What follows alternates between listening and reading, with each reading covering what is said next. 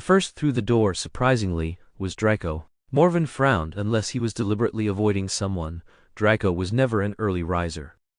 Seeing Morven already inside, Draco froze as though struck. He lingered in the doorway, rocking on his feet, caught in a loop of deciding to enter only to falter at the step. Morven snorted and opened the mail. Order copy of Foundations of Defensive Magic, the new professor's assigned text. The purchase had been another blow to the Weasley family's threadbare finances, 2 full sets of textbooks in 1 school year, plus fines. Ginny had been promised a new robe for Christmas, but it never came. Morven had quietly given her one instead. She'd blushed crimson as she thanked him, and afterward it was Morven himself who felt embarrassed. The thought of how he had once helped push her into such a nightmare still pricked at his conscience. Students trickled in one by one, and then the chair beside him scraped. Morven glanced over to see a girl with a thick, heavy braid of black hair. Alan Sparrow. The haughty Ravenclaw sat without hesitation at his side, seemingly blind to the astonished looks her choice drew. She lowered her head, intent on the pale blue, paged book in her hands. Morven was about to return his focus to the dull new textbook until the title on her cover caught his eye: The Division and Reunification of the Soul. His chest jolted like a taut rubber band snapping.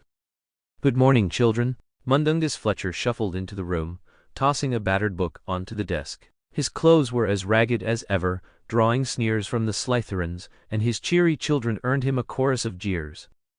The start of his lecture went poorly, and his unease was obvious. He stood there, floundering. Mo-Yan suspected the man was trying to recall some sort of prepared opening speech, but after stumbling over the first line, the rest of the words seemed to vanish from his mind. He fumbled through several pockets, pulled out a crumpled bit of parchment and squinted at it, then patted himself down from head to toe until, at last, he found the book he had already left on the lectern. Right. He opened it and muttered vaguely, peering through the messy ginger-colored hair that hung over his eyes at the students. "Take out your books and we'll start the lesson." Mo-Yan hesitated. Seeing Mundungus so cautious and pitiful, he wasn't sure if he should intervene or not. But Mundungus's cowardly, clumsy manner had already convinced the students he was a useless weakling, and the Slytherins were all ready to test the mettle of this new professor. A few called out loudly, "Professor, we want to learn spells." "That's right, teach us defensive charms." Goyle, round and heavy-set, shook his textbook and shouted, "What kind of rubbish is this?" Flustered, Mundungus floundered on the platform before bellowing, "Quiet! I'm the professor here." The students fell silent for a moment, trading mocking, contemptuous glances. "I said," Mundungus sucked in a long breath, then snapped harshly, "get out your books and turn to page 1. The students lazily flipped pages, some boys slamming their schoolbags against their desks, making books and ink cases thud and clatter. Others blatantly leaned in to chatter loudly with their friends. On the platform, Mundungus's beady eyes gleamed with a mix of menace and panic. At last, he realized he needed to make an example of someone, pick the softest target to reassert his authority. He chose the only boy in the whole classroom who had sat quietly and obediently reading the new textbook from the very start, a Slytherin. Striding to Mo-Yan's desk, Mundungus rapped the wood hard with his stubby fingers. A foul reek of stale tobacco and cheap liquor rolled off him, and Mo-Yan wrinkled his nose in disgust. "You stand up and read aloud from page 1 to page 5. At once, the room went silent enough to hear a pin drop. Mundungus sneered triumphantly. "Yes, you. Hurry up." Even Alan Sparrow couldn't help but glance up then, sympathy flickering in his eyes for the hapless professor. Mo-Yan studied him quietly for a moment, then rose to his feet, brushing at the non-existent dust on his robe. "All right, Professor," he said. And as though some hidden mechanism had been triggered, the curtains all snapped shut at once, plunging the classroom into sudden darkness. "Lumos." Mundungus's wand tip glowed with a soft white light. "What on ear?" He didn't finish. From all 4 corners of the classroom came a scratchy rustling, and a few Ravenclaw girls shrieked in fright. "Arg!" Mundungus screamed, and then the only light in the room vanished. In the pitch dark, no one dared move. All they could hear was their new professor howling in agony, until the cries dwindled to muffled groans, at which point the curtains suddenly snapped open again. For a heartbeat, silence. Then the room erupted in laughter. Professor Fletcher dangled from the wrought iron chandelier, sporting 2 magnificent black eyes and a reeking dung bun jammed in his mouth. A fraying old rope bit so deeply into his skin, it looked ready to snap at any moment. Thick, sticky green slime dripped from his head and shoulders onto the desk below. Winged chalk and textbooks hovered around him, whacking him over the skull, while a squirrel with glossy black eyes perched on his waist, industriously gnawing at his dragon hide belt. The new professor writhed and twisted, trying in vain to fling the squirrel off, all while emitting unintelligible grunts. "Do you still want me to keep reading, Professor?" "I see." Morven nodded gravely and opened the textbook. Publisher's Preface. Foundations of Defensive Magic is a compendium of the wizarding world's most basic and widely used spells. This book presents a comprehensive, systematic, concise, and accessible overview of the theories behind charms applicable in all manner of circumstances. Clearly Mundungus hadn't considered just how much text the volume contained, or perhaps he hadn't read it at all. The publishers had crammed every inch of the 5 thin pages with tens of thousands of words. By the end of the first paragraph, Morven already regretted volunteering, but with the bowstring drawn, there was no turning back. He grit his teeth and plowed on. By the time he finally finished the 5th page, a collective sigh of relief swept the classroom. It was already half an hour past the end of class. "Professor, may we be dismissed now?" Morven looked up at the swaying figure on the chandelier, his silver eyes wide with innocent inquiry. Morven nodded, packed away his things, and said, "Goodbye, Professor." The room filled at once with the scrape of chairs and desks, books being shoved into bags, and a chorus of cheerful, "Goodbye, Professor." But Morven did not leave with them. Instead, he stepped into the corridor, leaned back against the wall, and closed his eyes to wait. The Slytherin and Ravenclaw students who rushed out stopped short at the sight of him, exchanged nervous glances, then darted quick looks at Draco lingering at the rear before fleeing at a jog. Draco emerged last, confused only to go sheet white when he saw Morven waiting. He lingered miserably at the doorway until the pressure of students behind forced him to shuffle forward. Morven. Morven opened his eyes. His silver gaze was calm to the point of indifference. Did you need something?" Draco opened his mouth, but no words came out. After a moment, he lowered his head in defeat and muttered so softly it was nearly inaudible, "No, nothing." Mo-Yan nodded, then suddenly noticed a figure in blue moving away. "Miss Sparrow, please wait a moment." Alan Sparrow stopped. Her clear blue eyes revealed no ripple of emotion. "Do you need something, Mr. Evans?" She inclined her head slightly, her sharp chin lifting just a fraction as she waited for him to continue. "It's like this," Mo-Yan explained. "Just now, I happened to see the title of the book you were carrying. I've always been very interested in this field of study, and I was wondering if you might let me borrow it." "You should understand," Alan resumed walking, and Mo-Yan fell into step beside her, "that this sort of knowledge often strays into dark magic. So forgive me if this sounds blunt, but I must ask, why are you so interested in it?" Should he tell her that Voldemort's immortality came from Horcruxes? That his own brother had been turned into one, and was being maneuvered toward a fate bound to Voldemort's?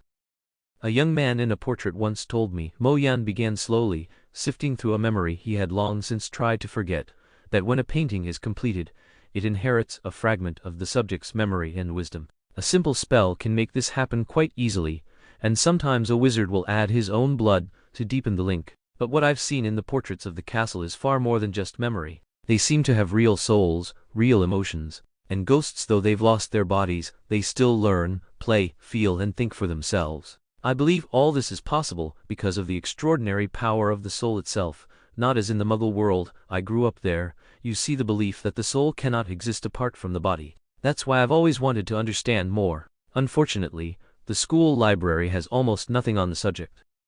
The Room of Requirement did contain a few volumes, but those were just published books. He could find those on his own. What fascinated him were the private notes, the unpublished discoveries of generations past. Most of all, Helena had once told him that Rowena Ravenclaw's personal research on the soul had been preserved in the Ravenclaw library.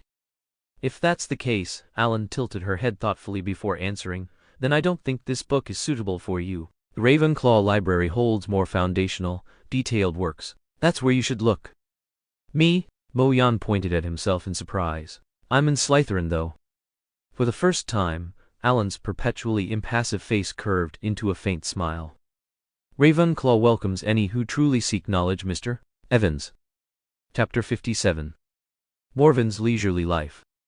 Aelin led Morven to a spiral staircase. They climbed the dizzying steps until they reached a door with no handle or keyhole, weathered and ancient, its surface adorned with a bronze knocker shaped like an eagle.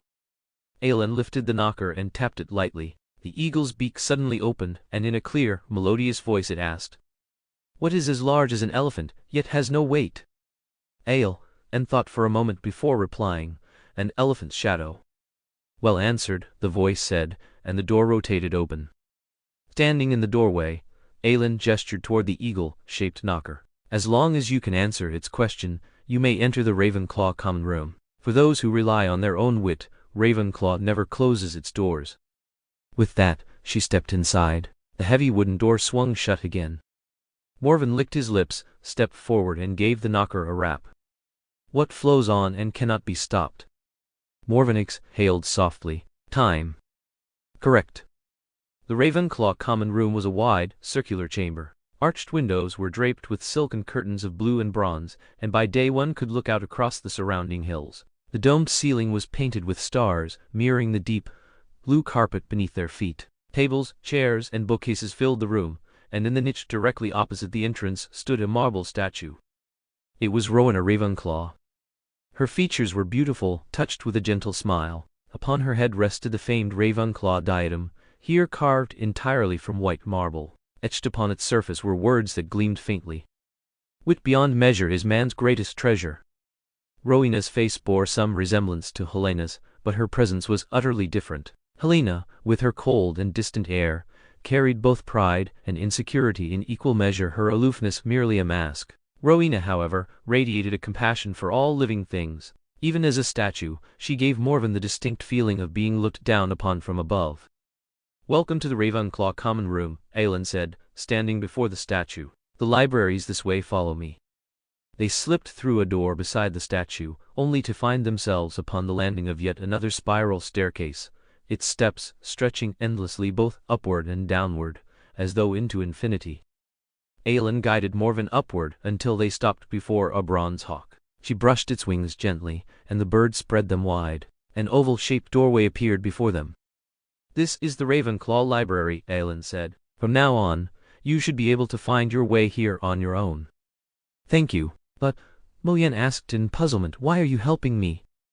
"I know Helena as well." Aelin gave a faint smile. "She told me you were searching for a way to save the ghost Charles, and she asked me to help you if I could. I imagine your interest in books about souls has something to do with that, doesn't it?" Yes," Moyen chuckled awkwardly. "Then, farewell." Aelin nodded. "I hope you find the answer you're seeking soon." "Oh, one more thing," she suddenly turned back to ask, "in potions today, how did you strip Professor Fletch of his ability to resist?" "I used a kind of spider silk. It can," Moyen thought for a moment, then used a half-muggle term, "nullify magic."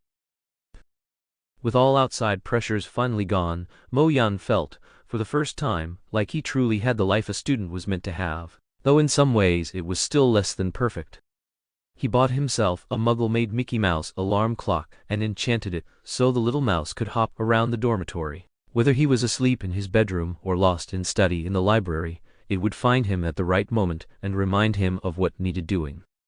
After his dramatic stunt at the welcoming feast had nearly stopped every heart in the hall, Moyen stopped sitting at the Gryffindor table. Of course, he didn't sit with the Slytherins either. Most of the time he just made his own meals. When too lazy to cook, he would head down to the kitchens for something ready-made. The room of requirement could conjure tools and household items but not food, so every couple of days he had to fetch ingredients from the kitchens. Eventually, he crafted a special storage cabinet for food that made things easier. Fortunately, the Ravenclaw library had vast resources on space and time magic. With them, he expanded the cupboard until its inner volume was more than 100 times larger than it looked from the outside, slowed the passage of time within, and kept the temperature perpetually cold, perfect for keeping food fresh.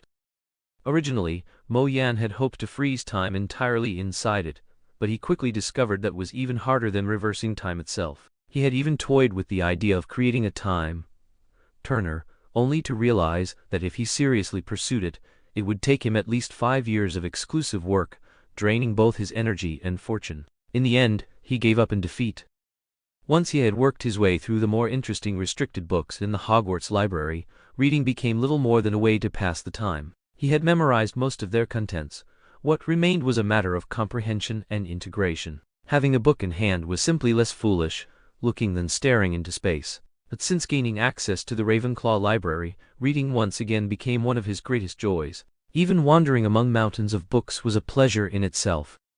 Of course, joy walked hand in hand with frustration. Digging out exactly what he wanted from that ocean of books was never easy. For 1,000 years, Ravenclaws had left behind the books they read and the notes they wrote when they graduated, arranging them with no order at all. Rowena Ravenclaw's own notes might be shelved right beside a first-year's beginner text. Perhaps the clever Ravenclaws thought of it as a kind of treasure hunt and preserved the chaos deliberately. But for Mo Yan, who searched with specific goals, it was a constant headache. More often than not, he ran into dead ends or worse, got distracted by some irrelevant but fascinating volume, his thoughts winding down endless side paths.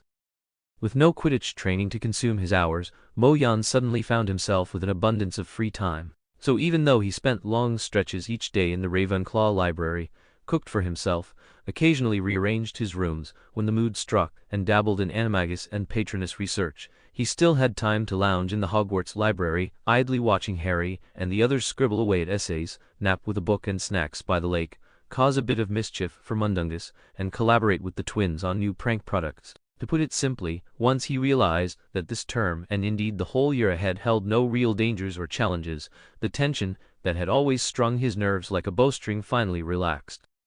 Meanwhile, Gryffindor and Slytherin had drifted to two opposite extremes.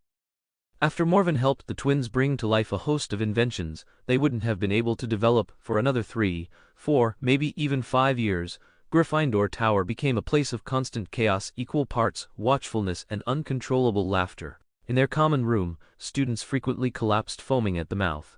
At the long tables, someone would suddenly burst into feathers with a pop.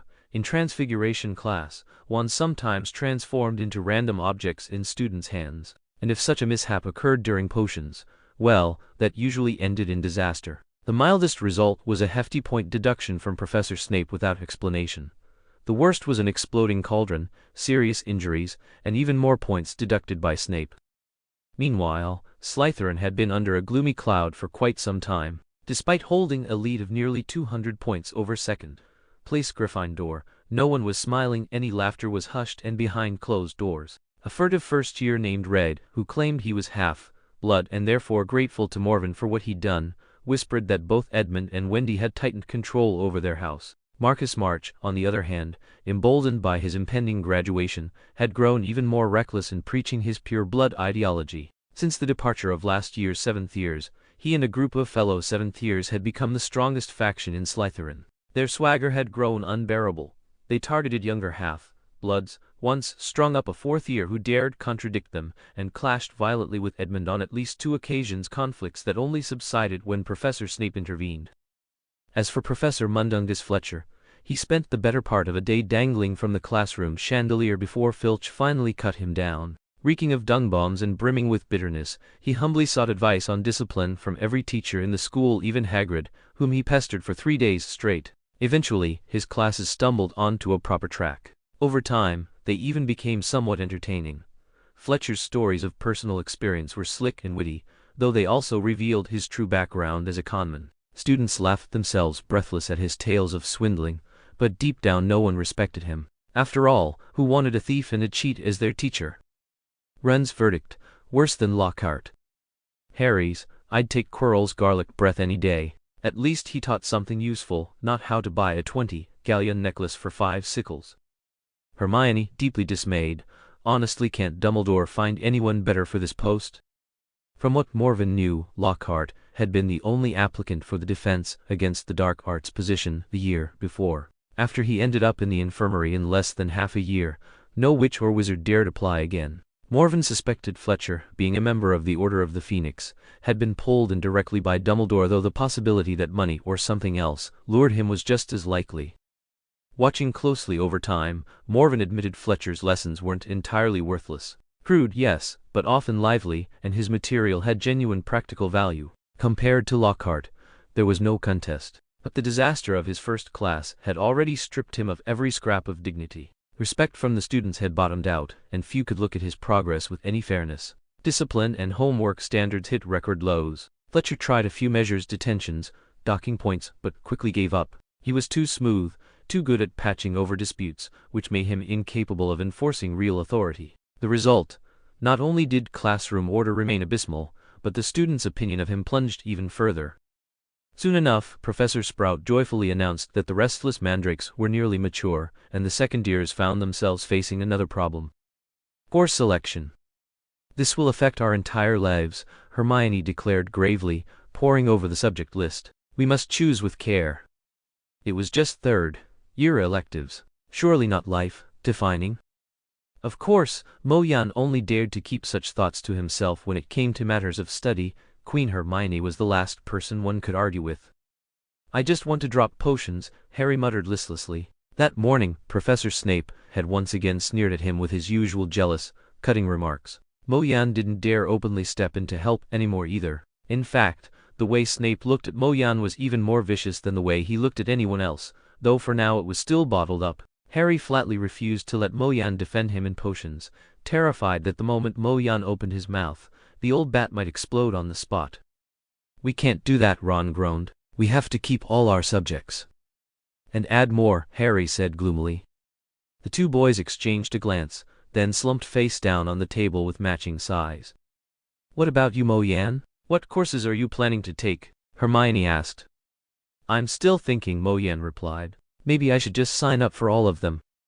"Really? That's exactly what I was planning. I've already ticked every single box," Hermione said brightly. The other two boys, however, looked horrified. "Mo-Yan, you won't even have time to sleep," Harry shouted. "Blimey," Ron gaped at them. "You two don't mean to take Muggle studies as well, do you? You actually want to study that?" Hermione shot him a glare. "Don't you think it's fascinating to view Muggles from another perspective? After all, the way wizards and Muggles understand each other is vastly different." Ron immediately wilted. Mo-Yan tapped his fingers on the desk, weighing whether he'd need to get his hands on a time-turner. Chapter 58. Course Selection. "Maybe we should ask someone else for advice. What do you think?" Ron asked Harry. Harry suddenly burst out laughing. "What, something I said was funny?" Ron's face turned pink. "This is about the rest of our lives." "No, sorry," Harry said, still chuckling. "I just pictured myself sitting down with Aunt Petunia and Uncle Vernon to discuss which courses I should take. Their faces would be priceless." Ron snorted and laughed too. "We could always ask Percy," he suggested. "He might be hopeless in most ways, but when it comes to academics, he knows his stuff. If we asked, he'd definitely have some useful advice." "That really depends on where you want to go with it, Harry," Hermione offered earnestly. "Of course, if you do what I'm doing and take every subject, then you won't have to worry at all." "No thanks. I'd rather take none at all," Harry said flatly, brushing off her suggestion. "You've got to plan for the future," Ron advised seriously. "I'd say divination. People reckon Muggle studies is just an easy way out, but I think it's important for wizards to understand the non-magical world, especially if they ever want close ties with it. Just look at my dad, he's always dealing with Muggles. My brother Charlie's more the outdoorsy type, so he went for care of magical creatures. Play to your strengths, Harry." "My only strength is Quidditch," Harry said gloomily. "In that case," Ron studied the subject list, "how about we take divination and care of magical creatures? Those sound like they could be fun." "Yeah, I suppose." Harry leaned so close to the parchment his nose was nearly touching it. "Muggle studies doesn't interest me. Ancient runes looks impossible. Arithmancy, I had arithmetic back in primary school, and I never want to go through that again. The rest don't look much better. So that just leaves." "If you're thinking about divination, I'd suggest you don't," Morven suddenly cut in. "Why not?" Ron asked. "Divination's fascinating. Imagine knowing the future before it happens. That'd be brilliant." "True divination might be like that," Morven said with a mocking smile, "but do you know what the divination professor here is like? Professor Trelawney, her favorite trick is spooking first years with omens of death. She's predicted at least one student's death every year since she started teaching, and not once has she been right." "That can't be true." Hermione's eyes went wide. "She's a professor." "A divination professor," Morven stressed. "And divination is the least exact branch of magic there is. Genuine seers are rare, and precise prophecies rarer still. Even the greatest seer couldn't predict something trivial like whether they'll trip tomorrow, unless that stumble was going to kill them. Most of the so-called predictions you'll hear are just clever observation and wordplay. For example, If I told Neville Longbottom he'd blow up his cauldron in potions today, he'd get so nervous in class that the odds of him actually blowing it up would skyrocket." "Good heavens," Hermione whispered. "That's unbelievable." "Makes a lot of sense though," Harry admitted, thoughtful. "But some predictions really do come true, don't they?" Ron pressed. "So it's still worth something." "Then go ahead and sign up," Morven said with a thin, insincere smile. He only wanted to spare Harry from wasting time in Trelawney's class and being frightened half to death every week. What Ron did was none of his concern. Ron hesitated, quill hovering over the parchment, unwilling to commit. "Wait a minute," Hermione suddenly said. "Morven, you're taking all the subjects, aren't you?" "Exactly." Ron perked up at once. "So you're signing up for divination too, aren't you, Morven?" "I'm only considering it," Mo Yan said, narrowing his eyes. "Then why are you even thinking about divination?" Ron pressed. "Didn't you say you had no respect for that subject at all?" "I just want to know," Mo Yan drawled, "if I signed up for every single class, how would the school arrange it? Some of them overlap completely in schedule." "Maybe the school would make you drop a few?" Harry guessed. "No," Mo Yan shook his head. "If that were the case, they'd limit the number of subjects we're allowed to choose. But look, the only rule is that we take at least 2. It doesn't say anything about a maximum, which means it's allowed. The school must have some way for students who take a lot of classes to attend them all." "That's what I really want to find out," Mo Yan grinned. "And then I'll drop a few depending on how it goes." "Oh, Mo Yan," Hermione sighed helplessly. Harry and Ron wore the same look of resignation. "So you're going to sign up for everything just to test it?" Harry asked. Mo Yan tilted his head back at a 45-degree angle, staring at the ceiling for a long while before finally shaking his head. "Forget it. I don't want to spend every waking moment studying. That's madness. I'd rather spend the time figuring out how to break school rules. Much more practical." Hermione. In the end, they all signed up for care of magical creatures. Mo Yan also chose ancient runes, Harry went with Muggle studies, and Ron stuck with divination. "At least, it's familiar to me," Harry said. "It shouldn't be too hard, and Hermione can always help."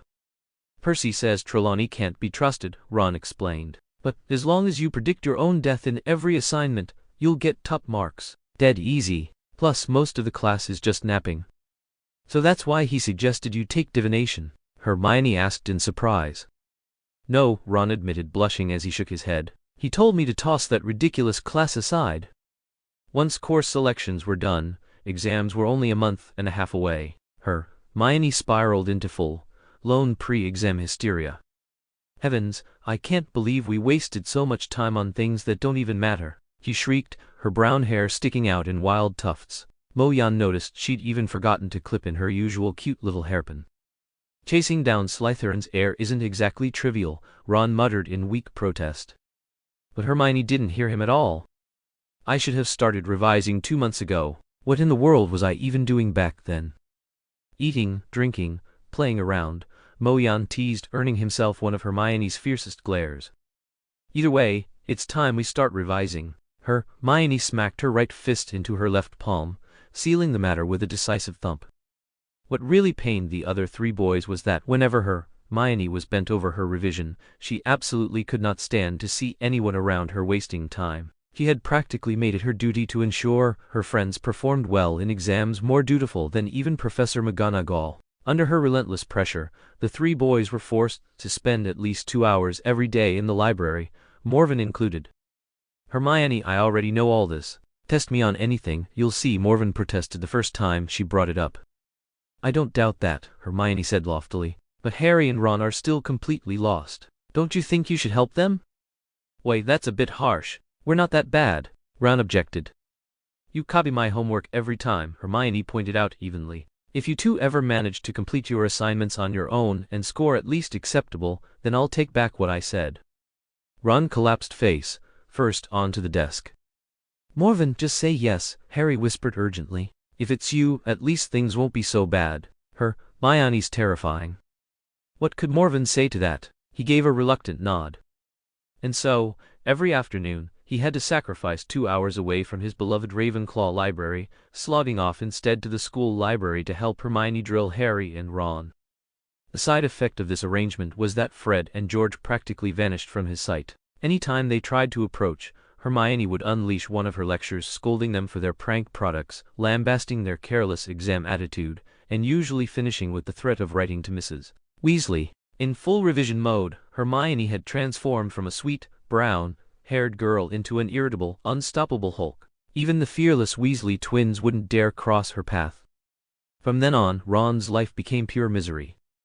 At least Harry had Quidditch practice to give him a breather. Their next match was fast approaching, and Morven could always retreat into the Ravenclaw library or his dormitory, places where Hermione couldn't find him.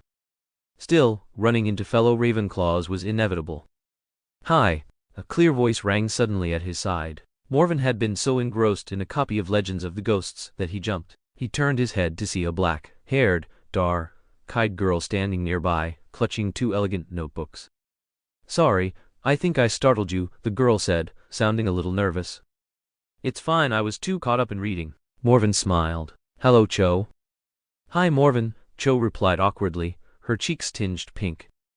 Morven waited. When Cho remained standing there neither speaking nor leaving, he finally asked, did you need something?" "I heard you're not playing for the Slytherin team anymore, is that true?" Cho asked. The moment the words left her lips, she looked as though she wanted to bury herself. "Oh sorry, I didn't mean." "It's fine," Moyan said with a smile. "Really, it's nothing." Not long ago Ravenclaw had played against Slytherin, but the shining star of Gryffindor's match against them Moyan hadn't appeared. Many who came just to see him were bitterly disappointed. By that very afternoon, news that Moyan had been expelled from the Slytherin team was all over the school. Hufflepuff, who hadn't yet faced Slytherin, even threw a celebration that evening. True, Slytherin was still strong without him, strong enough to beat Ravenclaw by 30 points, but everyone felt they had glimpsed a chance to topple them. The two of them exchanged glances for a while before Cho finally said, "So will you be watching Ravenclaw's match against Gryffindor tomorrow?"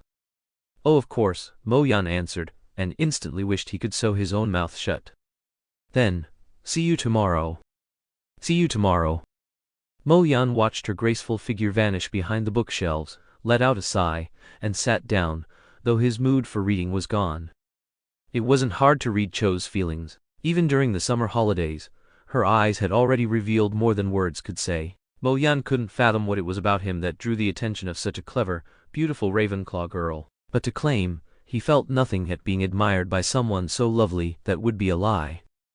And yet, whether in the books or the films, his impression of Cho had never been very favorable. That left him feeling awkward in her presence even now. Worse still, if things unfolded as expected, Harry was likely to develop feelings for her in the future. What then? Would they become rivals? Duel to the death? Whatever the case, Moyan wanted no conflict with Harry.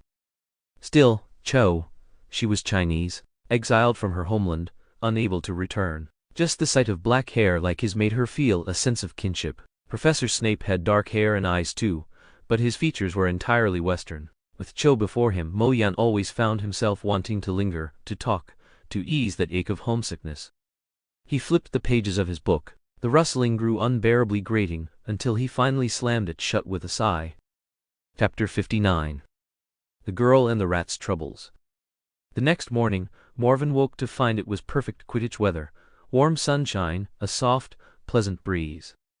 He lay there blankly for a while, until Mickey tugged at his nose, forcing him up with great reluctance as he remembered the troublesome promise he'd made the day before.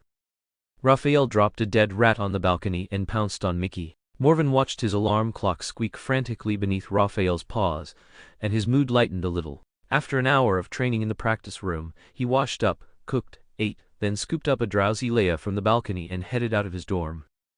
Originally, his room had no balcony, but once Morven discovered Raphael couldn't enter his dorm, he'd longed so strongly for one that a sunlit summer-style balcony had simply appeared. Ever since, Raphael and Leia had staged daily battles over a green vine-woven fruit basket that sat there. Morven, pleased to see Leia lose nearly 2 pounds from the scuffles, abandoned the idea of conjuring a second one. He'd once wondered where, from outside the castle, the balcony of the Room of Requirement would even show up. To find out, he had Raphael fly in and out while he circled the castle grounds, but no balcony was visible, only Raphael shrinking to a speck as if he'd flown too high and vanished from sight.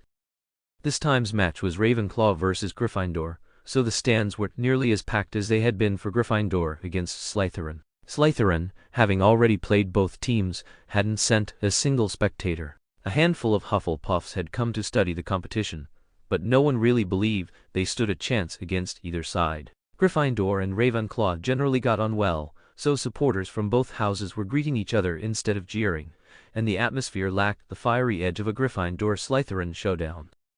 After watching for a while, Morven caught himself missing the one match he'd actually taken part in. He gave a wry smile. Really, if you think about it, Quidditch isn't that great. Ending up bow-legged like Crumb doesn't sound so wonderful, does it? What do you think, Leia? Leia shot him a look that Morven was fairly sure was an eye roll, which only sank his mood further. Hi, Morven. Cho waved from a distance, hurrying toward him. Behind her, several Ravenclaw girls were giggling and pointing at the two of them, which made Morven feel a touch uneasy. Hey, Cho. He forced a stiff smile. You're early.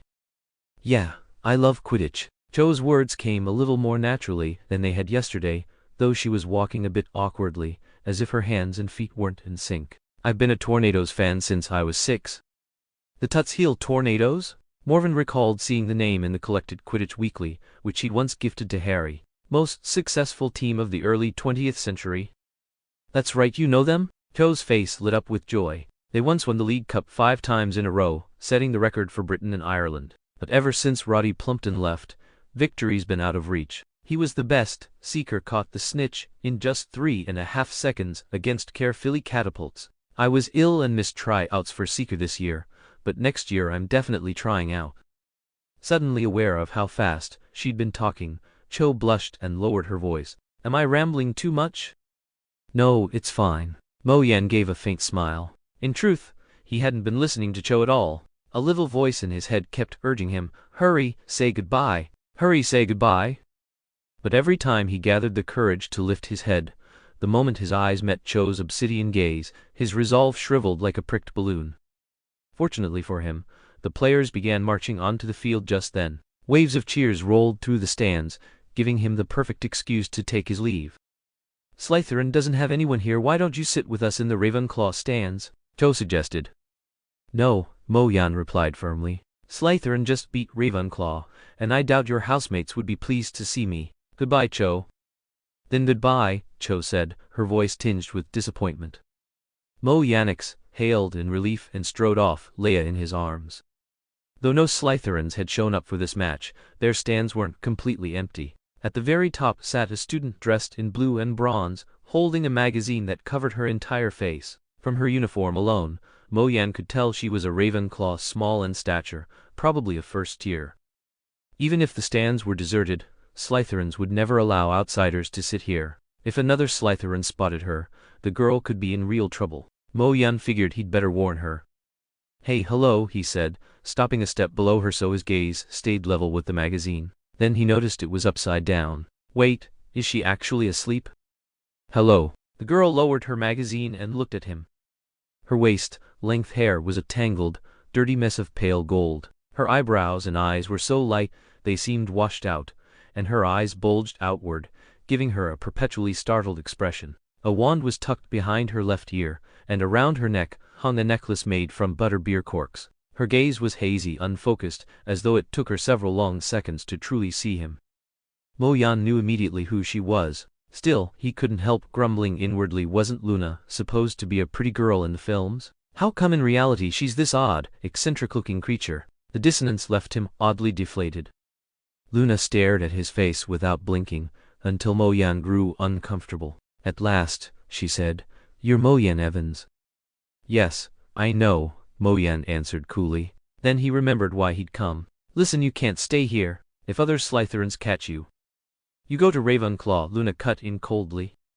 "Yes, but that's not the point." Mo Yan scratched his head, embarrassed. "Slytherins don't allow other houses in their space." "You go to Ravenclaw," Luna repeated stubbornly.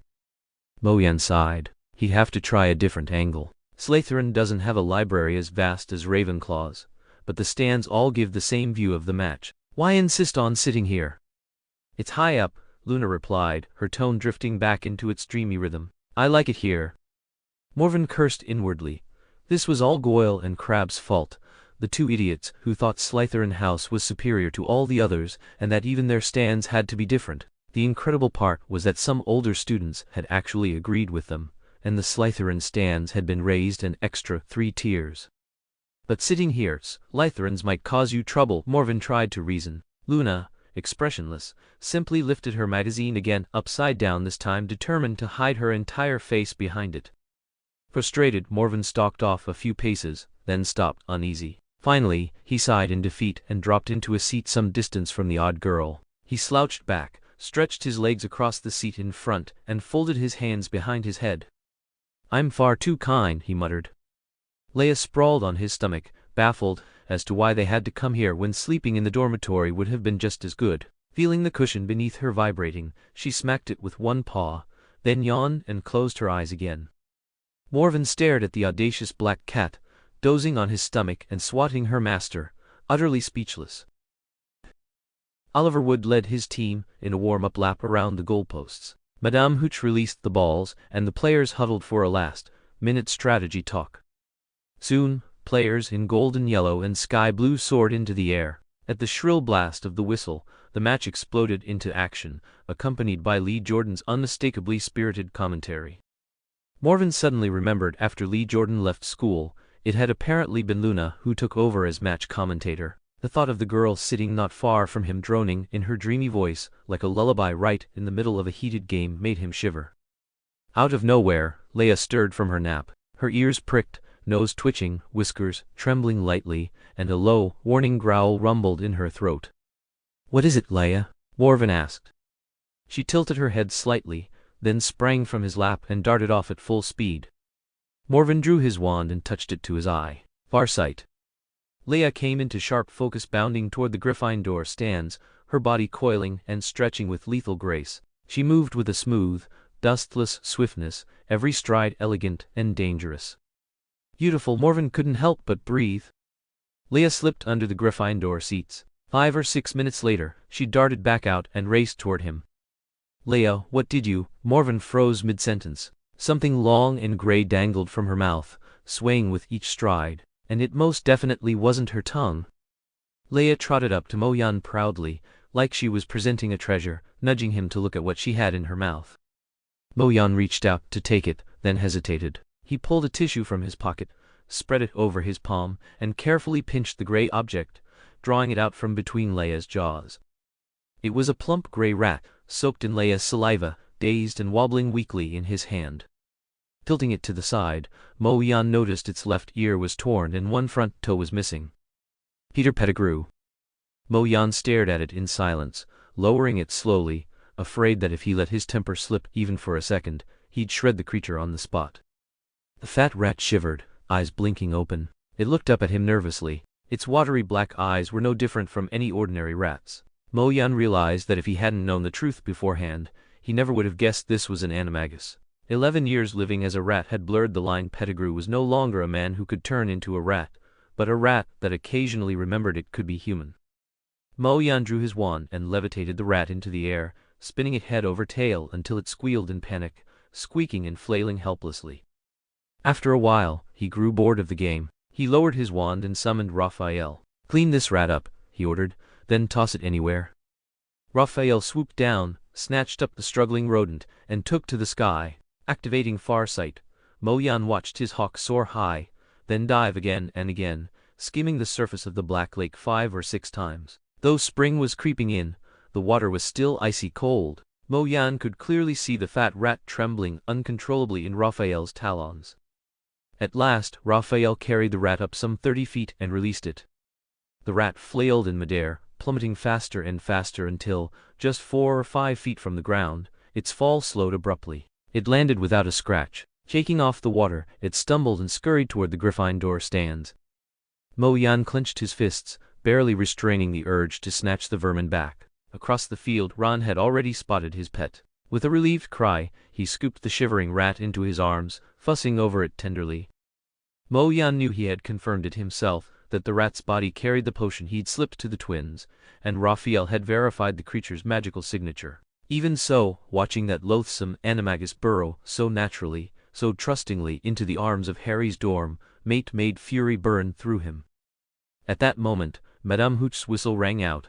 Long and sharp the match was over. Harry soared above the pitch, golden snitch clutched in his hand, his face lit with a radiant smile. Chapter 60. Draco's Honesty.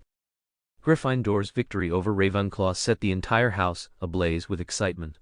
They had won by a full 190 points, cutting Slytherin's long-held lead down to just 110. Nearly in tears, Gryffindors hugged every member of their Quidditch team, because at last there was hope of surpassing Slytherin. And the hero of the day, Harry, who had caught the snitch, was celebrated more than anyone. But that triumph came with its own burdens. Alongside the gratitude and praise, everyone in Gryffindor began piling their hopes onto him. It was simply taken for granted that if anyone could close the points gap, it would be their little hero, Harry Potter. In the past, a gap of over 100 points might have been enough to crush morale. But ever since this same time last year, when Slytherin's Morven Evans had managed to rake in a staggering 170 points in just a single week, propelling Slytherin from second to last, all the way to the top, people thought differently. If not for Harry, Ron, Hermione, and Neville pulling off a last-minute defense of the Philosopher's Stone during Voldemort's attack, the House Cup would have gone to Slytherin. From then on, students of every house had come to believe 100 points or more was no big deal. It could be made up in a week. And most importantly, Gryffindor still had one match left against Hufflepuff, the last game of the term. Everyone knew Hufflepuff's Quidditch team was the weakest in the school. Winning by more than 100 points wouldn't be a challenge at all. Confidence ran high. "I'm exhausted," Harry groaned, dropping his bag and collapsing face first on the desk. "Wood's gone mad." "I've never believed your captain capable of reason when it comes to Quidditch," Morven said mildly, sketching a diagram in the margin of his essay. He liked to make his essays a blend of words and illustrations, and, to prevent the professors from thinking he was padding the length with pictures, he always wrote at least half again as much as was required. Harry and Ron thought it was pure self-torture. Hermione, meanwhile, insisted essays should be written exactly as the professors assigned, and disapproved of Morven's innovations. Fortunately, his essays always came back with top marks, leaving her far less room to lecture him. "What's he done now, Harry?" Hermione asked distractedly, arranging next week's study schedule. "We've got practice again tonight," Harry muttered miserably. "Fred says it's definitely going to rain. We'll be soaked to the bone." "You've already had practice 4 nights last week," Ron exclaimed, eyes wide. "That's insane." "Thank you for pointing that out, I'm aware," Harry snapped. "But your homework still isn't finished," Hermione said, frowning. "Your herbology essay was due yesterday, and you've only written a third of it." "Hermione, if you'd just let me look at yours."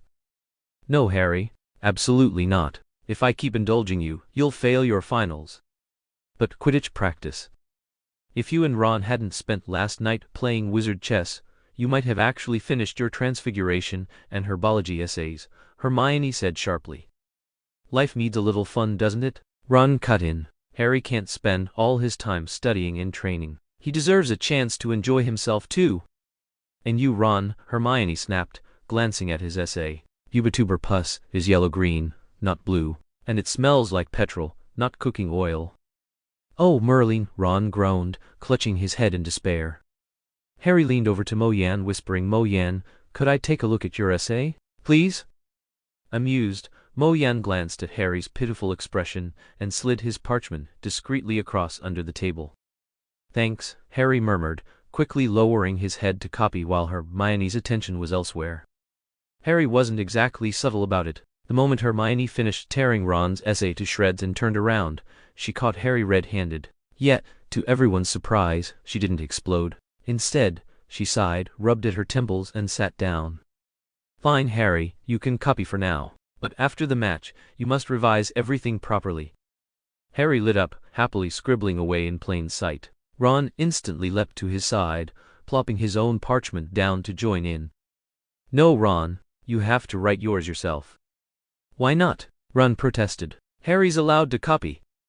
Harry has Quidditch practice. He doesn't have time for homework." "I don't have time either," Ron argued. "Fred gave me that huge boil on Wednesday, remember? I spent 2 days in the hospital wing. You know that." "But Harry's match against Hufflepuff is crucial. If they win by more than 150 points, we'll overtake Slytherin in the standings." "So, you're saying I don't contribute anything to the house?" Ron's ears turned scarlet. "I didn't say that, but you meant that." Ron Weasley's face gets blown up by his own brother, and that's no use to Gryffindor, so clearly Ron's not important at all.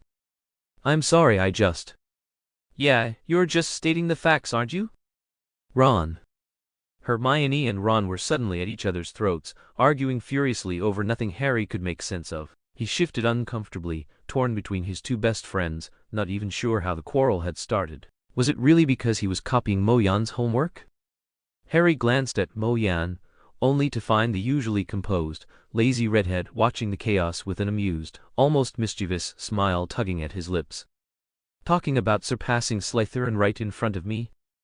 Morven sneered inwardly. Did they really think that just because he no longer lived in Slytherin, he would sit by and let others trample over the advantage he had fought so hard to earn? Those first 320 points hadn't come cheaply. He'd won them by leaping 20 feet, shattering a leg in the process. 100 points difference was nothing. But 200, 300, 400... When the bell rang, Morven had just finished his potion. The brew was so complex that only he and Hermione had managed it. Harry's attempt still resembled a lumpy violet sludge. Lately, Quidditch practice had left him no time for the usual pre-class preparation. Morven poured his work into a vial, the pale blue liquid gleaming hypnotically in the dungeon's candlelight. "Perfect," Snape said, his dark eyes fixed on Morven. 20 points to Slytherin. A low hiss of disapproval rippled from the Gryffindor side. Hermione's potion was just as flawless, but the most she ever earned from Snape was the absence of a deduction. Since the Quidditch match, Gryffindor's morale had begun to sag again. Morven, who'd been keeping his distance from Slytherins as though they were strangers, had, for some unfathomable reason, suddenly started applying himself with zeal in every class. In just 2 days, he had pushed Slytherin's score up another 60 points. "Morven," Draco called, hurrying forward. Ron immediately made a strange snorting noise, but before he could say anything, Hermione tugged him away, dragging Harry along too. "What is it?" Morven leaned against the wall, tilting his head at the boy who had spent so long avoiding him and now had come running of his own accord. I just... Draco's eyes flickered nervously. "I wanted to ask." Morven hummed through his nose, raising an eyebrow, unwilling to waste time on stammering. "Why?" Draco finally blurted. "Why are you working so hard to earn points for Slytherin lately when everyone knows that I was cast out of Slytherin?" Morven gave a short, mocking laugh. Draco didn't dare look at him, but his face grew even paler. "I'm not doing this for Slytherin," Morven said coldly, "but since I still wear their silver and green, the rest of the school will see me as one of them. And if that's the case, I'll be damned before I let the other houses tread on my head. That's all." He turned on his heel, already calculating how to use his afternoon.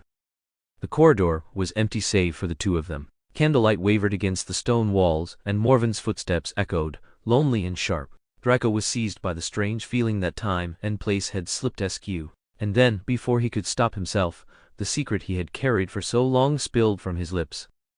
"Morven, the reason you were expelled from Slytherin, it was my father's doing." Mo Yan stopped, turned and looked back. "What did you just say?" The moment the words left his lips, Draco's face went chalk white, but then he realized it wasn't nearly as hard to say out loud as he imagined. "It was my father." He drew in a sharp breath, his voice trembling. "I wrote to him about you, and then he insisted on having you expelled from Hogwarts, but my godfather, Professor Snape, refused to allow it, so my father put pressure on several families. In truth, aside from March, neither Edmund nor any of the other greeters wanted to make that decision. But they couldn't go against family orders. That's why the notice came out." "Mo Yan." Draco's voice cracked as he looked at his closest friend, stricken. "None of this had to happen. It's all because of me." "That's right. It is because of you." Mo Yan nodded. Every last trace of color drained from Draco's face. "And you've been avoiding me because of this too?" Mo Yan asked, his tone dark and cutting. Draco gave a tiny nod, his body swaying unsteadily. "I've known you long enough, Draco. I thought you might have grown a little, but honestly, you've only let me down." Mo Yan stepped closer, his voice cold as ice. Draco's pale fingers clenched tight around his bag strap, but he still couldn't stop shaking. "From the moment we met, until now, 2 whole years you've been nothing but a coward. You have no courage to take responsibility. The moment trouble appears, you shrink back. When you fall, you never even try to get up. You couldn't even admit what your father did, letting everyone around you suffer misunderstandings and conflict instead." "Tell me," Mo Yan leaned in, his voice dropping into Snape's icy cadence, "if you still have even a shred of that so-called sincerity, tell me."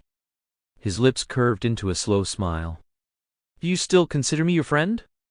Draco's head shot up, his eyes locking on Mo Yan's smile so close at hand. Aye, he panted, then burst out, yes, what's I do? Then that's enough. Mo Yan waved dismissively, turned and strode away. Draco froze for a moment, then hurried after him. But my father. Your father is your father. You are you, Mo Yan snapped impatiently. I've told you before, don't claim someone else's glory as your own pride, and don't carry someone else's mistakes as your own burden. His words were harsh, but Draco felt lighter, almost giddy, as if a great balloon inside him had begun to swell and lift him off the ground. And then, a single thought pricked it, bursting it in an instant. But, Draco stammered, my father, why does he hate you so much? Well now, Morven tilted his head back, recalling that rather unpleasant summer afternoon. I suppose I do know a little. Chapter 61. The Search for the Boggart. What? Draco asked.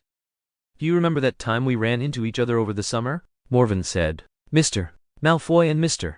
Weasley nearly came to blows. Of course I remember, Draco said. That had been his father's first meeting with Morven, and it had ended with the two irreconcilable. At that time Mr. Malfoy pulled an old book out of Ginny Weasley's cauldron, and even in the middle of the fight, he never let it go. Yeah, you said it was strange. A bad feeling twisted in Draco's chest. I asked him about it later, and father said he'd forgotten. When Hagrid finally broke them apart, you were heading down the stairs, Morven said. But I was watching from above, and I saw it clearly when Mr. Malfoy put that old book back in Ginny's cauldron. He also slipped in a black notebook. But why? Draco began, only to stop short as the meaning hit him. His face went chalk white. No, it can't be.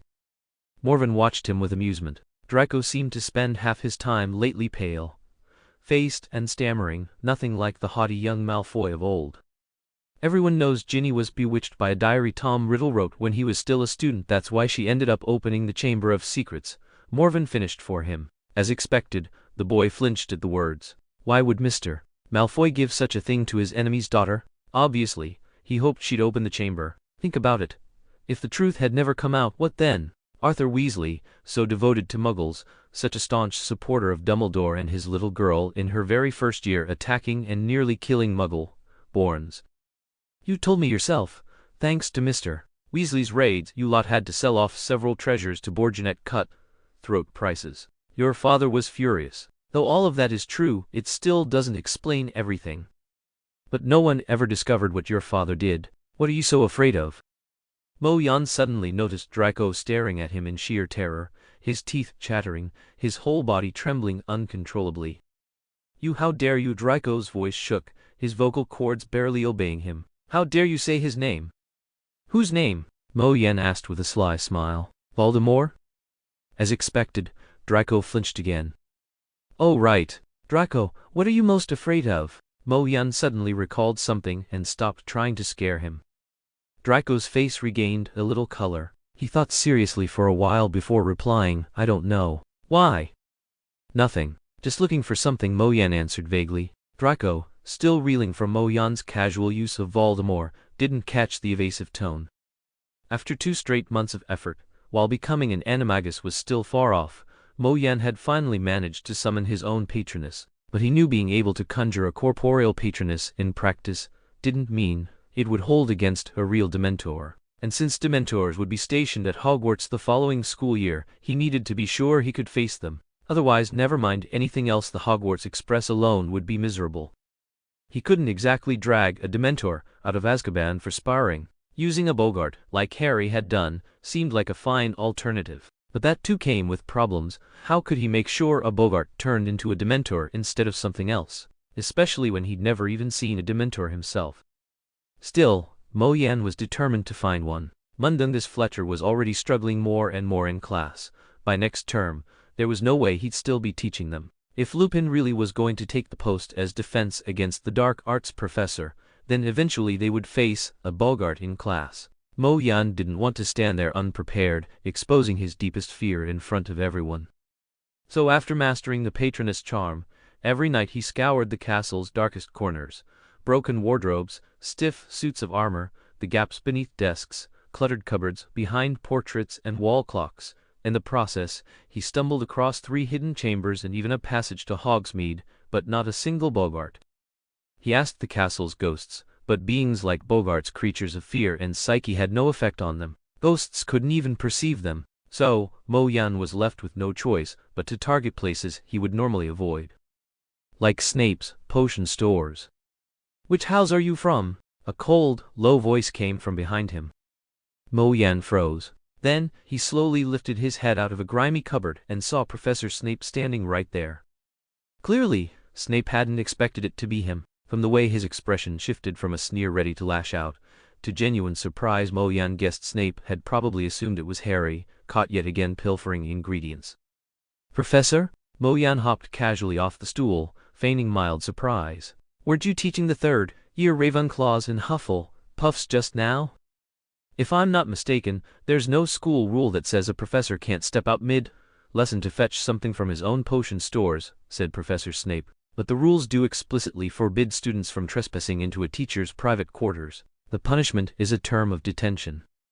"Obviously, that's unfair," Morven said after giving it some thought. "Professors have the official right to slack off and take petty revenge." Snape snorted furiously through his nose, his gaze fixed on him like daggers.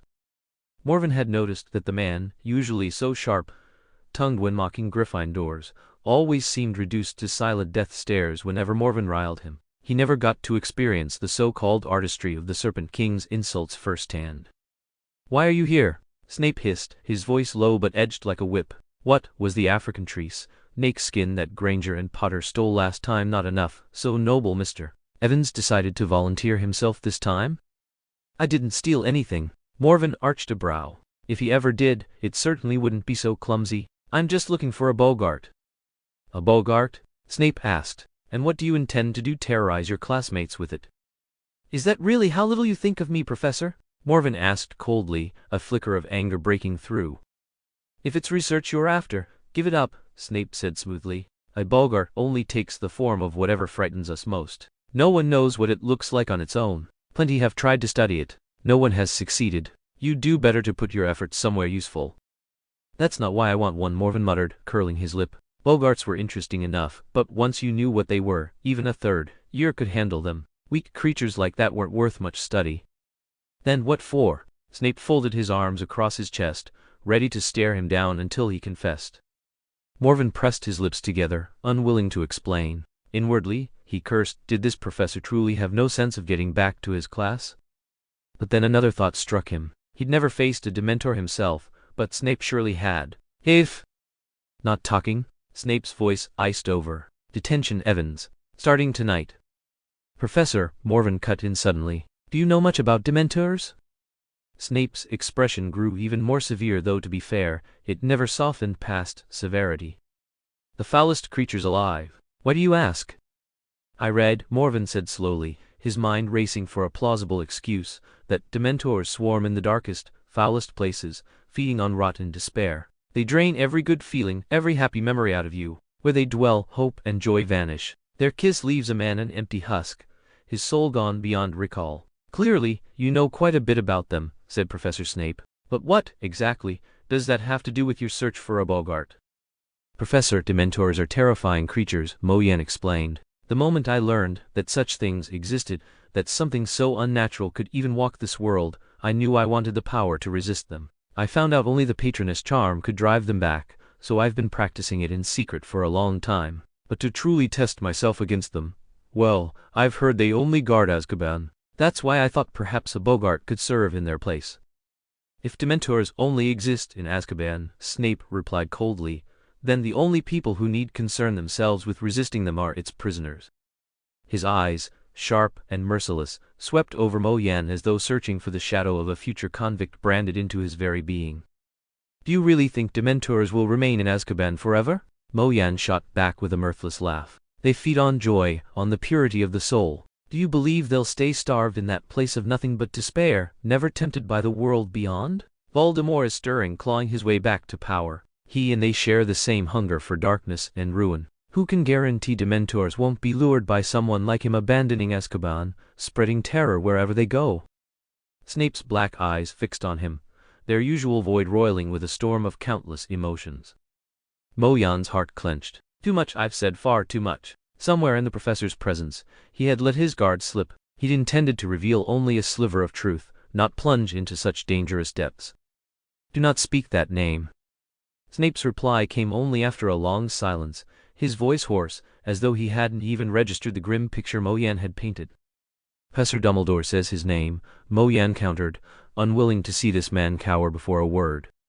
Dumbledore is an exceptionally powerful wizard, Snape said darkly. He may choose not to shy from that name, but the rest of us, almost absently, his hand brushed his left forearm, where the dark mark lay branded into his skin. Harry says his name, Mo-Yan added pointedly.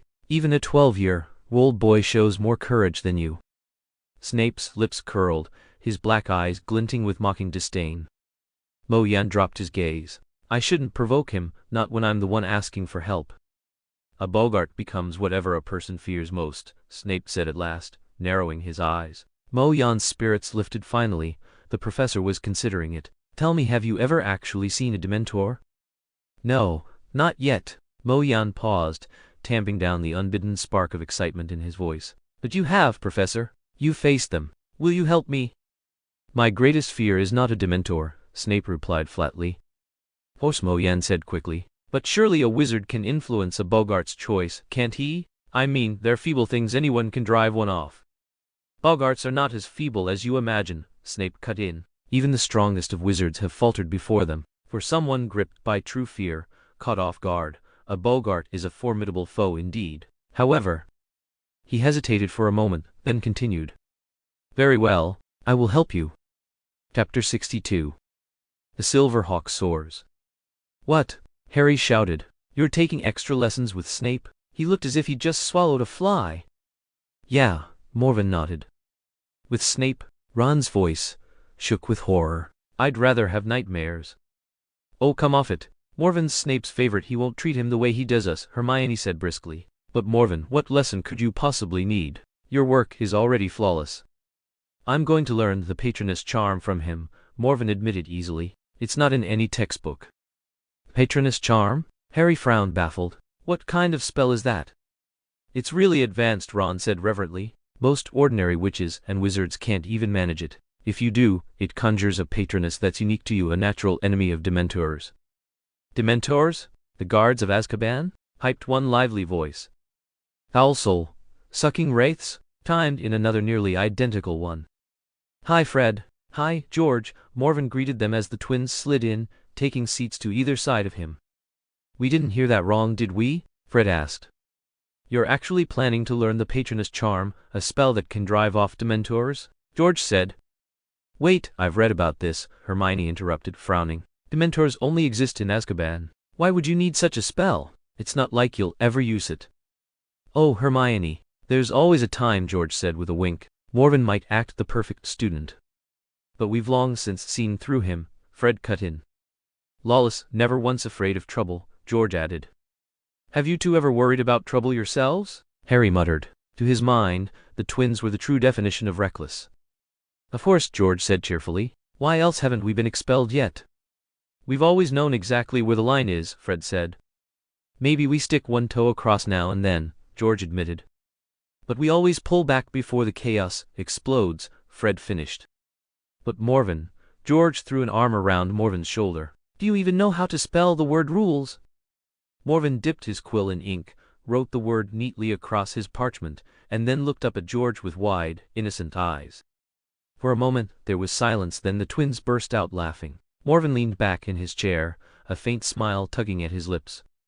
At 6 o'clock sharp, Morven arrived outside Snape's office. He lingered at the door a moment, drawing in a long breath to steady himself, then knocked and entered. The room was dim, lit only by flickering candlelight. Hundreds of glass jars lined the shelves, stuffed with slimy specimens of plants and beasts, floating in potions of every shade. In one corner, a cabinet brimmed with ingredients. A towering bookshelf rose to the ceiling, crammed with volumes. On the desk lay 2 piles of parchment, the top sheets each covered with glaring red X's. A heavy trunk sat in front, thudding now and then as something inside slammed against the walls. Snape sat at the desk, quill laid aside at his hand. He silently gestured to the chair opposite. Morven shut the door, pulled the chair back, and sat down. You said you've been practicing the patroness charm for some time, Snape said. So how far have you managed? I can cast a corporeal patroness, Professor, Morven replied. The black eyes narrowed slightly. Show me, he said. Mo Yan rose from his seat and drew his wand. He didn't reach for a happy memory because in a real battle, life and death could hinge on a single heartbeat. A patroness that relied only on pleasant recollections would be useless in a true fight. Expecto Patronum, he incanted. From the tip of his wand burst a silver eagle. Its powerful wings spanned more than a meter each, its sharp eyes gleamed, talons gleamed like knives, every feather clear and defined. It wheeled through the dungeon air like a sovereign surveying its domain, radiating raw strength and command. Professor, I've heard a patroness reflects the feelings buried deepest within a person's heart, Mo Yan asked in puzzlement. Mine's an eagle, what does that say about me? The question weighed on him. Ever since he'd begun practicing the spell, he had been certain his patroness would be a stag because the person he valued most was Harry, and Harry's patroness was a stag. He'd even guessed it might be a doe in honor of Lily Evans, who had given her life for them, and whose patroness had been just that. So when an eagle had soared from his wand instead, he had been left bewildered. Did this mean his heart held some allegiance, some truth about himself he had never recognized? Snape tore his gaze from the eagle and fixed his dark, fathomless eyes on Mo Yan. Freedom, strength, ferocity, pride, victory, and a gaze that cuts through all things. Snape's voice was low and deliberate, as though intoning an incantation. Good, he said at last. Now be ready. We'll test it with the Boggart. Yes, Professor. Mo Yan tightened his grip on the wand. With a swift motion, Snape yanked open the chest in the center of the room. A hand emerged, gray, skeletal, scarred and glowing faintly, the bones grotesquely pronounced as though the flesh had rotted away. A Dementor draped in tattered robes rose slowly into the air, its hood shrouding its face, its body drifting weightlessly. The dungeon flames flickered and sputtered out. Even the hearthlight grew feeble, the shadows trembling across the walls. That gray, rotting hand stretched toward Mo Yan. Someone was slapping his face. He seized the hand on instinct and snapped his eyes open only to find himself sprawled on the ground. The candles had rekindled, their warm yellow glow banishing the chill. Snape was half kneeling beside him, and it was his hand Mo Yan had grabbed. He quickly let go, pushing himself upright, but found his robes plastered to him with cold sweat. Memory rushed back and he understood what had happened. I blacked out, didn't I? He said with a wry smile. Obviously. Snape stood, hauling Mo Yan up with him. What did you see? Strangely, nothing. Mo Yan wiped at the sweat, then froze. His eyes were wet, but not from perspiration.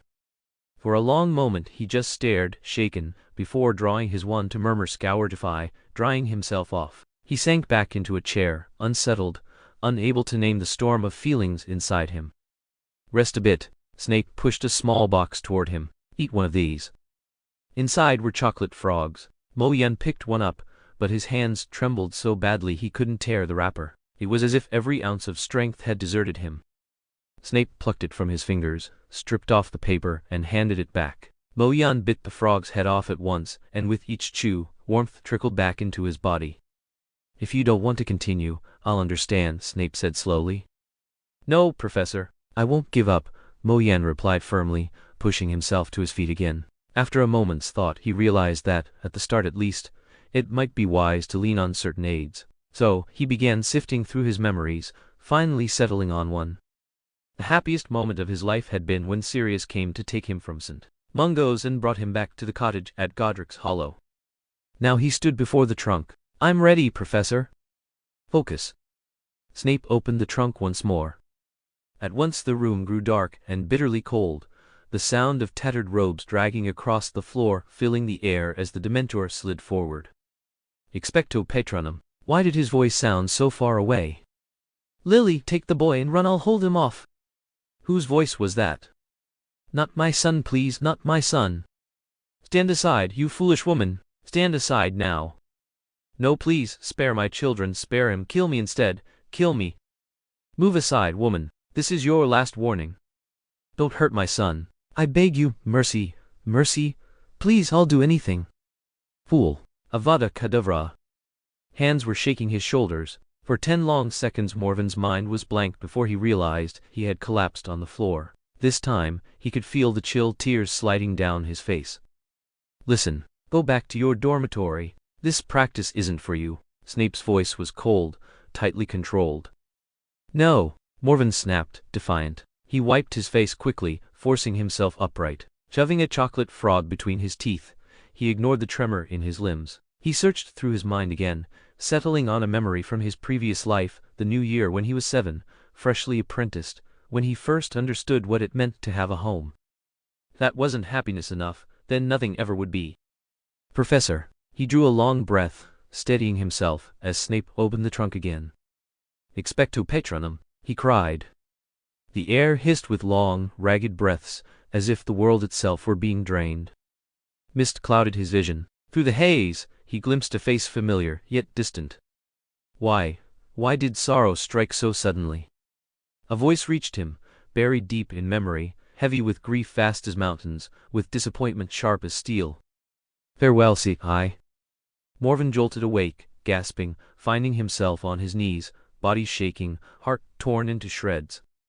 Snape tried to lift him with a spell, but he shoved the help aside. I understand now. He pushed himself to his feet. His voice was calm, resolute, final, as though the fragile wreck from a moment ago had never existed. I should never depend on fleeting happy memories. If my will is strong enough, I won't be deceived into surrendering. Professor, he raised his head, cutting off whatever Snape had been about to say. Let me try once more. Snape studied the stubborn boy in silence, then finally said, Very well. One last time. If you agree, we'll continue. Morven nodded, closed his eyes, and smoothed his breathing, stripping away every stray emotion. As in meditation, he emptied his mind until it was still and clear. When he opened his eyes again, they gleamed silver, cold as ancient frost. The Dementor rose slowly out of the trunk, and the room at once turned dark and icy cold. A gnarled, withered hand reached for Morven. Expecto Patronum. A silver eagle burst forth, blazing with dazzling white light. Chapter 63. The Nature of Fear. Morven leaned back in his chair, eyes closed, too drained to hide his weakness. Yet inside, triumph swelled against a dull, inexplicable ache. Eat this. Professor Snape unwrapped a chocolate frog and handed it to him, then summoned a house elf to bring a steaming cup of cocoa. Thank you, Professor, Morven murmured, voice thick with exhaustion. He watched as Snape used ridiculous to turn the Bogart into a blue-eyed rabbit, shove it back into the trunk, and snap the lid shut. The box rattled violently in protest. Professor, how can one trick a Bogart into misjudging what it is you fear? Morven asked. He'd be facing one himself in third year, better to prepare early. As long as you can shield your mind, Snape replied, you can prevent it from being invaded or influenced by magic, and likewise guard against magical creatures and wizards trying to pry into your thoughts. Occlumency? Morven asked. Snape's eyes narrowed slightly. You know of it? Have you practiced this magic? No, not at all. I only read about it in a book, Morven said, shaking his head. Is that so? Snape's tone shifted, faintly doubtful. Or perhaps you wish to learn occlumency now? No, occlumency is far too advanced for me at the moment. I think it would be better to start after my OLS. Morven sipped at the cocoa, the warmth spreading through him until he felt alive again, as though the Dementor's chill and darkness had been ages ago. But Professor, this Bogart, what do you plan to do with it? Snape seemed to catch his intention. And what would you suggest? May I keep it, Professor? Morven asked. I think I'll need more practice. Is the Dementor truly what you fear most? At that, Morven tilted his head and gave a faint smile. Professor, what could possibly be more terrifying? At least, in the first 12 years of my life, I never encountered anything that came close. Even so, Snape said, seeming to accept his words, facing even a single Bogart-turned Dementor is dangerous. One success is hardly enough to rely on. I have succeeded once, Morven corrected him, and I know exactly what to do now. Besides, even if the Patronus fails, ridiculous is no challenge for me. Very well, take it. Moyen watched as the foolish Barnabas tried to train a group of gnomes to dance ballet, their clumsy movements making the scene look utterly ridiculous. After a moment of thought, he began pacing back and forth. I need a library on occlumency. I need a library on occlumency. I need a library on occlumency. He pushed open the door and found himself inside a room with a towering bookshelf, 10 feet high, crammed with books on occlumency. Beside it stood a round table with a tall pearwood chair. On the table was a snake, shaped candlestick, 5 fresh candles flickering with steady flames. Scanning through the titles, he finally pulled out Fundamentals of Occlumency and began to read. Snape's words earlier that day had reminded him of something he had always overlooked. What if someone tried to use Legilimency or Veritaserum on him? His secrets were far too many, and most of them he intended to take to the grave, such as the fact that he carried memories from a past life. Veritaserum worked in a simple question and answer format. Unless someone already knew his secret, they wouldn't ask the right questions, and he was unlikely to volunteer anything on his own. Legilimency, however, didn't rid thoughts, but memories, and combined with Veritaserum, every hidden truth could be stripped bare. Though Moyen remained guarded around Dumbledore, and Snape particularly wary of that sly old fox, Dumbledore, he still trusted their integrity. Unless he committed an unforgivable crime, neither of them would stoop to such measures against him. But what about others? War was inevitable. Who could predict what would happen in the days to come? He had to prepare now, while peace still held. And that preparation began with Occlumency.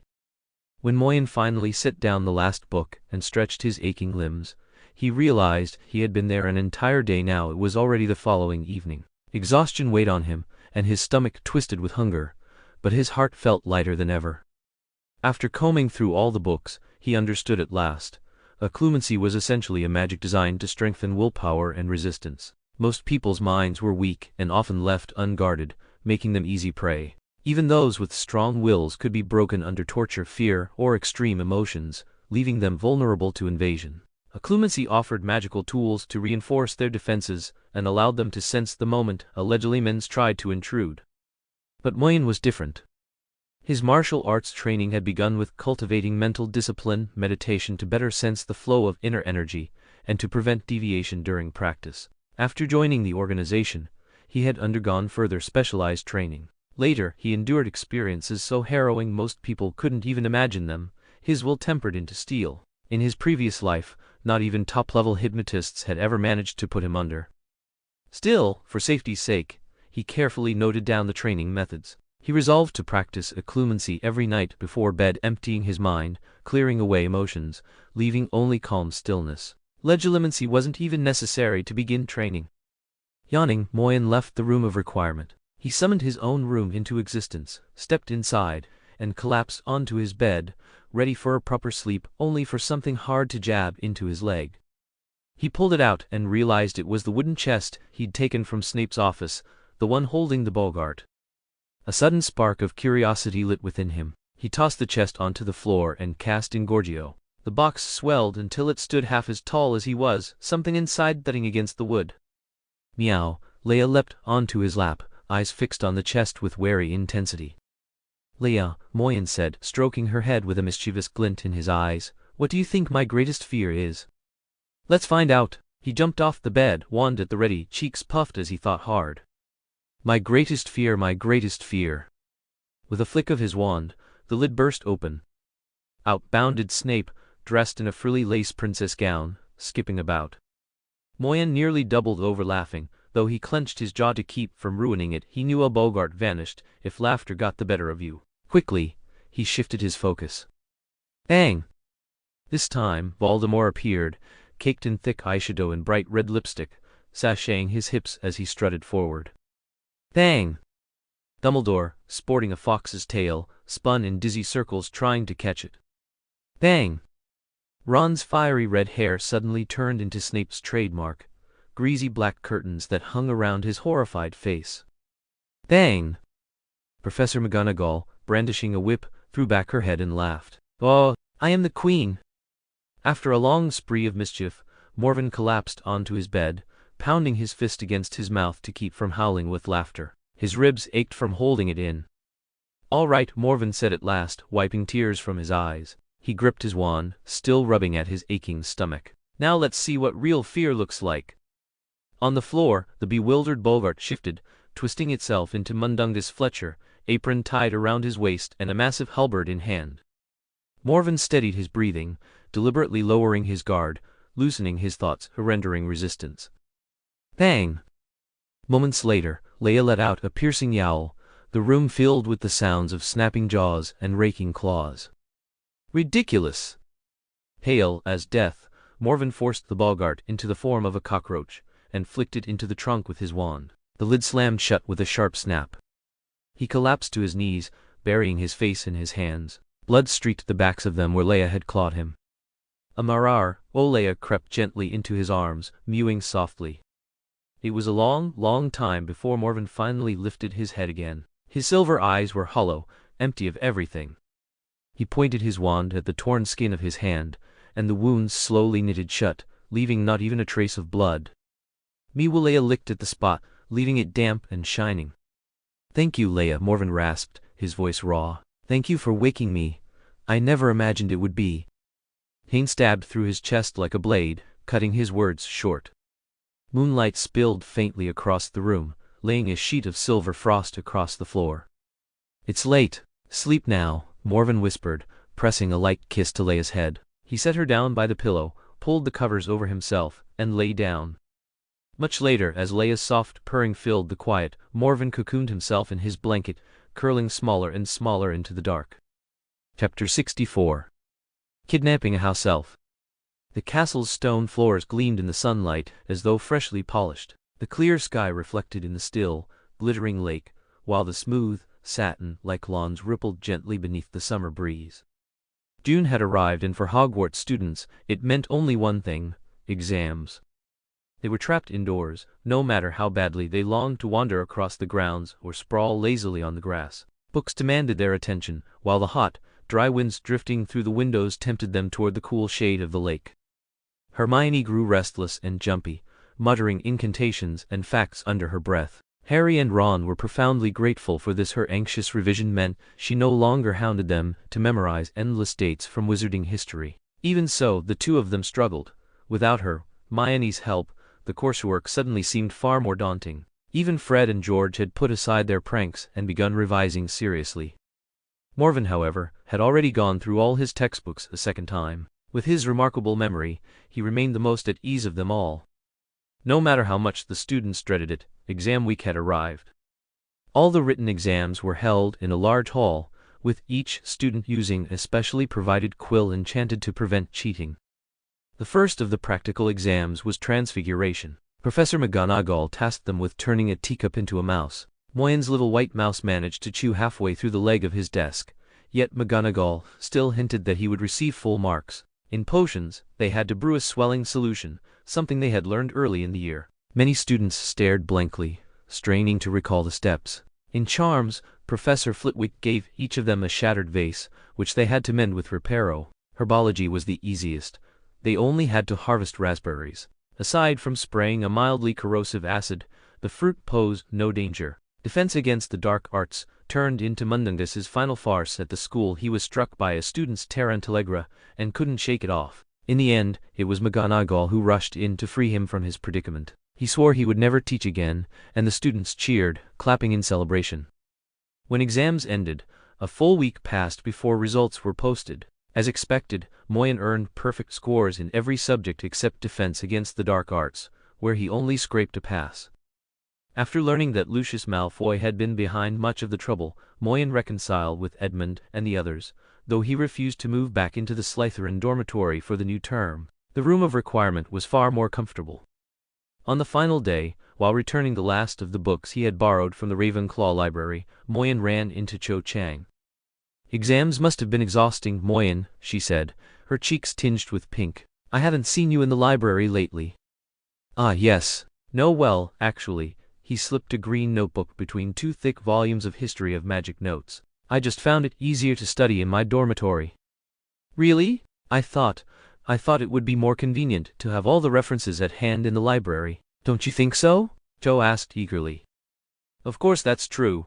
Moyen's gaze lingered on the spines of the books on the shelf beside him, avoiding her eyes. "The dorm is more comfortable, more relaxing." "Yes, right.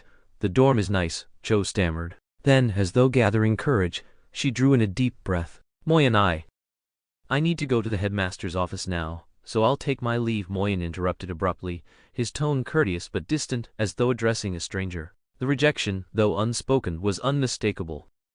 Tears welled in Cho's eyes, glistening. "All right then, goodbye." Forcing the words out, she turned and ran off. Moyen sighed softly, feeling a heaviness in his chest. "If you didn't want this, Why reject her so harshly? Came a cool voice. Aileen? Moyen was surprised. Aileen was never one to meddle. To's a good girl. She likes you, Aileen said evenly, and you've hurt her. Moyen was silent for a while before shaking his head. I know, but I can only think of her as a friend. If I don't make that clear now, she'll only be hurt worse later. You're lying, Aileen said flatly. I'm not. Moyen gave a small smile. I really am going to see Professor Dumbledore. I need to ask him for something. Ah, please sit. Lemonade? Said Dumbledore. Thank you, but I'd prefer orange juice, Moyen replied as he sat down. With a flick of his wand, Dumbledore conjured 2 glasses of bright orange liquid. Now then, said Dumbledore, what brings you here, Mr. Evans? The diary, Professor Moyen said. It belonged to an elder of mine. I believe I should return it to him, to thank him for all the guidance he's given me. But that diary carries dark magic, Dumbledore said, peering at him over his half-moon spectacles. Such items are forbidden. Of course, Morven nodded. I imagine that gentleman must be quite troubled by it himself, otherwise he never would have let such a thing slip into the world. As his junior, it's my duty to help resolve the matter for him. May I ask, said Dumbledore, who this gentleman might be? Lucius Malfoy, headmaster, Morven replied with a smile. I had the honor of meeting him briefly over the summer. His aristocratic bearing is truly impressive, flawless, really, apart from a rather spirited exchange with Mr. Weasley. Morven looked straight into those blue eyes with disarming candor. But the problem is, a black notebook appeared on the desk. We haven't yet found a way to break the dark magic upon it. Voldemort wove unexpected, powerful protections into its very fabric. Perhaps I could try.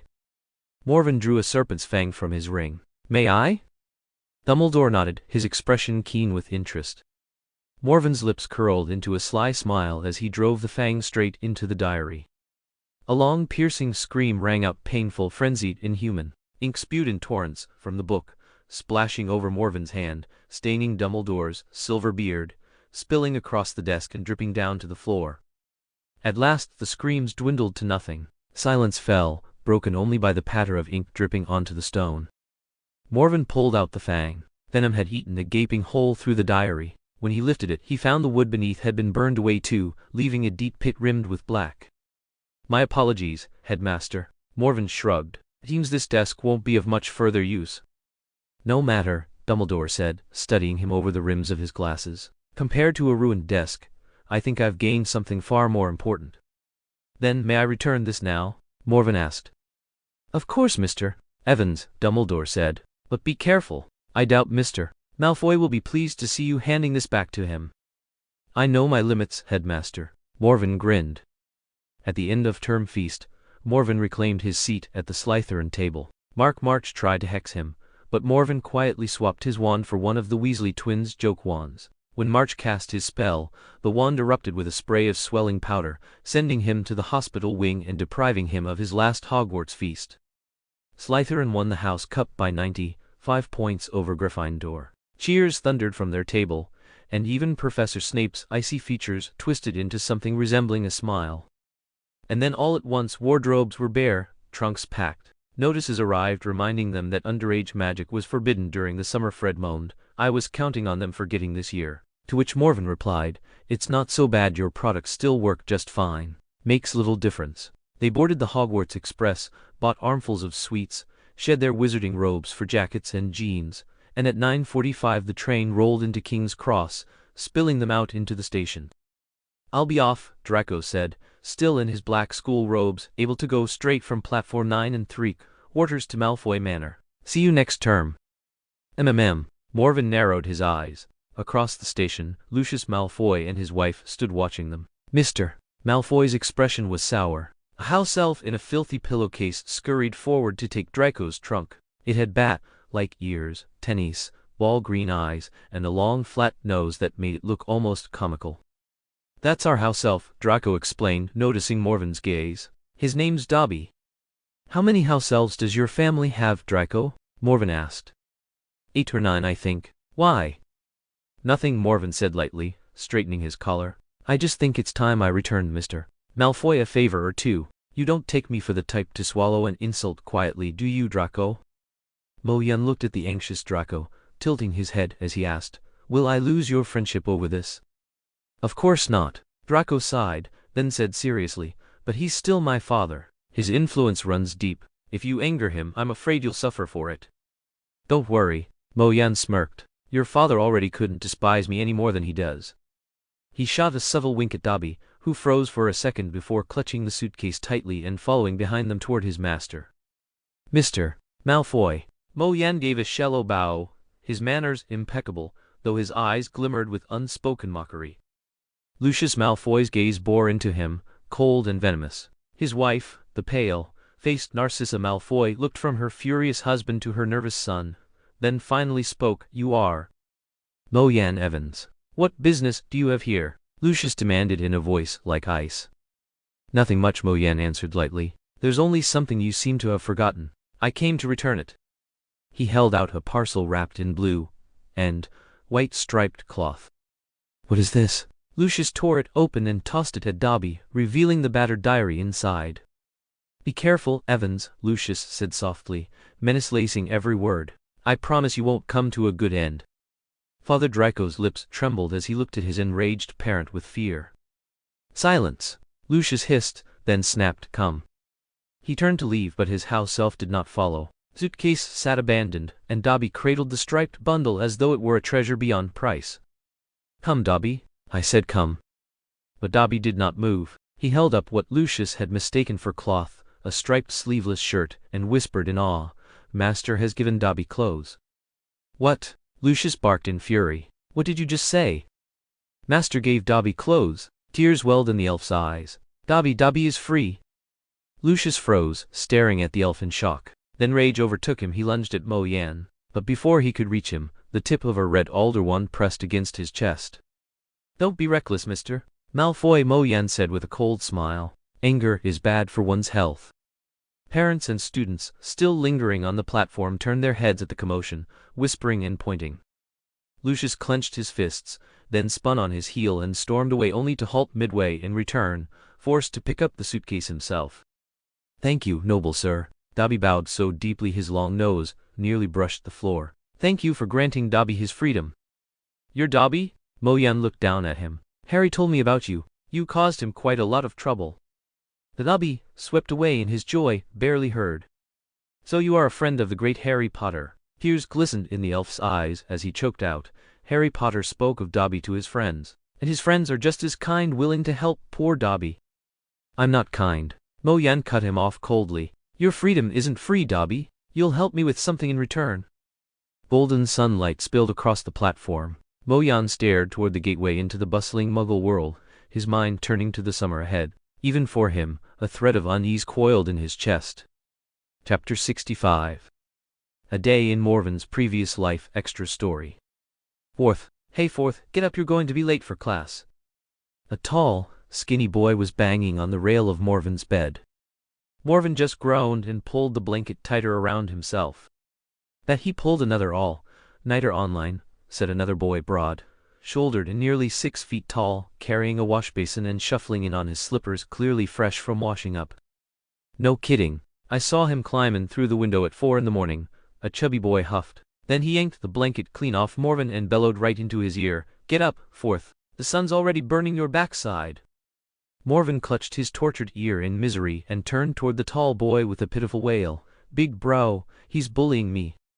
Morven was the youngest in the dorm, with a baby face so androgynous you could never quite tell boy or girl. He was the laziest and most willful of the lot, so the others always treated him like a spoiled little brother.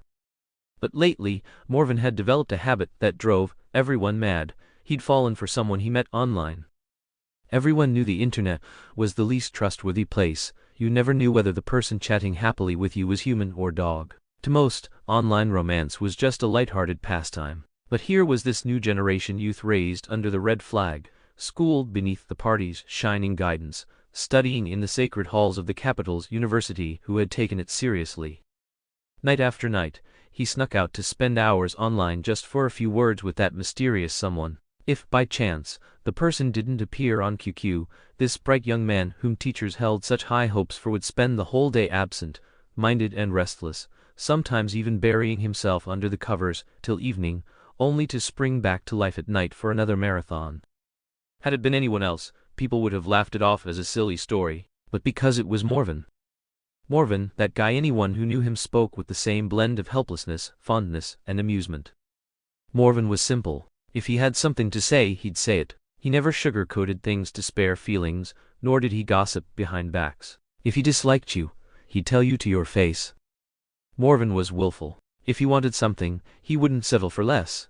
During college entrance exams, he wanted to attend Capital University, so he filled out only that one option. When teachers told him to list backups, he filled every other line with Capital University, Capital University, Capital University.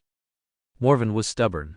Even if he regretted it later, he'd never apologize outright in an argument. Instead, he'd quietly do little things for you, his roundabout way of saying, "I was wrong, forgive me." But if you insisted on hearing him say it himself, well then, your friendship was done for. Morven was a foodie. He flat out refused to eat the cafeteria's tomato buns, egg, greens, pork tripe, or pickled fish dishes. Every week, his family sent him parcels of delicious food, and whenever someone snagged a piece, Morven looked as though they'd carved the meat straight off his own body. Morven was also lazy, often stayed in bed, spoke without filter, acted before thinking, never turned in homework, yet somehow still aced his classes. Anyone wanting him to do something had to negotiate terms first. Yes, he had plenty of flaws. The people still liked him. Maybe it was his blunt temper or his pure heart. Maybe it was that bright smile or the way his eyes seemed so clear. Ahem, but back to the point. Once everyone realized Morven had actually fallen for some creepy uncle or maybe an old auntie. The girls swore it was the former, the boys the latter. The entire Capital University mounted a campaign. Operation Save Morven. His 3 doormates were assigned the heavy task of keeping him fed, dragging him to class, and stopping his nightly internet escapades. Then Morven would look at them with those teary eyes, and guilt gnawed at them as though they were bullying a child. "Maybe we should just bring him a meal back?" the tall, skinny boy suggested. "No need," said a gentle voice from the doorway. "Leave it to me." The 3 of them greeted in unison. Senior Lin Hombo, the president of the Taekwondo club, gave them a nod. "Go on, get to class. If you run now, you'll still make it in time." The 3 boys exchanged glances. "Then we'll leave it to you, Senior. Please make sure he eats something." As their hurried figures disappeared, Lin Hombo muttered with a touch of envy, "You're really popular." From beneath the covers, Mo Yan yawned lazily. "Of course. Who wouldn't love me? People love me, flowers bloom for me, cars stop just to see me. No one in our line of work has ever been as flashy as you," Lin Hombo remarked with meaning. "Keep that up and sooner or later, people are going to notice." "Relax, I'm careful enough." Lin Hombo shook his head helplessly. "Come on, get up. The boss wants to see you." "See me?" Mo Yan finally poked his head out from the blankets. "Now? Why?" "The province's Tianyi wants to expand into our territory." Boss Chen Yusheng looked no older than his early 40s, though he kept himself in excellent shape. His eyes were still as sharp as ever. "Coincidentally, our growth here is nearly capped. We were already considering making a move into their region. They just sent us the time for negotiations this afternoon at 2. The meeting place is Lingbo Pavilion on Mount V. Both sides are bringing only 2 people each." His gaze swept over those present. Mo Yan quickly straightened, hiding his Rubik's Cube behind his back. "See, and Zuomu, you 2 are coming with me." "Me?" Mo Yan pointed to his own nose in disbelief. He'd only been in the organization for a little over a year, and most of his tasks had been minor jobs arranged by Lin Hombo. By all logic, he shouldn't be anywhere near something this important. "Yes, you too," Chen Yusheng nodded firmly. Mo Yan's stunned expression didn't last long before it broke into a wide, smug grin. Well, maybe climbing the ladder this fast would stir up envy, but what did it matter? It wasn't like anyone had the ability to challenge him anyway. Halfway up the mountain, Lingbo Pavilion stood on a broad platform. To the left, a sheer cliff dropped away. To the right, beyond a small hill, a winding path snaked further upward. The view stretched across rolling greenery, the air so fresh it felt like being washed in spring water. They arrived half an hour early. Chen Yusheng sat by a stone table, deep in thought, while Zuomu stood silently behind him, eyes constantly scanning their surroundings. Mo Yan knew he should stand at attention, stern and still like Zuomu, but he couldn't bear to stand there like a block of wood. "If you're bored, go walk around a bit," Chen Yusheng chuckled, catching sight of Mo Yan fidgeting and glancing everywhere. "Just be back in 20 minutes. "Got it," Mo Yan said eagerly. Noticing Zuomu's disapproving glare, He pulled a face at him before bounding up the mountain path. You indulge him too much, Zuomu said coldly. That boy doesn't respond well to pressure. Chen Yusheng shook his head. Push him too hard and it'll backfire. Mo Yan hadn't been back long when Tiany's people finally arrived. Tiany was a rising power. In just 3 years, they had unified B province's underworld. Word was, they started as a school gang, their leader a young man with strategy, connections, force of arms and above all, ambition. Neighboring provinces and cities had tried to crush them, but in only 2 years, he had consolidated the entire province into one ironclad force, now turning outward with unmistakable hunger to expand. And then Mo Yan saw Tiany's leader. He was disappointed. He'd imagined the legendary Zhao Tiany to be awe-inspiring, brimming with charisma, the kind of man whose mere presence bent others to his will, majestic from head to toe, making entire crowds kneel with a single movement. But the reality, nothing like it. The so-called Zhao Tiany was a young man with looks that hovered between handsome and ordinary. His hair was a mess, his skin pale, his gaze soft and gentle like still water, and his clothes immaculately neat. What the hell? Compared to him, I'm the one who looks less like a college student, Morven fumed inwardly. Then he noticed the 2 men trailing behind Zhao Tiany. One was about 6'3", muscles bulging beneath his tracksuit, his whole look raw and feral, gaze razor-sharp, thick black brows cutting straight toward his temples. That was Tank Huai. The other had delicate, almost feminine features, but his expression was ice cold, like the whole world owed him millions. His thin lips pressed into a hard line across his face. That was Foxling Shu. These 2 were Zhao Tiany's right and left hands. Morven thought of the baby face he saw in the mirror every morning, then glanced at Zuomu's utterly average, forgettable looks and slump. Just in terms of appearance, their side already lost badly. Zuomu's stance might be fine, but he lacked any real presence. As for himself, if he managed to stand still for even a full minute, it was a miracle. In fact, in just the 2 minutes it took the other group to walk up to the pavilion, Morven had already shifted his weight from left foot to right, back and forth, at least 5 times. Ugh! The other side screamed fated protagonist destined to conquer the world, while he and his lot were the cannon fodder meant only to block the hero's path and provide training experience. Then came the handshakes, sitting down, negotiation, polite smiles, networking, displays of strength, reasoning, threats, bribes, sarcasm, shouting, cold sneers, table slamming. Talks collapsed. As Chen Yusheng rose to leave, Zhao Tiany casually flicked ash from his cigarette and informed them that the entire mountain was already under his control. 2 guns immediately leveled at Chen Yusheng and Zuomu. Morven's outrage, what about me? Don't I count? Kid, Zhao Tiany said confidently, you've got no future following this old man. Join us at Tiany instead. Morven studied him carefully, then shook his head and replied with complete seriousness, no. Your smile is terrifying. I'm scared. Zhao Tiany's smile froze. In truth, his smile was gentle, but because it never left his face, gentleness turned into something sinister. Before he could retort, Morven grabbed Chen Yusheng and leapt straight off the cliff to the left. All 3 of Zhao's men shouted in alarm. Zuomu seized the moment, vaulting from the pavilion himself, scrambling up a slope in a few bounds. Gunshots cracked in the distance soon after. The cliff looked sheer, but there was a slope with wild grass and scattered trees that thickened lower down. Carrying Chen Yusheng on his back, Morven threw a rope mid-descent, catching a slanted tree branch. They swung in a half-arc, and as momentum slowed, Morven let go and wrapped himself around a lower tree trunk, then scrambled onto a flat perch. Throughout the entire plunge, Chen Yusheng clung to his shoulders, but not once did he make a sound or even tremble. Boss, you've got guts! Morven laughed in surprise. Enough. Do what you need to do. Chen Yusheng waved him off and found himself a safe spot to sit. Morven grinned and slid down the trunk.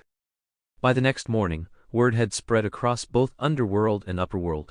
The almighty Tiany had been crushed in Province A, their foolproof ambush ruined by one lone saboteur. Of the 62 elites they'd brought, 45 were lost. Tank Huai had his abdomen pierced through, and Zhao Tiany himself left with his left arm broken. And the one behind it all was said to be a phantom marksman, Hank Sheng's #1 gun god. Hey, wrong guy. My reputation's been stolen by you. How are you gonna make this up to me? Morven draped himself bonelessly across Zuomu's shoulder, deliberately leaning on his injured arm. Zuomu frowned, chilled by the way this guy who had just slaughtered over a dozen and crippled 20 more now looked so harmlessly shameless. How about I arrange for your online girlfriend to meet you at school? I'm not done having fun yet, Morven cried, then paused, rubbing his chin thoughtfully. Suddenly he batted his lashes and winked. But if you pretended to be her, I guess I could accept that. Zuomu shuddered head to toe and shoved him away fast. Don't even think about it. Chapter 66. From Anticipation to Encounter. The Leaky Cauldron was a dingy little pub tucked away in a London side street. To muggles it didn't even exist, but every witch and wizard in Britain knew it well. It was the gateway to Diagon Alley. Behind the bar lay a small walled courtyard. At first glance, it seemed empty apart from a rubbish bin and a few weeds. Yet the truth was hidden in the bricks above the bin. Count 3 bricks up, 2 across, tap them thrice with a wand, and the wall would tremble, revealing a hole that grew into a stone archway leading into Diagon Alley. To the hurried eye of passing wizards, the Leaky Cauldron was just a dim, shabby old pub, useful only for its connection to Diagon Alley. But anyone who stayed the night soon realized how wrong they were. Despite its grimy exterior, the inn itself was cozy and well kept. Upstairs, reached by a broad, sturdy staircase, were warm, clean rooms with fresh linens, polished furniture, and hearths that never seemed to go cold. The windows looked out over Muggle streets, but none of the noise from outside ever carried in. The innkeeper was Tom, a bald, stooped old man. At first sight he seemed eerie, but once one knew him, he proved as surprising as his pub, clever, sly, worldly, and with a knack for disguises. In fact, one of his odd little pleasures was making the Leaky Cauldron look as gloomy and forbidding as possible, just to watch the nervous expressions of died 11-year-old setting foot inside for the first time. Still, whenever Tom thought back to a boy who had first walked into his pub 2 years earlier, he couldn't help feeling put out. Unlike most children, that boy hadn't been intimidated in the slightest. Instead, he'd picked the place apart, haggled for a full month's stay at just 20 galleons, and dismissed Tom's carefully cultivated gloom as worthless rubbish, even offering a list of improvements. Tom, of course, would never admit the boy's suggestions were better than his own, though he had quietly adopted more than a few since. That boy, or rather, that young man, was the guest who occupied room 306. For the past 2 summers, he had stayed there the entire holiday, never going home, never receiving visitors. And though it annoyed Tom to keep 306 empty until his arrival, he always did, and when the boy finally dragged his trunk through the door, Tom couldn't help feeling a pang of pity. The guest who claimed room 306 every summer was, naturally, the main figure of this story, Mo Yan. Mo Yan had a mane of fiery hair and rare silver eyes, strikingly handsome with features like carved marble, a proud brow, straight nose, sharp lips, and a finely pointed chin. His tall, slender frame held the poised grace of bamboo. Though still a youth, there was already something commanding in his bearing, a dangerous, alluring magnetism that set him apart. It was late at night, yet the lamps in Mo Yan's room still burned brightly. He was kneeling on the bed, packing his scattered belongings. Sweet wrappers and fruit pits littered the floor, owl feathers were strewn everywhere, and a pile of robes lay crumpled on the bed alongside several spellbooks. In the middle of the room sat an open trunk, nearly empty save for a few undergarments, several pairs of socks, and one long brown feather. On the desk lay a copy of the Daily Prophet. Splashed across the front was a photo of 9 people waving madly from atop a pyramid, with a headline beneath. Ministry worker wins grand prize. Arthur Weasley, head of the Misuse of Muggle Artifacts Office, has won the Daily Prophet's annual grand prize galleon draw. A beaming Mr. Weasley told reporters, "We'll be spending the money on a summer holiday in Egypt. Our eldest son Bill works there for Gringotts as a curse breaker. The Weasley family will remain in Egypt for a month, returning before the start of term at Hogwarts. At present, 5 of their children attend the school." On the windowsill sat an empty cage, scrubbed spotless and left open. Its usual occupant was away, delivering a birthday present for his master, not expected back until morning. Mo Yan knew this well, yet he still glanced at the cage every few minutes with restless impatience. At that moment he was gathering up his holiday homework. On the very top sheet of parchment, the bold title read, "The burning of witches in the 14th century was entirely pointless." Half covered beneath it, another scrap of parchment peeked out, its title reading, "The brewing and application of shrinking solution." No one but Morven knew it was his birthday. Yet when the bells struck midnight, he didn't unwrap the cake he'd bought in advance or light its colorful candles. Instead, he knelt on his disaster of a bed, sorting through scattered odds and ends. Even thinking of how things had gotten this bad made his face flush. He had, after all, drawn up a perfect plan for the holiday. Step by step, if he followed it, he would have enjoyed a restful, fulfilling break. But rigid plans crumble quickly before human emotion. Originally, he'd intended to finish all his assignments within a week. By the 5th day, he dropped his quill and bolted outside, with less than a third of the work done. He spent the entire month wandering coastal towns across England, chasing after someone he knew deep down would never be there. Eventually, he realized that if he kept this up, not only would he fail to find the person he sought, he might miss his only real chance of running into him. Then came the more mundane shock: his assignments were still piled high and untouched. So he dragged himself back to the leaky cauldron and, after 2 frantic days of study, finally completed everything. Now, as he packed his trunk, he kept glancing at the window, waiting for the latest issue of the Daily Prophet. He'd already decided, if today's paper held no news of what he longed for, he'd take matters into his own hands. By the time dawn bled faint light into the sky, the room was spotless save for a bulging trash bag. His trunk had been tucked neatly into a ring. Parchments once strewn across the bed were now stacked, organized, and stored. A black Persian cat purred in deep sleep upon the bed, her sides rising and falling in rhythm. Leia, Morven's first pet, lazy, picky, and hopelessly fond of naps. Morven twisted his fingers anxiously as he paced the room. At last he gave up and sprawled across the windowsill, eyes fixed on the sky still painted in shades of navy and indigo. Pale gold moonlight spilled through the glass, bringing with it a delicate coolness. Stars still gleamed sharp on the horizon. Outside, the street lay desolate, empty but for a scrawny yellow stray sniffing along a wall. At last, a tiny black speck appeared in the distance, growing larger with every wing. Beat a brown owl, wings broad and sure, flying with practiced grace. Raphael, his owl. Morven's hand clenched so hard on the window latch that the metal left deep red grooves in his palm, though he hardly noticed. Raphael swooped inside, and as if sensing his master's urgency, did not even pause to beg for food. He dropped the rolled Daily Prophet into Morven's hands before retreating to his cage for rest. Morven tore it open at once, then exhaled a long, shaky breath. The front page showed a gaunt man, long tangled hair hanging in mats, skin waxy, pale. His eyes blinked slowly, lifelessly, as though he barely clung to existence.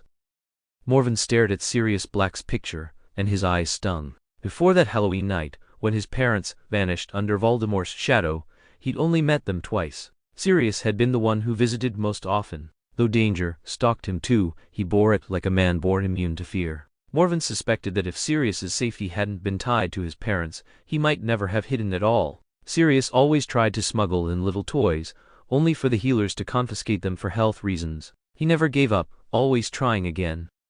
In Morven's memories, Sirius had been dazzling, black hair falling into his eyes, elegance and wildness mingling in equal measure, a lazy, careless air that seemed to say nothing could trouble him. Whenever he came to St. Mungo's, Morven's ward filled with the sound of light footsteps, young women hoping for a chance encounter with the handsome visitor, dreaming it might spark some grand, tragic romance. But Morven blinked hard against the sting in his eyes and told himself, so long as he's alive, there's still hope, still joy, still anticipation, still a future. Privet Drive was a neighborhood of uncanny sameness, square, two-story houses with square, vivid, green lawns and cars polished to a gleam parked in perfectly straight driveways. The residents' hobbies were predictable: washing cars, mowing grass, and indulging in their shared passion for spying on one another's secrets. In this, Number 4's mistress, Petunia Dursley, enjoyed a unique advantage. Her neck was twice as long as normal, perfect for peering over fences at her neighbors. The Dursleys always tried their best to appear perfectly ordinary, something they almost managed, if not for the inconvenient fact that they had an unusual wizard for a nephew. What they didn't realize, however, was that they actually had 2 unusual nephews, one currently upstairs, pretending to be nothing more than a student at St. Brutus's secure center for incurably criminal boys, and another sitting invisibly on the garden wall outside their house. A snowy owl swooped out from an upstairs window. Moments later, Vernon Dursley's car rumbled up the driveway. He hurried out, yanking open the back door to help a woman who looked remarkably like him step out. She was large, broad, with the same florid face, and carried a massive suitcase in one hand while tucking a surly old bulldog under the other arm. Petunia Dursley, long-necked and frazzled, rushed out to greet her, with Dudley wobbling behind. He had inherited his father's bulk and piggish build. His flat blonde hair plastered across his equally flat head only made him look more foolish. Mo-yan watched the Dursleys embrace each other warmly, leaving scrawny Harry to struggle with Aunt Marge's heavy suitcase on his own. His silver eyes glinted with a knife-like chill. A soft glow spilled through the downstairs windows, but thin curtains blocked Mo-yan's view. He exhaled, then settled in to wait. "They died in a car crash, you little liar, and they left you their burden for their respectable, hard-working relatives to clean up after," shrieked a voice from inside, venom dripping through every word. "You're nothing but an arrogant, ungrateful little—" The house fell silent for a moment. Then came screams of terror, male and female, followed by strange popping bangs and the furious barking of a dog. "Come back here. Fix this," bellowed Vernon Dursley. "I'm leaving," Harry shouted back. "I've had enough." The front door slammed. He stormed out, dragging his trunk, Hedwig's cage clutched under one arm. His glasses sat crookedly on his nose, and Mo-yan suddenly remembered. After Harry had killed the basilisk, he had forgotten to lift the enchantment on him. Muttering a quick counter-charm under his breath, Mo-yan resolved to craft new protective items for Harry as soon as possible. Then he pulled out a crude slingshot and fired several translucent spheres into the Dursleys' house. Some stuck to the windows, others slipped inside. Within seconds, they would begin to sublimate, becoming completely invisible, though their effects would linger. To account for the Ministry's inevitable cleanup, he layered an outer membrane that delayed activation by 30 minutes. When released, one would emit a foul stench that never quite faded, another would quietly corrode all fibers in the house, others carried a mild flu virus or triggered relentless itching. Mo-yan gave the chaotic house a final cold glance, regretful only that time had limited the tricks he could prepare. He dropped from the garden wall and caught up with Harry, who was hauling his trunk and cage, listening intently for any sound nearby. Harry trudged through several streets before collapsing on the curb, sitting there for about 10 minutes. Then, he rummaged through his trunk only to spring up suddenly, wand in hand, eyes fixed on a shadowed alley. Same instant, Mo-yan felt it too, a probing gaze from the darkness. His fingers trembled, but he quickly pressed a prepared magical seal onto the faint presence he sensed. He watched Harry vanish aboard the night bus, then rubbed his chilled fingers together and set off after the trail marked by his spell. Chapter 67. Imu Town. 3 days later. Night had fallen, and the streets were growing quiet. Warm yellow light spilled from windows on either side, faint laughter and the murmur of television drifting out into the dark. Old Hank wrapped the last few steaming loaves of bread in paper bags, ready to load them onto his cart and head home. "Excuse me, could I buy those loaves?" A boy's voice suddenly spoke up behind him. Startled, Hank turned to see a red-haired youth smiling at him. There was a strange glimmer in the boy's eyes, almost like tears, and though his smile was gentle, his fine features made him look heartbreakingly lovely. "Of course, child." Hank's own face softened into a kindly smile. He handed over the bread and added, "It's late, best hurry home." "Thank you. I will," the boy murmured, pressing coins into Hank's hand. Hank watched as he walked away, arms full of bread. The boy lifted one piece and took a careful bite, chewing slowly, his face shadowed with a quiet sorrow.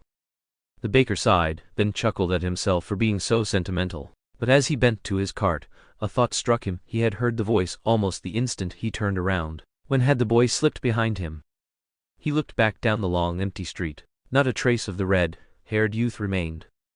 A shiver ran through him, and his cart clattered to the ground with a bang. What Hank did not notice was the narrow, pitch-black alley off to the side. Down it walked Morven, cradling the loaves, heading toward an overturned dustbin. There, a dog the size of a bear, but thin to the bone, was rummaging through refuse with nose and paws, apple cores, half-gnawed sandwiches, unfinished bottles, hoping for something to fill his belly. Today luck was cruel. All he'd found was half a biscuit, and after gulping it down, his stomach growled louder than before. Then his nose twitched. A rich, warm scent teased the air, and drool filled his mouth. He turned. There stood a red-haired boy, arms full of fragrant bread.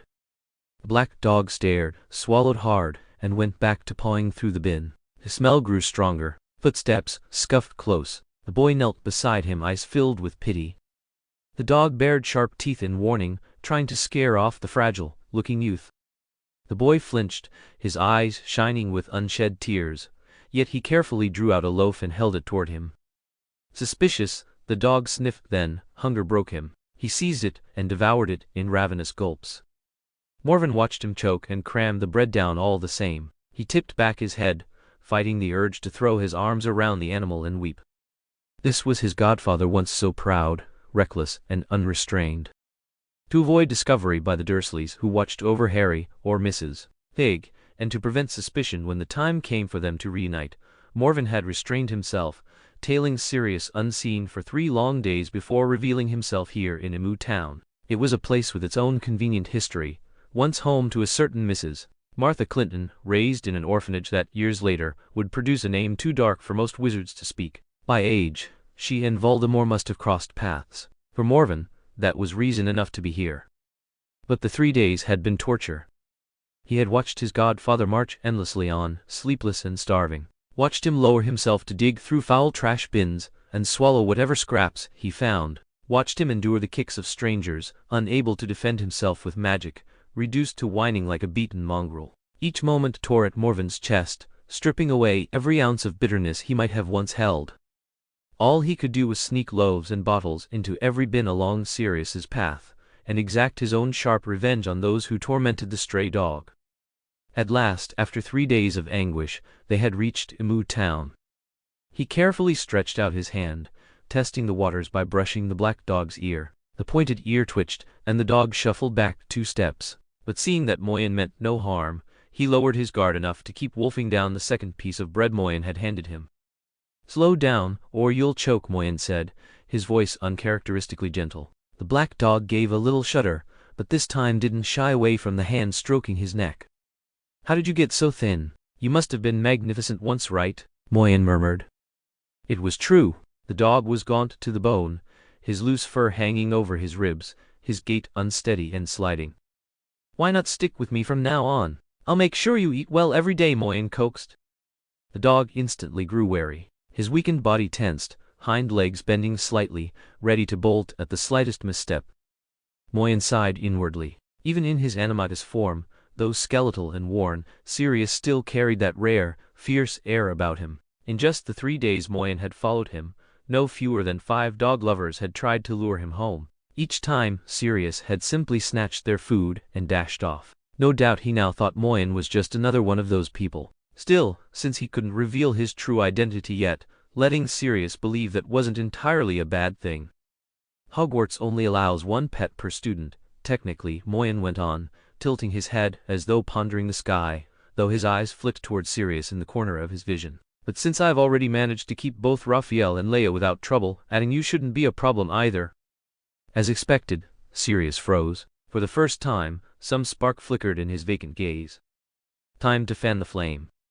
"I could even introduce you to some friends. My Raphael and Harry's Hedwig are both beautiful owls." The black dog's head snapped up, eyes glinting with sharp intensity. Pretending not to notice, Moyen carried on lightly. "And Leia's a black cat with green eyes, just like Harry's. You'd better not bully her when you meet." The bread dropped to the floor, forgotten. The dog's eyes shone with deep thought.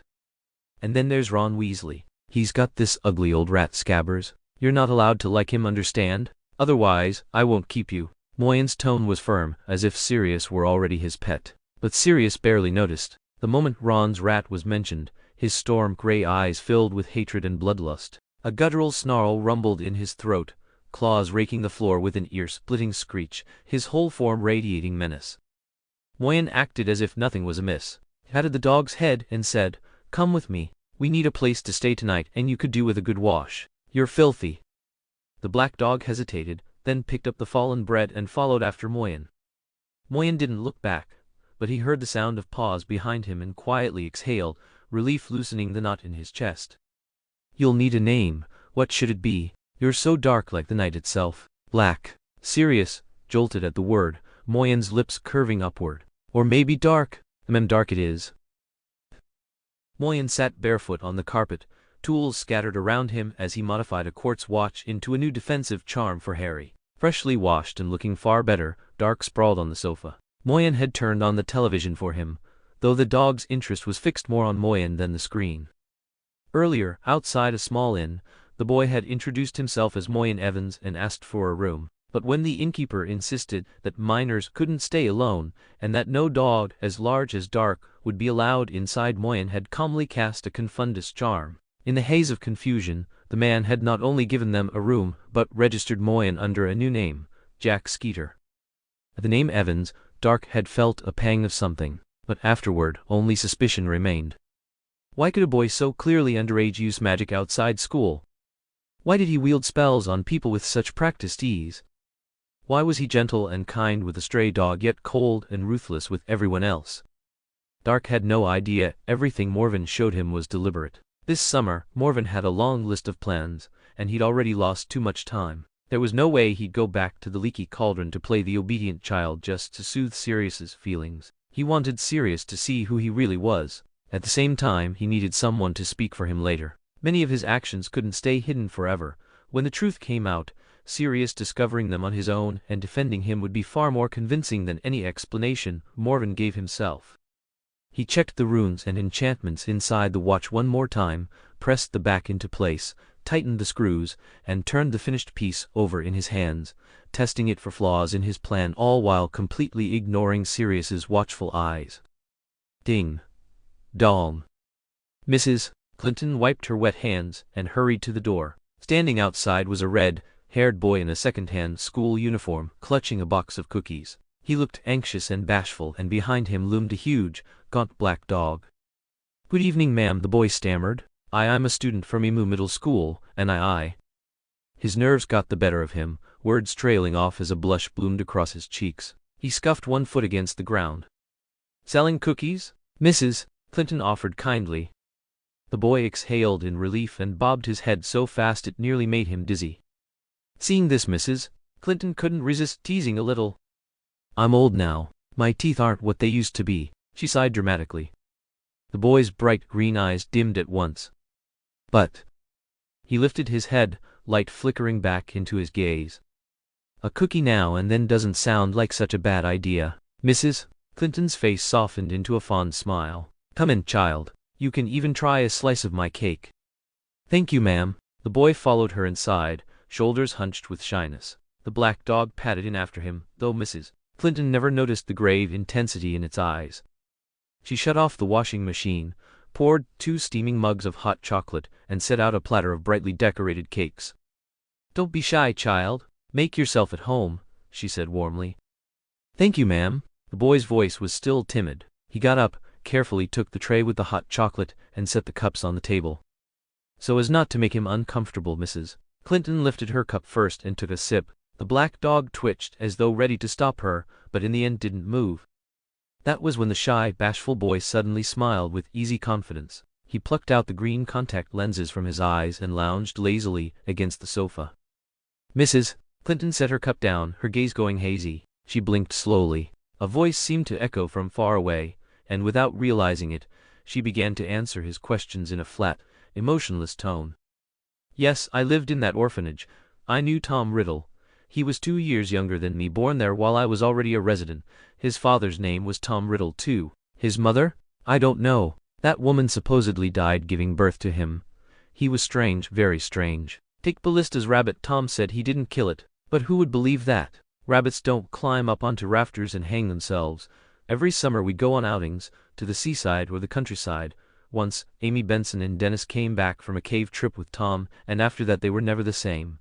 He swore they only went exploring later. He was admitted to some school none of us had heard of. After that, he only came back during summer. He grew disdainful of everyone else, though no one cared. Everyone feared him, which was probably for the best. After that, I don't know. I left the orphanage when I turned 18 and never went back." "Where's that cave?" "I don't know. Tom never said." "Then where exactly did that hike of yours take place?" Chapter 68. The Sea Cave. The sharp tang of salt filled the air as waves thundered against the jagged rocks, bursting into sprays of shining droplets. Sunlight spilled across the endless sea, its glittering surface stretching into the horizon, where sky and water met in a breathtaking sweep of grandeur. "Down there, is it?" Mo Yan leaned forward to peer over the cliff's edge. Hundreds of feet below, the ocean churned violently, churning white foam against the stone. Yes, right there. You just lower yourself with a rope. Sam pointed, a boy from a nearby fishing village. I went down when I was little. There's a small cave, not much to look at, but it has these steps that lead straight into the sea. Don't know who built them.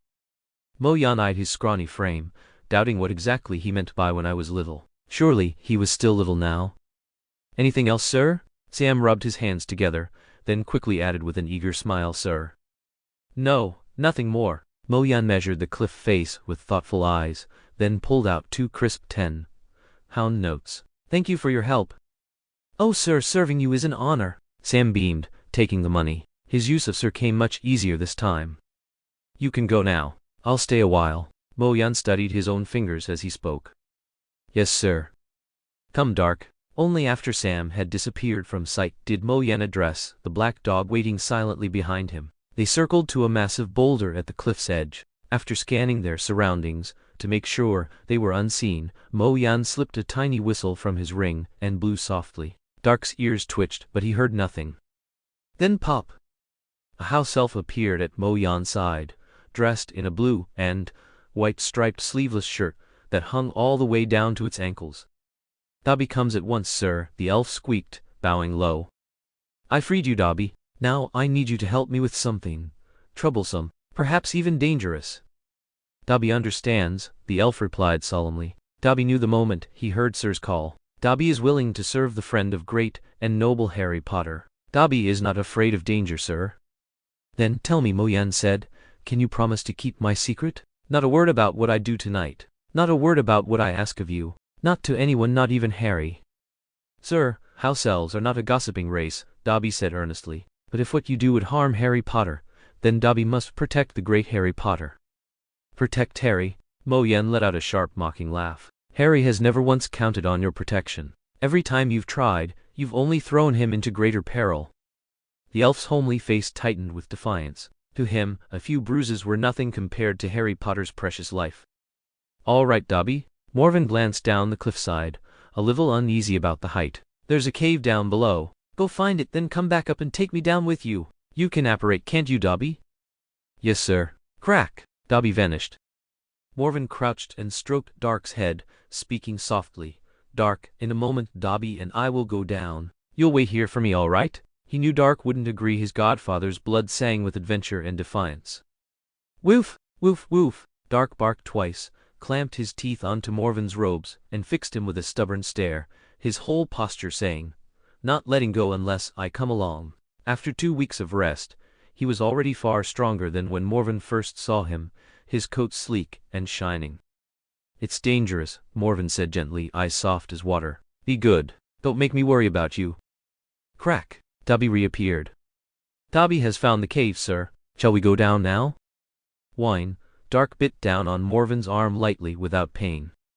All right. Morven feigned resignation, half hugging Dark. Let's go, Dobby.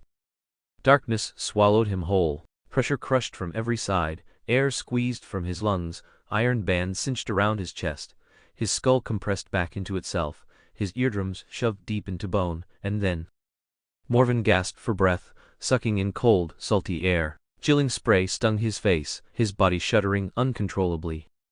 They were in a small cavern. Dark looked about curiously, then turned his eyes to Morven.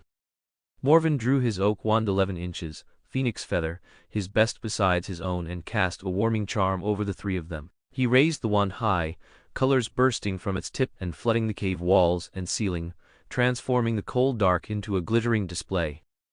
At last, a curved line flared on one wall, bright and radiant, as if immense light shone from beyond a crack. Dark stared fixedly at it. Dobby clutched his ears nervously, and Morven smiled with satisfaction. Moments later, the arc faded. Bare stone remained, solid as before. Morven stepped closer, examined it, then lowered his head as if in thought while silently counting seconds. 20 minutes later, as Dark pawed at the wall in impatience, Morven finally lifted his head. Dobby, there's a village nearby. Fetch me a living creature, a chicken, a dog, anything. He paused, pulling out 10 pounds sterling. And leave this money in the Muggle household you take it from. What is this, sir? Dobby asked curiously, tracing the paper with a pointed finger. Muggle money, Morven said. Go quickly and don't let anyone see you. Yes, sir. Crack. Dobby vanished, then reappeared moments later holding two struggling roosters. Morven hurled one at the wall, flicked his wand, and a silver light flashed. Feathers and flesh burst apart, blood sprang across the stone. Both Dobby and Dark flinched. The silvery arc returned, the rock melted away, and a towering archway opened onto darkness. Morven started forward, then stopped. From his ring he took two amethysts, enchanted with protective spells. With a few quick adjustments, he made one into a collar for Dark and the other into a brooch for Dobby. The elf gasped, panting with joy. Stay safe, Morven said, deliberately ignoring Dark's complicated gaze. He was glad his godfather grew stronger by the day, but the man's disguise was slipping more and more. Morven couldn't help but think when the time came to claim he hadn't realized the dog beside him was an animagus, would anyone believe it? He looked through the arch. A vast black lake stretched before them, its surface eerily motionless. They stood inside a cavern, so tall the ceiling was lost to sight. In the lake's center twined a green radiance, the only light in the all-encompassing dark. Even with Lumos Maxima, Morven could see no farther than 7 or 8 feet. They walked along the lakeshore, their footsteps echoing pada, pada, against the silence of the vast space. An oppressive weight pressed down on them, weariness seeping into their bones. As they moved, Moyen swung his wand through the air, until at last he found a heavy, verdigris-coated chain. With a tug, he drew up from the lake a tiny boat glowing faintly green. Let's go. Moyen stepped aboard. The boat was so small it could seat only one grown man. Moyen himself fit easily, but Dark was far too large. Reluctantly, Moyen ordered Dobby to perch on Dark's back, though the hound twisted and squirmed in protest as the boat carried them silently toward the center of the lake, baring its teeth at Dobby now and then as if to reassert dominance.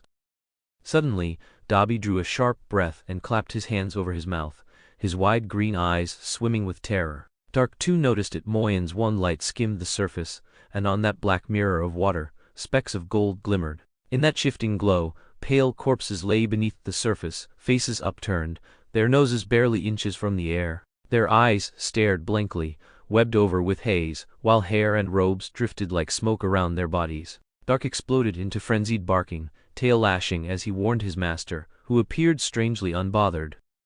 Moyen only glanced down, then patted the hound's head lightly. Don't be afraid, Dark. They're just corpses. Dark gaped at him in disbelief. The green light swelled brighter, and after several minutes the boat thudded against something and halted. They stepped onto a dark, smooth rock at the center of the lake. Upon its base stood a stone basin filled with liquid phosphorescent green, shimmering faintly. From certain angles, something could be glimpsed resting at the very bottom.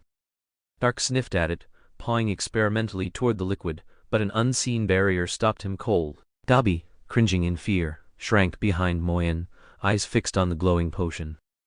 Moyen lifted his wand and traced a series of complex motions over the surface, lips shaping silent incantations. In truth, the detection spells for such advanced potions were far beyond his reach. He had only ever seen them performed. This was nothing more than a show. After a moment, he lowered the wand and declared, with all the weight of authority, to his waiting companions. It cannot be poured out, separated, siphoned, or transfigured. Spells won't change it either. It must, he tilted his head thoughtfully, then said, be drunk. His gaze swept wickedly over Dobby and Dark. The hound slowly edged backward. Dobby's mouth worked soundlessly, overcome by terror, until a hoarse, rasping sob forced its way out. Moyen shook his head. Pathetic. Neither of you can even handle a scare. Dropping the menace from his expression, he drew a leaden box from his ring, a container strong enough to shield against radiation. Surely it could handle a potion. If not, well, then he'd have to test it on Dobby. But the elf wasn't truly his servant, wouldn't obey him blindly, and had already proven willful enough to betray a master. Who knew what kind of violent reaction he might have if forced to drink it? Perhaps it would be simpler to snatch some hapless wizard from outside and force him to swallow it under the imperious curse. Moyen weighed these options as he flicked his wand. A silver arc flashed across the pedestal, and a fine crack opened between basin and base. Done? He tested the basin, sliding it neatly into the laid box. Success, so easy it almost felt unreal.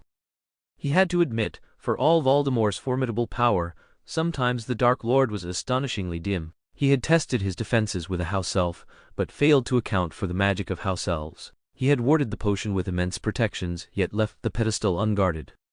Dark's sudden barking shattered the thought. Dobby screamed, high and panicked. Moyen spun around. The water was boiling, pale heads and claw-like hands rising everywhere. Men, women, and children, hollow-eyed and lifeless, surrounded the rock. Skeletal fingers clawed the stone, dragging sodden, tattered rags as they heaved themselves upward. A female corpse seized Dark's tail. Dobby shrieked and sobbed, snapping his fingers to blast her away, but more withered hands reached for them. Moyen shoved the lead box back into his ring, grabbed Dobby's arm, and roared. "Dobby, take hold of Dark Apparate!" But just as the crushing force of apparition seized him, something yanked tight at his collar. A pale corpse had clamped onto the back of his robes. Chapter 69. Dark and Dobby. Morven turned and saw a young man's face strangely familiar. Without stopping to think, he seized the Infurious's arm, and in the next instant it felt as though he were being forced through a narrow rubber tube. Then the pressure vanished. He hadn't even taken in his surroundings before he leapt up and shouted, "Petrificus totalis!"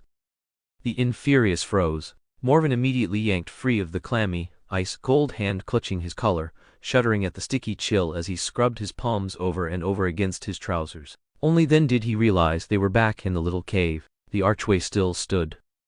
Dobby stared in shock, then suddenly collapsed on the ground, sobbing hoarsely. Dark trembled violently as he lay down, his eyes locking, rigid and unblinking, on the petrified Infurious. Morven studied the creature he had just abducted. A sense of familiarity made sense now. He looked very much like Sirius Black from Morven's memories, though with gentler features, less strikingly handsome. Even as a corpse, with sunken cheeks and hollow eyes, expressionless and empty, Morven felt at first glance that in life this man must have been quiet and mild, tempered. A chill ran down his spine. He suddenly knew who it was. Regulus Black. He looked at Dark, still stunned, then patted the weeping Dobby. "Dobby, are you all right? Come on, let's step outside. A bit of fresh air will help." Half dragging, half carrying him, Morven brought Dobby out of the cave and sat on a relatively clean stone step. The elf collapsed against him, still trembling, still sobbing in relief at having survived. Morven grimaced at the snot and tears soaking into his coat. After a moment's hesitation, he gave Dobby's back a reluctant pat. "Well, serves me right, for pretending comfort was just an excuse," he muttered under his breath, stroking the elf's trembling, bat-like ears with a sigh. "You brought this on yourself, Morven." He had deliberately chosen to enter the cavern at high noon, hoping the Inferi would be weaker in the bright sun. Even if Western lore held no such belief, he wasn't about to throw away any potential advantage. He'd already lingered 2 extra days in the village waiting for the rain to stop, though that delay had allowed him to meet Sam, who knew the way, saving him much trouble. Now, however, it was already evening. Clouds burned crimson from west to east, the sea reflecting their brilliant glow in waves of scarlet. The sight was breathtaking.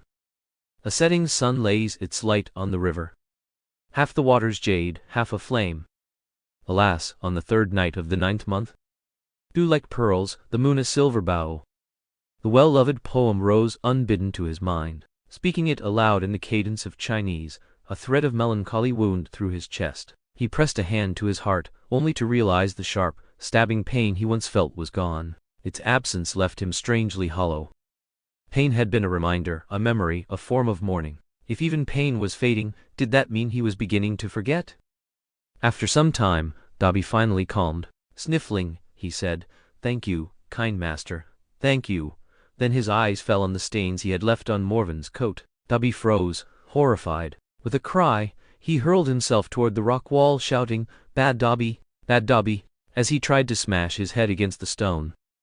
"Enough," Morven snapped, catching the elf by the scruff and lifting him with ease. His training had strengthened him considerably. He tore off the filthy coat, flung it aside, and with a flick of his wand turned it into a ball of fire. Tilting his head, he listened for movement deeper in the cavern, then carried Dobby back inside, pretending not to hear his constant mutters of guilt and streams of praise.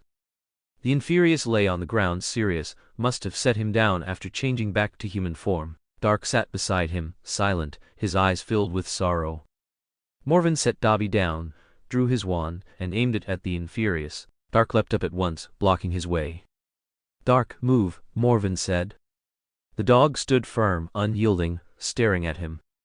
"This is an abomination, Dark," Morven said. "Even if you care for him, you can't keep him." I have to burn it unless you want the dead never to rest in peace. Doc froze. Then, head drooping, he slowly stepped aside. Suddenly he darted forward again, pressing his nose gently against the corpse's face and hands, as if to etch the memory deep within him. Morven felt his nose sting, grief rising unbidden.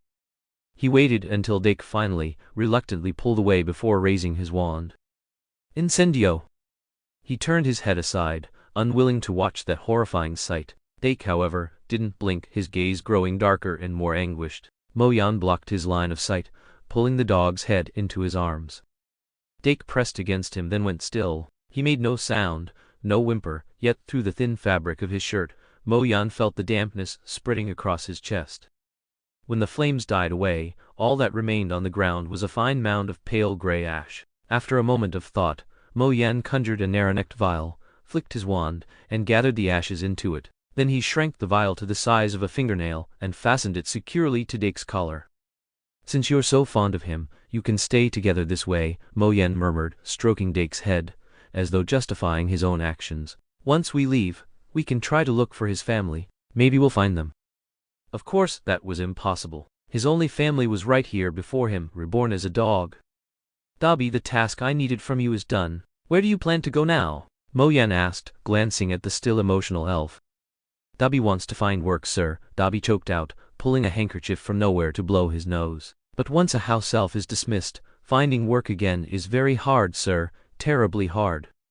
The little elf straightened, determination sparking. But Dobby won't give up. Dobby must find proper work. Dobby loves working and wants wages. Speaking of the future, he even grew a little excited. Dobby also wants clothes. Dobby loves new clothes.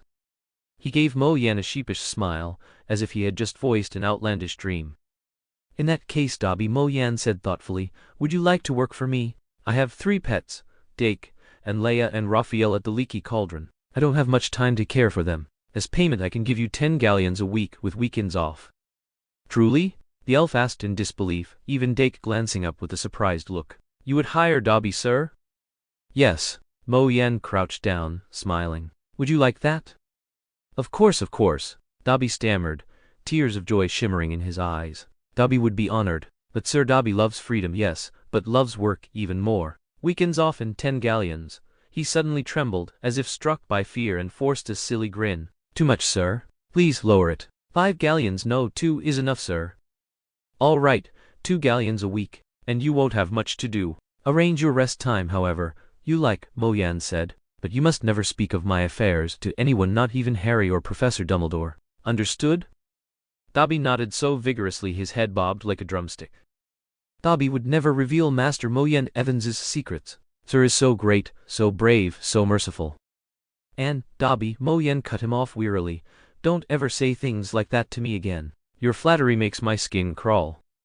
With only a week left before school resumed, Mo Yan finally returned to the Leaky Cauldron with Dake, having already sent Dobby ahead to look after Leia and Raphael. In the past 2 weeks, he had visited several Death Eaters who had once escaped justice, clashing in 2 fierce battles. Mo Yan now thought killing Voldemort had been simple compared to prying out information he already knew, information that had nearly cost him his life. Still, he held every crucial clue. He wasn't truly trying to unearth everything, only to make a show of it, laying groundwork for explanations he might need later.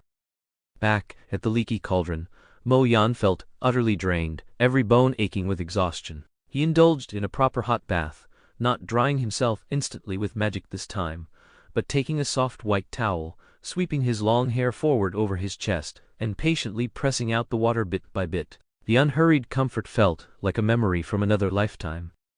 Though his overly thorough washing had reopened some fresh wounds, bleeding anew, Mo Yan paid no mind. Such pain meant nothing to him. Only one small scrape at the back of his neck throbbed a little more sharply, though it faded quickly enough, and he dismissed it without concern.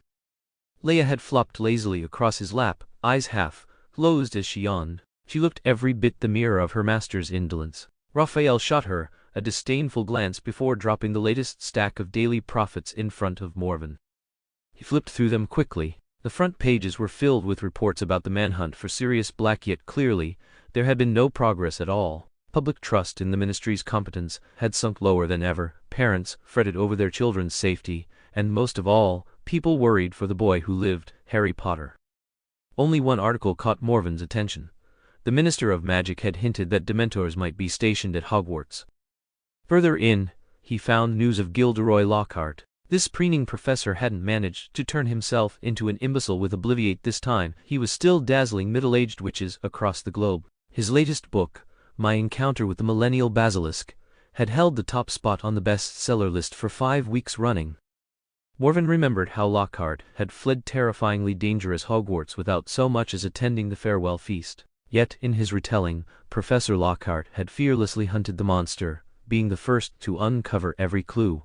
The plumbing, the bathroom, the moaning ghost. On his way to report his findings to Dumbledore, he had been ambushed by the heir of Slytherin. Dumbledore, to protect Ginny, had claimed only that a nameless student had been led astray by Voldemort. By Lockhart's account, he survived only because of his brilliant vigilance, always checking for reflective surfaces as he walked. He had fallen heroically just one corridor short of the headmaster's office.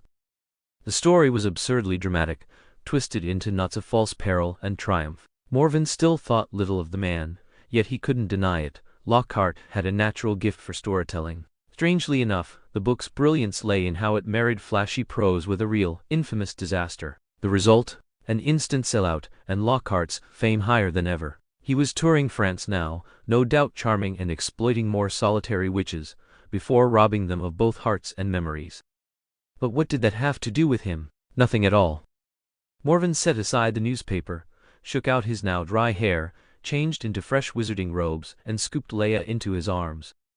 Harry should be here too. Leia, shall we go find him? Raphael, you're coming. No way I'm letting anyone else get to that lovely Hedwig. Where's Dobby got to? Never mind, leave him. Dark. The black dog barreled into him, knocking him flat. Leia shrieked in outrage, sprang aside, tail bristling as her back arched, and she hissed. Raphael beat his wings furiously, ready to strike. The dark paid them no mind. He simply buried Morven's face in slobbery licks, whimpering deep in his throat. At first Morven was startled, then wriggled and laughed helplessly under the dog's tongue. Dark, what on earth? Then he met the dog's eyes. The dull glaze was gone, replaced by wild joy, shock, confusion, guilt, and overwhelming tangle of emotion. Morven froze. He knows. He knows he's Hugh Potter. He knows? How could he possibly know? Chapter 70. Rita Skeeter's report. Morven! Harry burst through the door. Dark leapt up at once, torn between lunging toward Harry, darting back to Morven's side, or hiding altogether. He shuffled anxiously back and forth, unable to decide. Harry blinked at the dog.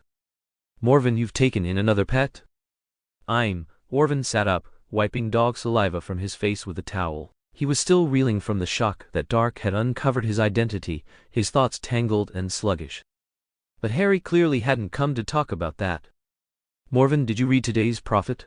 I just saw it. Tom showed me. Well, what I mean is Sirius Black, that escaped convict from Azkaban. He's such a cruel, vile man. Morven's hand stilled. His heart dropped like a stone. He wanted to know what kind of expression Dark had now, but his neck was so stiff he couldn't turn his head. What did you say, Harry? Mo Yan asked hoarsely. Here! Harry sat down too, shoving the newspaper he held right under Mo Yan's nose. Take a look at this. Mo Yan took it. Earlier he had only skimmed the paper, paying attention to the front page headline. What Harry gave him now was an article on page 3. The Darkest of Deeds, Sirius Black. By Rita Skeeter. Sirius Black, born in 1960, is the eldest son of the infamous Black family. The Blacks are known for their fanatical devotion to pure blood supremacy, proudly bearing the family motto, always pure. His parents, like most of the family, upheld this creed and strongly supported the Dark Lord's ideals of wizarding purity. Notably, Black's cousin Bellatrix Lestrange and her husband Rodolphus are among the Dark Lord's most devoted followers, notorious for their enjoyment of unforgivable curses, especially the Cruciatus when torturing their victims. After the Dark Lord's disappearance in 1981, the Lestranges subjected the renowned Aurors, Frank and Alice Longbottom, to 3 days of torture so horrific it drove them insane. They remain at St. Mungo's with little hope of recovery. Their son, Neville Longbottom, now attends Hogwarts and is a close friend of the boy who lived, Harry Potter. Sirius Black's Aunt Elidora established the family tradition of cutting off the heads of elderly house elves who could no longer carry trays, preserving them as household ornaments. It was horrifying, said one aristocratic lady who once visited the Black residence. I've never seen a place so dreadful and sinister. Black's younger brother, Regulus Black, was also a Death Eater. He vanished before the Dark Lord's fall and remains missing to this day. There is reason to suspect he is still abroad, plotting dark schemes in preparation for his master's return. Given such a background, Sirius Black could hardly have been ignorant of his family's pure blood ideals. Why then was he the exception, sorted into Gryffindor? At the time it shocked many. Only 10 years later did the true answer emerge, stunning all who knew the facts. In 1971, Sirius Black entered Hogwarts alongside James Potter and Lily Evans. That year also marked Albus Dumbledore's appointment as headmaster. The scheming Black quickly wormed his way into the trust of the warm-hearted, unsuspecting James Potter, becoming his dearest friend. Mo Yan shut his eyes in disgust, unable to read further. After a moment's composure he skipped straight to the end. In the final hour, a grief-stricken Peter Pettigrew, driven nearly to madness, cried out Sirius Black's treachery. Black, desperate to silence him, unleashed a deadly curse on a crowded Muggle street. 13 Muggles were slaughtered in the blast. Poor Pettigrew was blown to pieces, the largest part of his remains being a single finger. When Aurors arrived to arrest him, Black fought viciously, wounding 7 in the process. Even then, he raved that someone of great importance would soon die. We all know what sacrifices an ancient pure blood family has since made. Mo Yan read through the piece from beginning to end. His anger eased somewhat, because he noticed what wasn't written. The article carefully avoided mentioning that Sirius was Harry's godfather, that he had been the Potter's secret keeper, or anything about Hugh Potter. Rita Skeeter's wording danced around these points, suggesting Dumbledore had censored them to shield Harry. Yet, unwilling to be entirely muzzled, Skeeter dropped heavy hints with phrases like the Potters placed in him a trust beyond all else, his dearest friend, the sacrifices of an ancient pure blood family, the innocence of the pure-hearted, the so-called victory of the Dark Lord brought about by betrayal, and a madman's desperate vengeance. Anyone with a clue to the truth would see what she meant. Imagine Sirius Black serving Voldemort since he was 11. Hard to believe someone could be so twisted. When I was 11, all I cared about was homework and Quidditch, Harry said uneasily once Mo Yan had finished. You talk as if you're ancient, Mo Yan replied with a faint smile, setting the paper aside. Dark nosed against him as if to check on his mood. I'm 13 now, Harry said proudly, then his face darkened. I never imagined Black was my parents' best friend. If they'd known he was actually a Death Eater, they'd have been devastated. He was even the best man at their wedding. Suddenly, Harry jerked his head up, yanked the newspaper from under Dark's nose, and scanned it in shock. Morven, look here. Harry jabbed a finger at the page. See? Sirius Black was arrested at dawn on November 1st, the very day after my parents were killed by Voldemort. No, actually the same night, just a few hours later at most. Harry looked utterly stunned by his discovery. Morven, do you think could it be? You mean, could Sirius Black have had something to do with your parents' deaths? Morven asked softly, stroking Dark's heaving sides to calm him. Harry nodded, swallowing hard, eyes fixed on him. Morven hesitated. Should he tell Harry a little? Even if he stayed silent now, Harry would piece it together sooner or later. The boy could be careless, yes, but he had a sharp instinct for connections. Very possible, Harry. Morven leaned back against Dark, his tone cool, though a sudden ache twisted in his chest.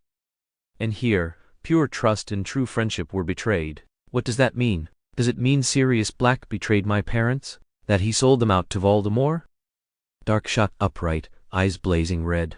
Then, after a moment, he collapsed again, burying his head between his paws, his body trembling.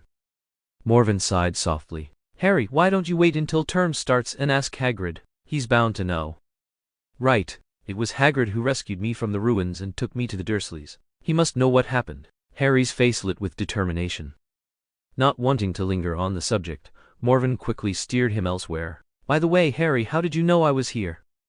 Old Tom told me. Harry grinned, though his eyes still darted across the newspaper. I picked up the profit from him too. And you? What are you doing here? Buying books today? Nope. Harry's voice took on a mix of pride and mystery. I've been living here for nearly a month. He waited for Morven to ask why, but those knowing eyes just smiled at him, amused. Don't you ever get curious? Harry groaned, glaring. You're ruining my big reveal. It's no fun if you already know everything. All right. Morven rubbed his hands together, sat up straighter, and leaned toward Harry's green eyes with mock urgency. "So Harry, what happened? Eh?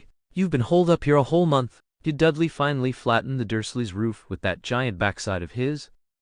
Harry burst out laughing, clutching his stomach as he rolled on the floor. Tears pricked his eyes by the time he sat back up, only to see Morven still watching him with worried seriousness, which set him off into another fit of helpless laughter. Morven chuckled softly too, then glanced back at Dark. The dog's eyes were a tangle of pride and sorrow, and Morven's chest tightened with a flicker of sadness. It took Harry quite a while to calm down. Then he recounted how he'd blown up Aunt Marge like a balloon. Anger, triumph, and satisfaction chased each other across his face as he spoke. Finally, he frowned in puzzlement. "It's strange. Last time, it was that house elf Dobby who did magic at Privet Drive, but I was the one who got the Ministry's warning, said if it happened again, I'd be expelled. But this time I actually blew Aunt Marge up like a balloon, and they didn't say a word. The minister himself, Cornelius Fudge, even came to meet me at the Leaky Cauldron." "I'd say the reason's fairly obvious, Harry." Morven arched a brow. "Huh?" Harry's face was full of question marks. Morven didn't answer. He only tapped the newspaper with a long, pale finger. "Sirius Black? You mean it's connected to him?" Harry asked, eyes widening. Then, lowering his voice, he muttered thoughtfully, "Yeah, if a prisoner broke out of Azkaban, if he's still loyal to Voldemort, maybe he'd want to kill me, or go back to Voldemort." "Maybe it's not that dangerous," Mo Yan said, worried Harry might be frightened by something that wasn't even real. "He broke out of Azkaban, he's bound to be hiding. Dumbledore won't let you come to harm." I know." Harry smiled. "But if he really does dare to come after me, all the better. I want to ask him myself, did he betray my parents?" Mo Yan froze. Courage was a good thing, of course, but hearing Harry say that left him with a hollow, unsettled feeling. "By the way, Harry," noticing Harry had taken off his glasses, Mo Yan pulled a watch from his ring. "Here, wear this. If things ever get dangerous, it can shield you."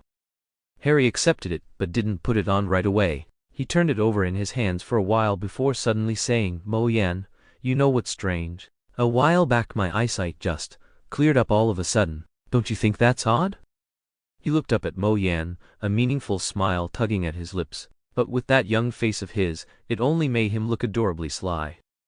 Mo Yan stiffened, then understood instantly. Harry had already figured it out. The sudden blindness, the sudden recovery, and those glasses, all of it had been his doing. Back then, Mo Yan had known the basilisk was roaming Hogwarts, so he'd used it as an excuse to get Harry to wear the glasses he'd painstakingly made. But he hadn't thought it through properly. He'd cast the spell that left Harry nearly blind before the basilisk even appeared. Now, there was no good way to explain. Mo Yan gave a foolish laugh, his face turning red without him realizing. How should he explain? How? His mind froze up completely. Harry, amused by the rare sight of Mo Yan flustered, chuckled and slipped the watch onto his wrist without pressing further. Mo Yan let out a quiet sigh of relief.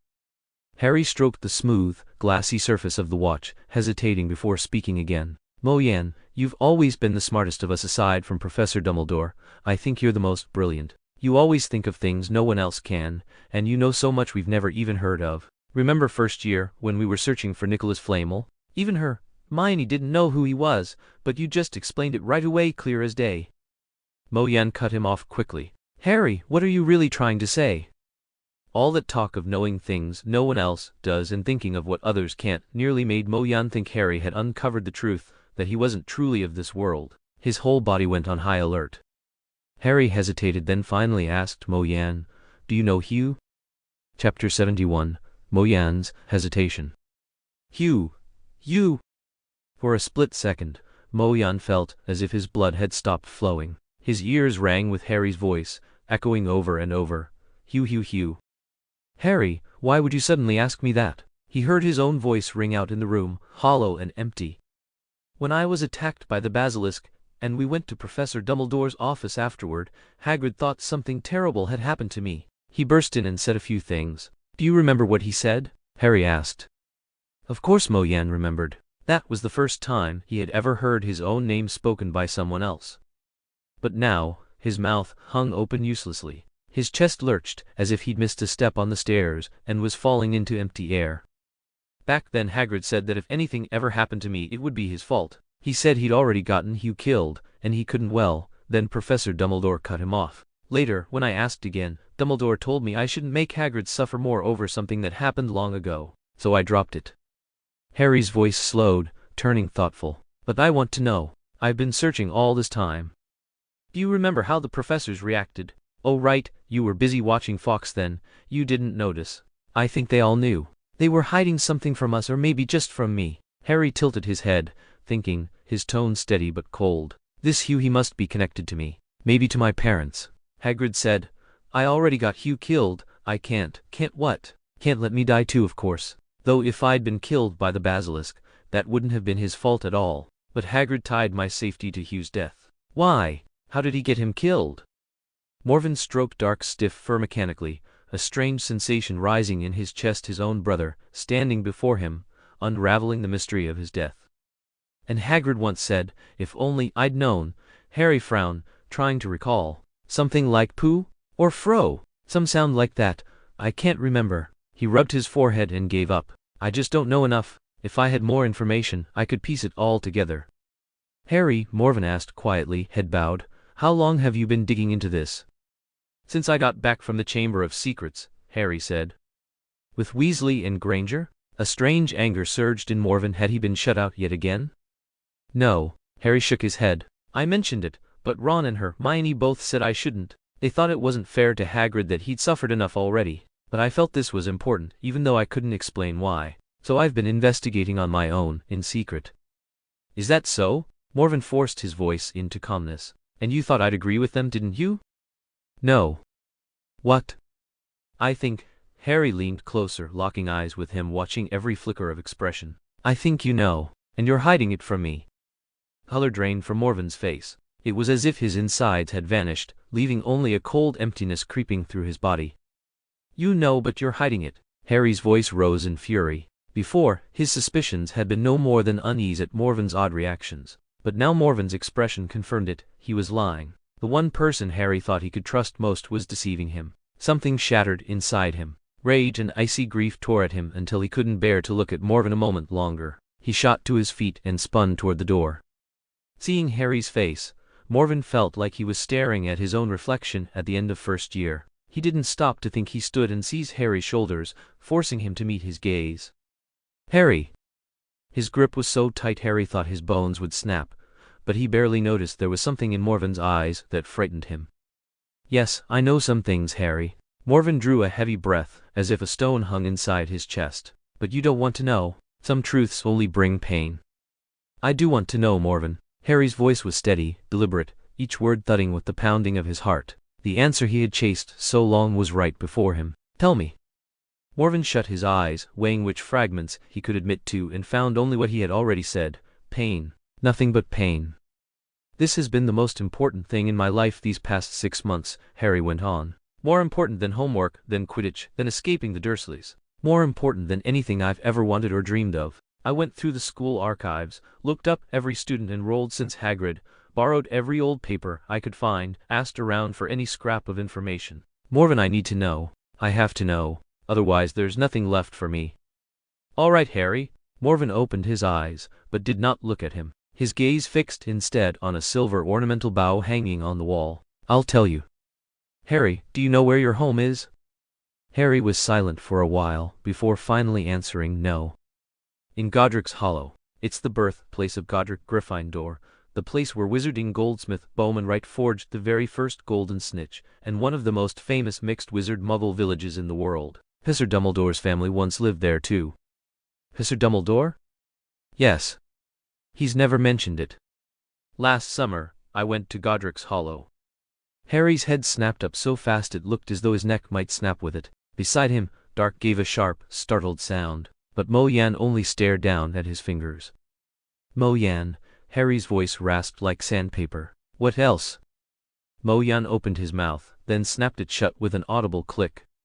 He couldn't trust his tongue.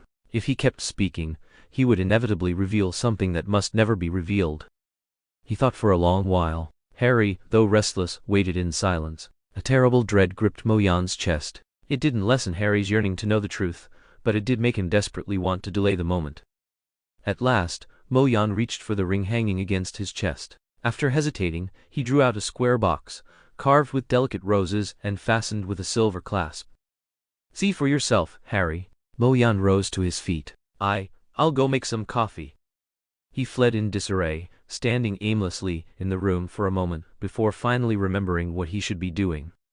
From his kit, he took out the tools for brewing coffee: a gas lamp, measuring cup, stirring spoon, cubes of sugar and granulated sugar, different kinds of beans, matching cups, and bottles of liquor. He prepared a strong aromatic base, added a spoonful of sugar and half an ounce of whiskey into an Irish coffee glass, then lit the lamp to warm the cup.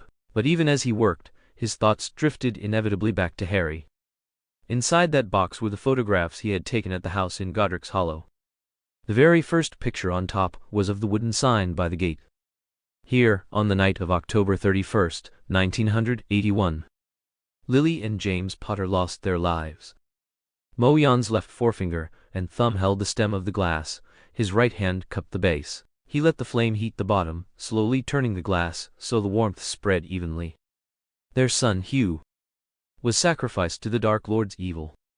A thin mist rose at the rim of the cup. Their other son, Harry, became the only wizard to survive the killing curse. The mist faded again. This house, hidden from Muggle eyes, remains a ruin. Blue fire flickered at the glass's base, a monument to the Potters and to Hugh. He gave the glass a gentle swirl, and the blue flame gradually died away. And a warning against the violence that tore their family apart. He poured the coffee up to the black line on the glass, watching the simple, dark liquid swirl slowly in the goblet, a dazed look clouding his eyes. At some point, without even realizing it, he had drawn out the rose-etched cylinder that held his family's inheritance, clenching it tightly in his hand. This was proof of who he truly was. If he explained how he had come by this rose, even if Harry didn't yet understand, Dumbledore would certainly know. And besides his godfather, Sirius Black, the man who somehow had discovered his identity was right there. Perhaps Sirius, still held back by the shadow of being both a fugitive and a wrongly accused traitor, dared not reveal himself to Harry, but maybe he would step forward to vouch for him. Even without that, there were plenty of magical ways to test bloodlines. All it would take was the smallest spark, a single clue, the faintest suggestion to point people in that direction, and the truth of his parentage would be uncovered. Then he and Harry could finally know each other for who they were. Harry wouldn't have to suffer over Hugh's so-called death. It was what Morven had longed for, dreamed of, for so long. And yet, when the chance was right before him, Morven found himself unsure if he truly wanted it. He didn't understand what he was hesitating over. Harry longed for family, and so did he. Harry wanted a home, and so did he. Harry was already close to him. If they acknowledged the truth, then he could openly scold the Dursleys, investigate Sirius's wrongful imprisonment, hunt down Peter Pettigrew, and stand at Harry's side without hesitation. No Slytherins or Gryffindors would have cause to object. From then on, loneliness would no longer be loneliness, regret would turn to relief, sorrow to joy, pain to happiness. Could it really bring happiness? Morven faltered. A wave of panic washed over him. His heart felt as though it hung suspended in a void, caught between rising and falling, unable to settle anywhere. If he revealed the truth, would he still be the person he was now? His hand froze around the coffee cup. At last, he understood what he had been afraid of. Right now, they were friends. If the truth came out, they would be brothers. Even though he knew the truth in his heart, keeping silent was like a thin sheet of window paper. Fragile, transparent, hardly a barrier at all, but still a kind of protection. Once pierced, would he still be allowed to remain himself? The thought was like a rope tightening around his throat, choking him. And yet he had yearned for this moment for so long. Morven stared up at the blank ceiling for a long time. In the end, he slipped the rose cylinder back into his ring. He carried the warm cup of coffee back to Harry, handed it to him, and felt scalding tears spill onto the back of his own hand. "I never knew," Harry whispered hoarsely. Morven turned his head slightly and caught the sorrow in Dark's eyes as he watched them.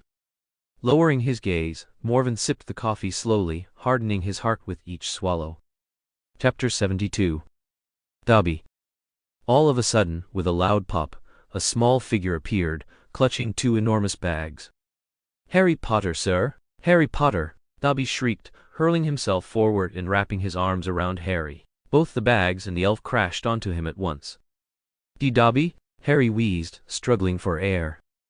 Yes, it's Dobby, sir. The house elf squealed in his high, piercing voice, dragging Harry out of his dark thoughts. Dobby has longed and longed to see Harry Potter again, sir. He released Harry and stepped back a few paces, his tennis ball-sized green eyes brimming with tears of joy. Wait, what are you doing here? Harry snapped harshly. What are you trying now? Dobby is working here, sir. The elf didn't seem bothered by Harry's tone, perhaps he was used to it. His voice remained sharp and excited. Mr. Evans gave Dobby a job. Mo-Yan. Harry turned on him in shock. You took in the elf who tried to kill me.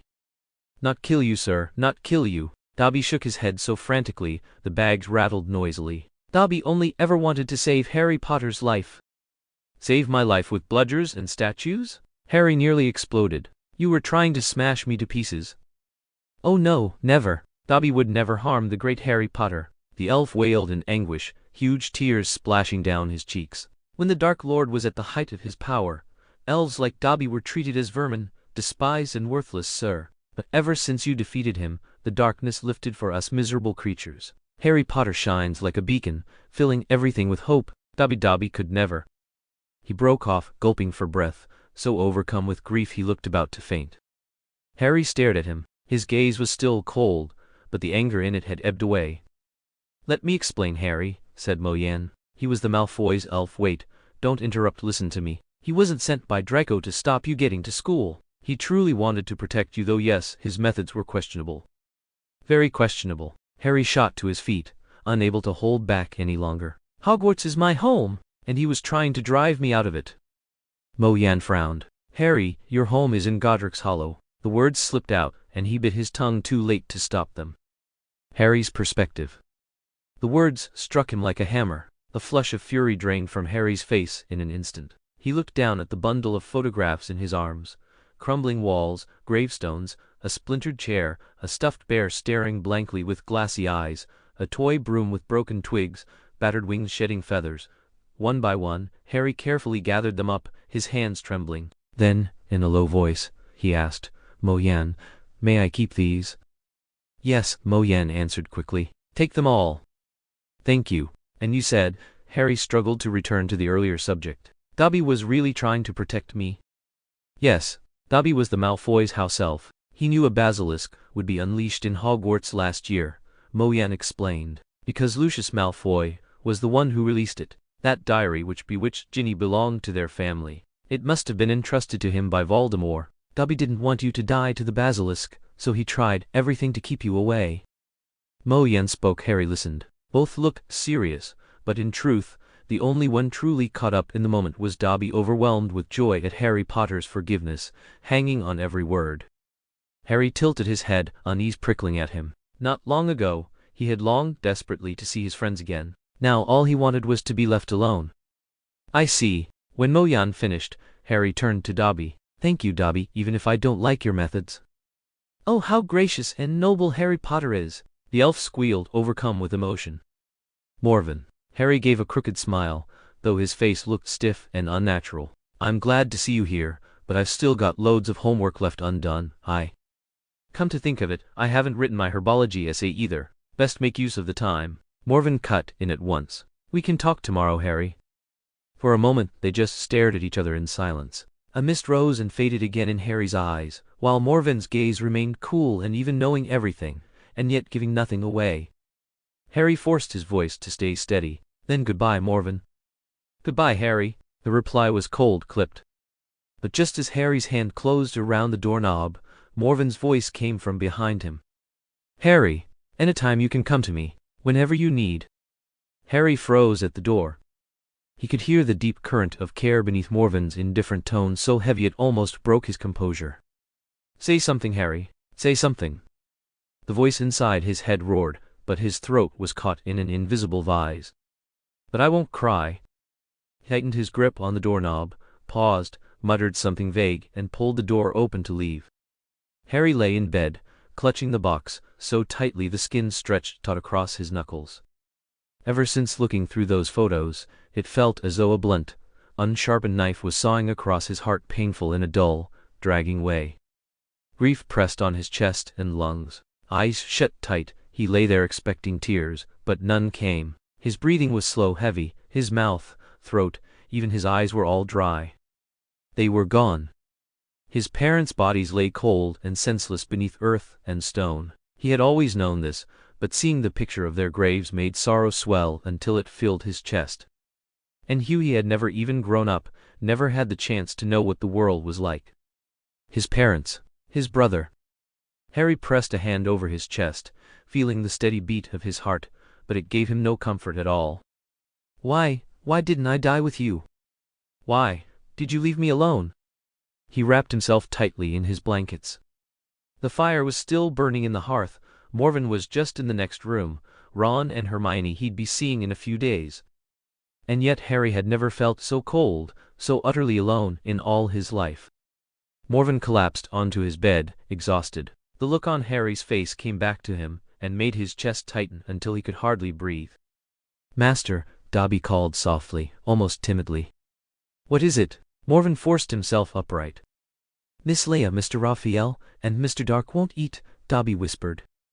What? Morven sat up properly then, noticing for the first time that his pets, except for Dark, who'd just returned with him, had all grown thinner. Raphael perched on the shelf, still trying to look dignified, but clearly listless, while Leia gazed at him mournfully, her tiny paws clutching at his robes.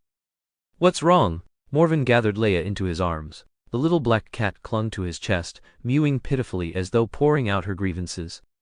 Dobby doesn't know, sir. The little elf shook his head, his oversized ears flopping back and forth. Dobby bought the finest cat food and owl pellets for Miss Leia and Master Raphael, and today when Master Dark returned, Dobby bought the best dog food too, but none of them would eat it. Dobby is such a fool.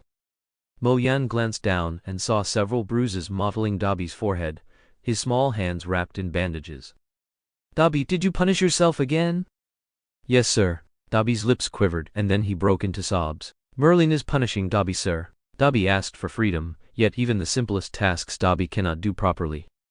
Dobby, this isn't your fault. Mo Yan stroked Leia, signaling her to stop clawing at his robes. Through misty tears, the elf gazed up at him. Dobby, it was my oversight. I forgot to tell you Leia, Raphael and Dark usually eat what I eat, and they're terribly picky. If the food isn't extraordinary, they won't touch it. Even plain bread is better to them than packaged feed. Of course they turned up their noses. Go to the kitchens and ask for roast rabbit, cake, and some vanilla pudding. Leia likes lemonade, Raphael prefers strawberry juice, and as for Dark, he looked at the black dog lying silently off to the side. Pumpkin juice, I suppose? Yes, sir. Dobby hesitated, then asked, would you not like anything yourself, sir? No, that won't be necessary. Go prepare it. Yes, sir. With a sharp crack, the elf vanished. Mo Yan lay back on the bed, staring at the ceiling above, unable to drift into sleep. Sir. After a long silence, Dobby's voice piped up again. What now, Dobby? Mo Yan snapped, irritation in his tone. Sir, shall I throw these away? Mo Yan turned his head. There in Dobby's arms was a mountain of various pet foods and 2 freshly washed rats. The clerk at Elup's Owl Emporium said that if cats or owls refused to eat, perhaps a live rat might improve their appetite, Dobby explained. The 2 rats squeaked frantically in his grip. Mo Yan's brows slowly drew together. He had forgotten rats were the eyes and ears of that traitor. Though the Weasley family was still in Egypt, and might not yet know, the moment they set foot back on British soil, the local rats would surely report that he had taken up residence in the leaky cauldron with a great black dog. Even though he had made some preparations in case Scabbers ever left Ron, if that rat truly chose to vanish into some sewer rather than come here, there would be nothing he could do, and if he forced the explosive he'd planted inside Scabbers to go off, Sirius's chance of clearing his name would vanish with it. So he had to endure. Mo Yan drew his wand, aiming it at Dark, who was already poised to slap the 2 rats into bloody smears. Chapter 73. Remus Lupin. A flash of yellow light streaked past. Dark sat up sharply, shaking his head, staring at Morven in confusion. The black dog remained exactly the same, unchanged. Ah! Morven sighed, rapping himself lightly on the forehead. How could he have forgotten? If an animagus could simply be transfigured by another wizard, Sirius would never have had to spend all those years trapped at number 12, Grimmauld Place, hiding from the Ministry. It seemed the only way to let Scabbers safely tag along with Ron in front of everyone was to remove Dark from the scene for now. The best chance to deal with that rat would be once they were back at Hogwarts. "Good night," Morven muttered to his baffled pets, flopping down onto his bed with a sour sense of defeat. Ha! Forced to step aside for the sake of a filthy traitor who had betrayed his parents, could there be anything more maddening? The next morning, when Morven stammered through his awkward goodbye to Harry, the shame was almost unbearable, especially when he caught sight of Harry's hair sticking up like a bird's nest and his eyes swollen round as peaches. Harry, for his part, looked sheepish too. He'd only drifted into a fitful sleep close to dawn, weeping in dreams so much that his pillowcase had been soaked through. When Morven said he was leaving, Harry fell silent for a long while. "All right, it's fine," he said at last. "Ron and Hermione will be here in a couple of days anyway." Morven missed the faint sulk in Harry's voice. Heat flared in his chest. "Very well. See you at school." His tone was cold as he turned on his heel and strode away. Always Ron and Hermione. Always Ron and Hermione. Standing outside Gringotts, Morven reached for his vault key from the ring, only to fumble twice, once producing a wrapped orange toffee, the next time an empty scroll of parchment. His temper spiked. "They matter that much? I've done far more than they have. The only difference is I'm not with him every second of the day." He kicked the marble step hard, slung his bag onto his shoulder. Startled, Raphael shrieked and shot into the air, shedding 2 feathers that drifted down and made Dark sneeze, eyes gleaming with amusement. But after withdrawing gold from his vault, the breakneck cart ride through Gringotts didn't just churn his stomach, it seemed to shake the anger out of him too. "It's my fault," Morven admitted, stroking Leia's sleek back. She gave a lazy little hum. "Harry just learned the truth. Then I turn around and leave, of course he's upset. Ron and Hermione," Morven curled his lip unwillingly, "are arriving any day." "Raphael." Perched on a stone carving above Gringotts, Raphael fixed him with a stern glare. At Morven's call, the hawk beat its wings and landed on his outstretched arm, eyes sharp with reproach.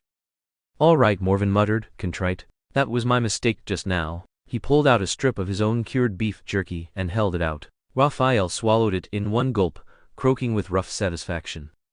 Morven tugged out a scrap of parchment, hesitated a moment, then scribbled a few lines. He tied the note to Raphael's scaled leg. "Go on then."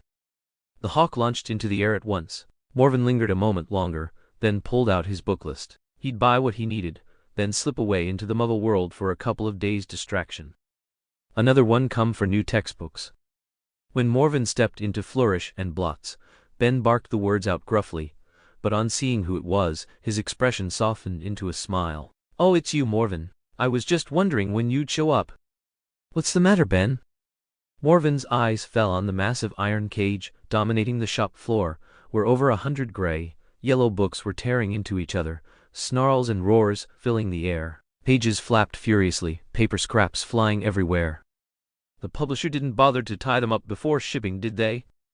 "Course there is," Ben roared. "Otherwise Flourish and Blots would be out of books entirely by now. But that idiot, Mackenzie, without thinking for even a second, went and untied all the ropes at once. Merlin knows how much effort it took me to drive them all back into the cage. At least a third of the stock is shredded beyond repair. 200 copies of the Monster Book of Monsters, they nearly ruined me."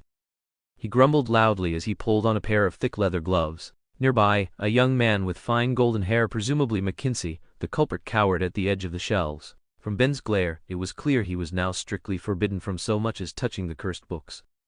"Wait, Ben." Mo Yan saw him pick up an enormous club and head for the cage. Quickly, he stopped him. "Why don't you try magic?"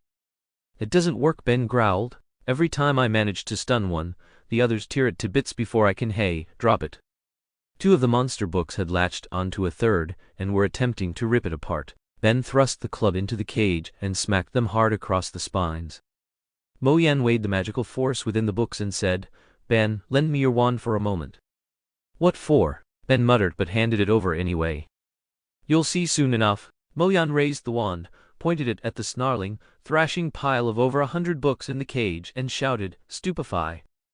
But instead of a single sharp flick, the wand quivered dozens of times at an incredibly high frequency, buzzing against the air. One after another, the monster books thudded to the floor in a lifeless heap. "Amazing!" Ben exclaimed in delight. Right, now tie them up, quickly, Mo Yan instructed, swinging the cage door open. We'll have no more than 12 minutes before they wake again. Then scrambled for ropes and together with the others, they bound the books tightly. Just as the last knot was secured, the book beneath it began writhing and howling. Mo Yan picked out the copy in the best condition, then purchased the rest of the new terms required texts. At the till, Ben waved away his payment. Say no more, Mo Yan, you saved me from a far worse loss. Mo Yan didn't argue. Packing up his books, he stepped out of flourish and blots and just in time to see Harry crossing from the other side of the street. Raphael immediately fluttered onto Mo Yan's shoulder, pecking his ear affectionately. What is it? Harry stopped 5 feet away, his tone cool. Harry, I'll be leaving Diagon Alley soon, Mo Yan said. I know. I just thought if you've nothing else planned, perhaps we could explore a bit of London together before term begins, then we'd head to King's Cross for the train. What do you think? Harry's eyes widened, and Mo Yan quickly added, of course, if you'd rather wait here for her, Hermione and Ron, I'd completely understand. No, I want to go. Harry cut him off. When do we leave? As soon as I'm done shopping. Mo Yan let out a breath of relief. I just need 2 more robes and a few potion ingredients. Have you finished yours? Yes, ages ago, Harry said. But I still need to pack my things. I'll meet you later. See you then. Mo Yan watched Harry skip away, exhaling softly. The past few days had been a storm of upheaval, even he was worn thin. His moods had swung from high to low, and he was sure Harry had felt the same. They'd both lashed out thoughtlessly at times, frustrations flaring like sparks. Thankfully, each time they'd managed to mend things in time. The days that followed were Harry and Mo Yan's first real holiday together. They went to an amusement park and screamed their way through roller coasters. They held an ice cream eating contest until their stomachs ached. They roamed through toy stores, buying armfuls of toys and handing them out to children they passed on the streets. They took countless photos, keeping the rolls of film safe to be developed later at school with the right magical solution. They stayed up all night at the cinema, darted out into summer rain on purpose, just to dry themselves clean with a wand afterward. To let Harry practice outside of school, Mo Yan had laid out all his spare wands and let him choose one. The holly and unicorn hair wand fit his hand best. Time flew quickly. In the blink of an eye, the new school year had arrived. Chapter 73. Remus Lupin. I wish every holiday could be like this, Harry said wistfully as they rode toward King's Cross, leaning against the window to watch the Muggle streets pass by. Sure, I'll come find you every holiday from now on, Morven replied lazily. Really? Harry's eyes lit up in surprise, only to dim again. The Dursleys would never allow it. Morven snorted. Fudge wouldn't let you out of Diagon Alley either, but we're not exactly playing by the rules, are we? What did you do, Morven? Harry asked, giving him a sidelong glance. He had completely forgotten the Ministry's warning not to leave Diagon Alley, only now reminded by Morven's words. Morven just smiled, leaning back in his seat to rest. From the black bag at his feet, a little black head peeked out, panting. Morven had smuggled dark in under the excuse of not wanting his pet to be discovered, but really, it was to avoid scaring Scabbers at the station. Harry! As soon as they stepped onto platform 9 3/4, Harry's view was immediately blocked by a tangle of hair. Morven noticed Mrs. Weasley hurrying toward them, fuming, and remembered her fiery letter. Shrugging, he yawned and strode toward the last carriage. Raphael hovering above his head, Leia cradled in his arms, a suitcase and a black bag trailing behind him. From a distance, Harry was in full panic mode. Running off like that, you don't know how worried we were. You've grown up now. You should show some responsibility, especially at times like this. Mrs. Weasley's shouting drew everyone's attention. The Gryffindor kids glanced around helplessly, and the crowd stepped back, leaving the platform mostly empty for them. As for the real culprit, they had disappeared the moment they entered the platform. Morven muttered a perfunctory blessing for Harry's safety as he swung open the door to the last carriage, the one he usually used, but found someone already inside. Raising an eyebrow in mild annoyance, he considered going elsewhere, but decided to just deal with the occupant later. As he got closer, he saw a middle-aged man asleep by the window, patched clothing, light brown hair streaked with gray. On the overhead luggage rack was a small, worn wooden box labeled, Professor Lupin. Morven's first instinct was to silently cast Petrificus Totalis on the wriggling black bag behind him, then place both the bag and suitcase on the rack. At this point, before Peter Pettigrew could catch up, The last thing anyone wanted was for the professor, who knew Sirius's animagus form, to witness him. Merlin only knew the chaos a werewolf could cause. If provoked without warning, Sirius wouldn't get away. Settling into the seat with an air of ease, Morven couldn't resist casually scrutinizing his father's old friend from school, Remus Lupin. Chapter 74. The Dementors. Suddenly, the carriage shuddered, smoke puffing from the engine as the train began to move. Soon the door slid open and Harry, Ron, and Hermione stepped in. "Ah, ha! There you are!" Harry squeezed the words out between his teeth. "You left me alone on the platform and Mrs. Weasley nearly ate me alive." "Harry, you should know," Morven said, exasperated. "Mrs. Weasley only nearly ate you. If I'd shown up uninvited, Mr. and Mrs. Weasley plus the dozen ministry Aurors would have torn me to pieces." Harry thought about it and nodded, settling down but still sulking. "By the way, Morven, what exactly did you do?" Hermione asked sternly while levitating her trunk onto the luggage rack with her wand. "The Minister of Magic and the Aurors looked awful when they mentioned you." "Yeah, tell us. What happened?" Ron asked eagerly, only to get a sharp glare from Hermione. Morven felt like he was facing the wrath of the Weasleys. "Well, Morven cleared his throat. Ron leaned forward so far half his backside hovered off the seat. Harry pricked his ears, and even Hermione unconsciously edged closer. Morven grinned mysteriously, then pulled a book in front of his face. From behind it came a triumphant voice. "No comment." "Mo Yan." The two boys shouted at once, only to have Hermione smack both of them lightly on the head with clear annoyance. "Don't shout. Professor Lupin is sleeping." "Professor Lupin?"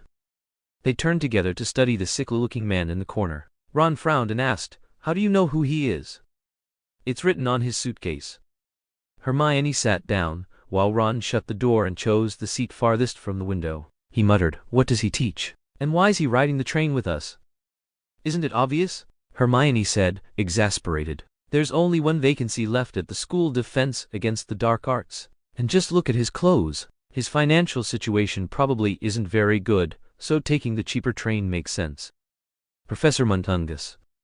He certainly won't be teaching us again. Last term was more than enough for him." Hermione turned to Mo Yan. "I heard he was hassled by a Slytherin student on his way out. Was that you?" "A Slytherin student?" Mo Yan leaned his chin on one hand, amused. "Hermione, why not just be more direct?" Her cheeks flushed, then her expression hardened. "All right, I heard you set his hair on fire. That true?" "Oh." Harry and Ron looked at Mo Yan with awe, blurting out in unison, "Did you really?" "Of course." Mo Yan grinned smugly. "Not just his hair, but his eyebrows and stubble too. And they'll never grow back. From now on, Professor Mundungus will have to parade around with a perfectly polished bald head." The two boys let out low whistles of admiration, while a deep frown carved itself across Hermione's brow. "Still, he was our professor." "And a con man and a thief," Ron cut her off. "Maybe going bald will help people see him for what he really is." Hermione opened her mouth as if to argue, but Harry quickly jumped in. "Hey, do you know what Mr. Weasley told me at the station?" "Yeah, what was so urgent it had to be said then?" "You nearly missed the train." Hermione immediately latched onto the new topic. "Mr. Weasley said." Harry lowered his voice suddenly. "Wait, is he really asleep?" "Huh?" Ron blinked dumbly. "What?" Hermione glanced at the slumbering Lupin. "He's asleep." She raised her wand and cast a Muffliato charm around him. "You cast a spell on a professor?" Ron gasped, horrified. "Who are you and what have you done with Hermione?" "What's so strange about it?" Hermione lifted her chin, though her cheeks flushed faintly. "I just don't want him disturbed. Go on, Harry."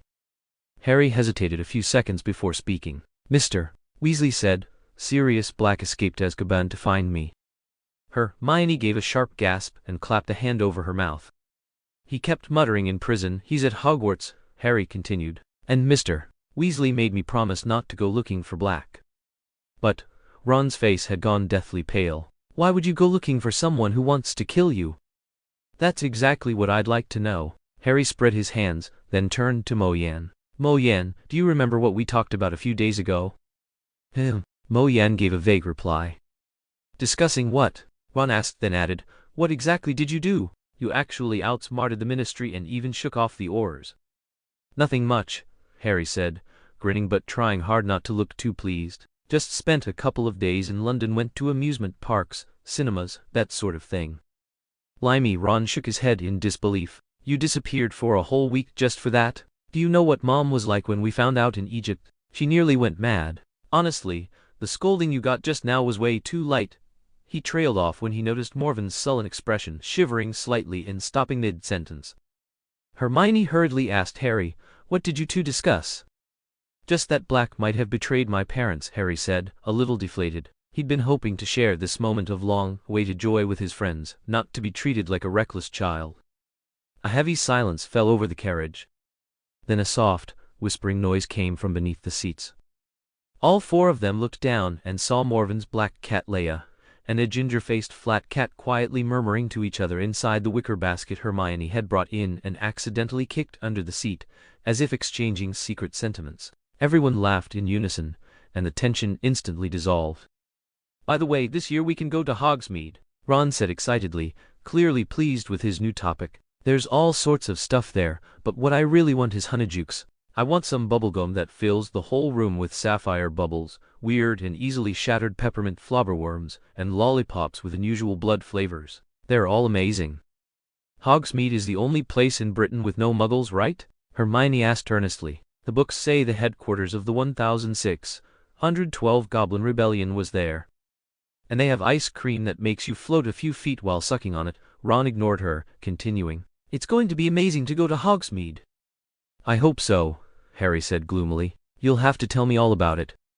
"What do you mean?" Hermione asked. "I can't go. The Dursleys haven't signed a permission slip, and Fudge wouldn't allow it either." "You can go," Morven said suddenly. "How?" Harry stared in surprise at Morven's smiling face. Somehow he didn't doubt the statement for a second. "Going to Hogsmeade isn't just one path from the school gates," Morven explained. "There are plenty of secret passages. When you get back to school, don't tell anyone you don't have a signed permission slip. Then we can appear in Hogsmeade openly. If necessary, the invisibility cloak works too."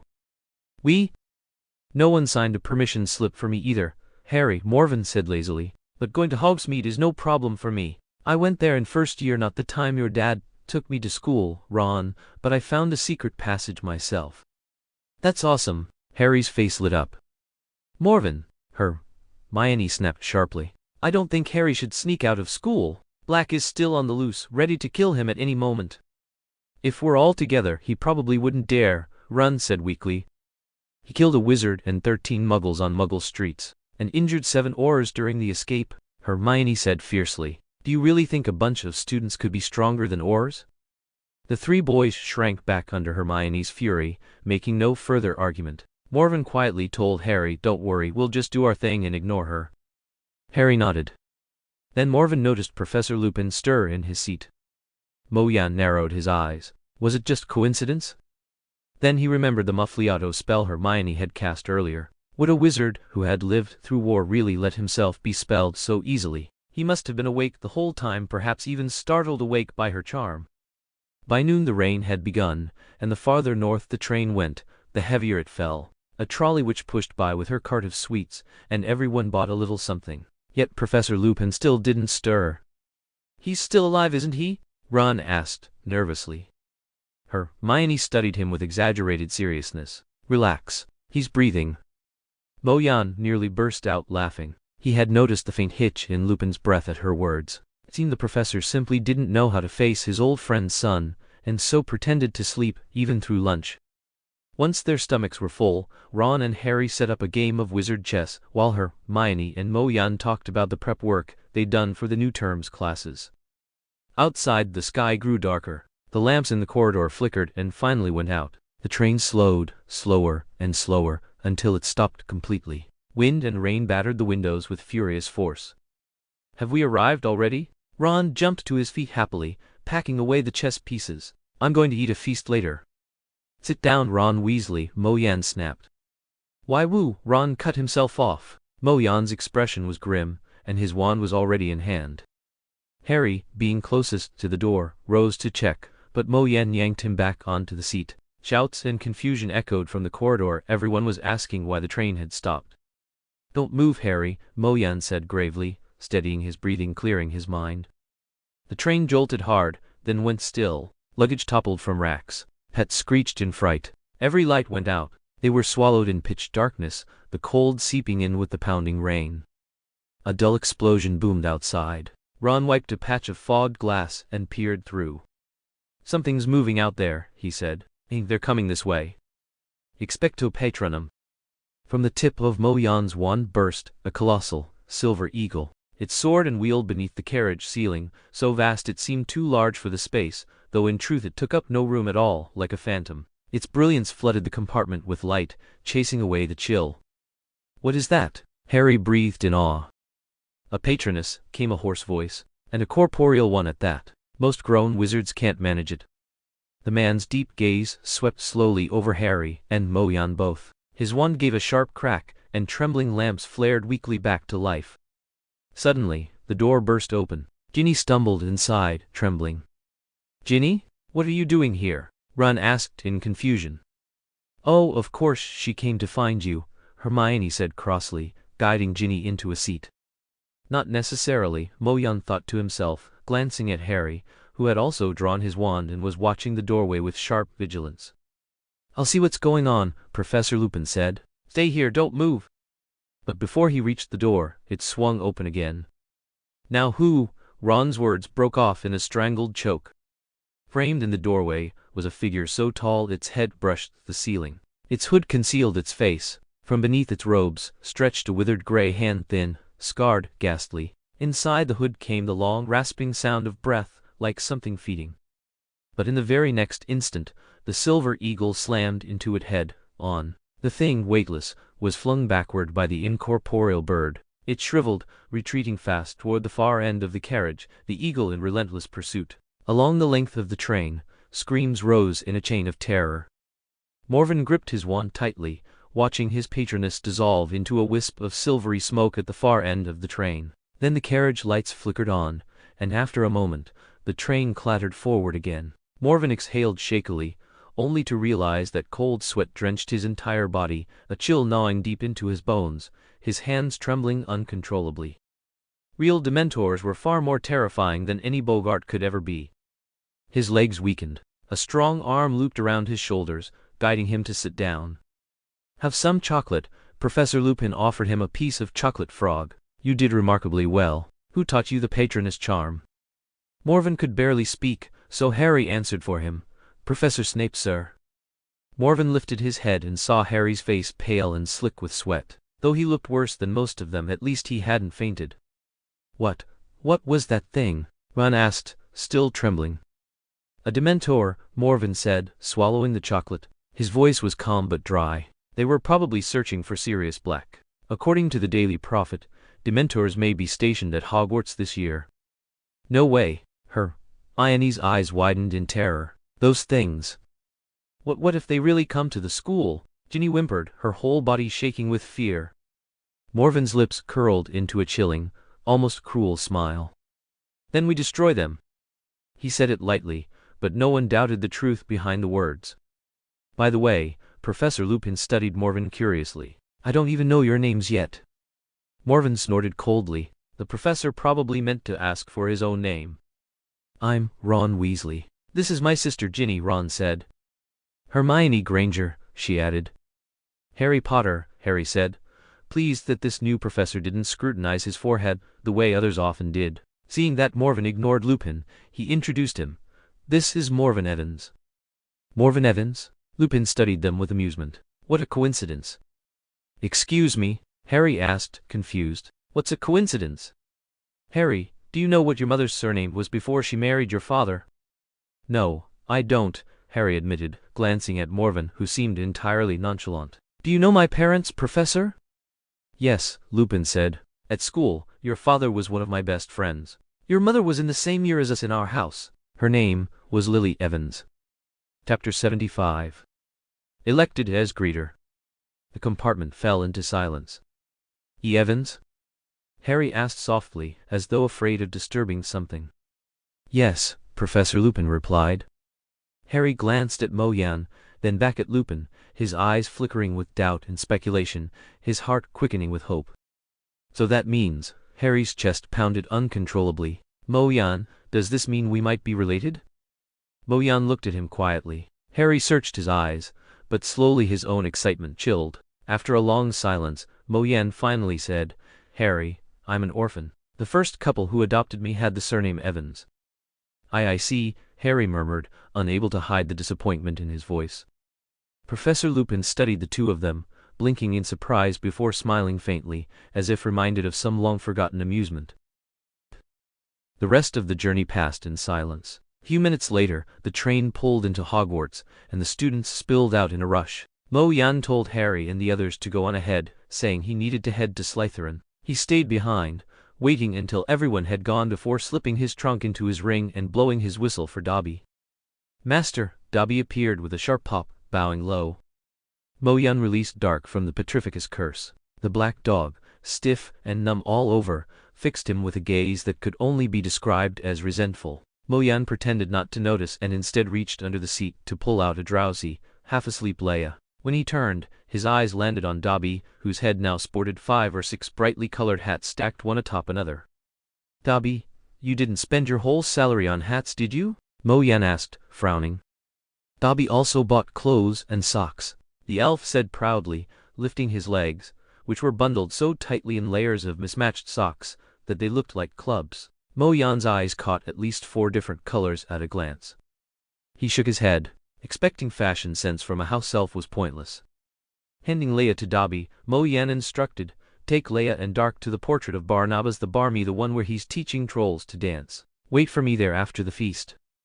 "Yes, master," Dobby said, vanishing with a pop alongside the cat and the dog. Mo Yan couldn't help but wonder, was there any place in this world a house elf couldn't go? Wizards had thrown open almost every door to them for their own convenience, perhaps only Gringotts remained an exception. A fine drizzle fell across the platform as Mo Yan tightened his cloak, realizing he was one of the last to leave the train. Not far away, a familiar figure stood shivering, glancing anxiously in his direction. "Draco?" Mo Yan called as he drew closer, realizing who it was. "Why haven't you gone inside?" Draco shot him a glare, his teeth chattering audibly.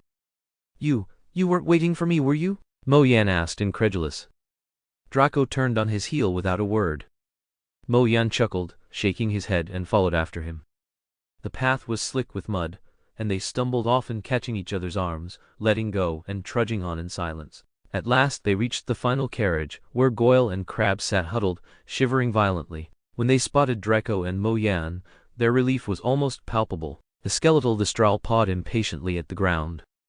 They climbed aboard, the carriage swaying as it started off. Passing through the school gates, Mo Yan caught sight of 2 towering Dementors stationed there. A chill swept over him once more, and instinctively, his hand tightened around his wand. "Was that you?" Draco asked suddenly, out of the blue. "What?" Morven replied, puzzled. "On the train," Draco said, pointing at the wand in Morven's hand. "That eagle? That's your patroness, right?" "How do you know?" Morven asked, surprised. Most students hadn't even heard of patronesses. "My father told me about it," Draco grinned. "I wanted to learn, but he said it was very advanced magic and useless. You know, patronesses are only used against Dementors, and Dementors are all in Azkaban. But when my godfather heard that you had learned the patroness charm, he started teaching me. I can only produce silver smoke right now, I can't form a corporeal patroness yet." Morven studied Draco's expression and noted with some surprise that he wasn't embarrassed or self-conscious at all. They turned through the cave-like entrance hall and entered the Great Hall. Inside, 5 long tables stretched out, belonging to the professors and the 4 houses. Thousands of candles floated above the tables, and the 4 house tables were crowded with students. They were among the last to enter.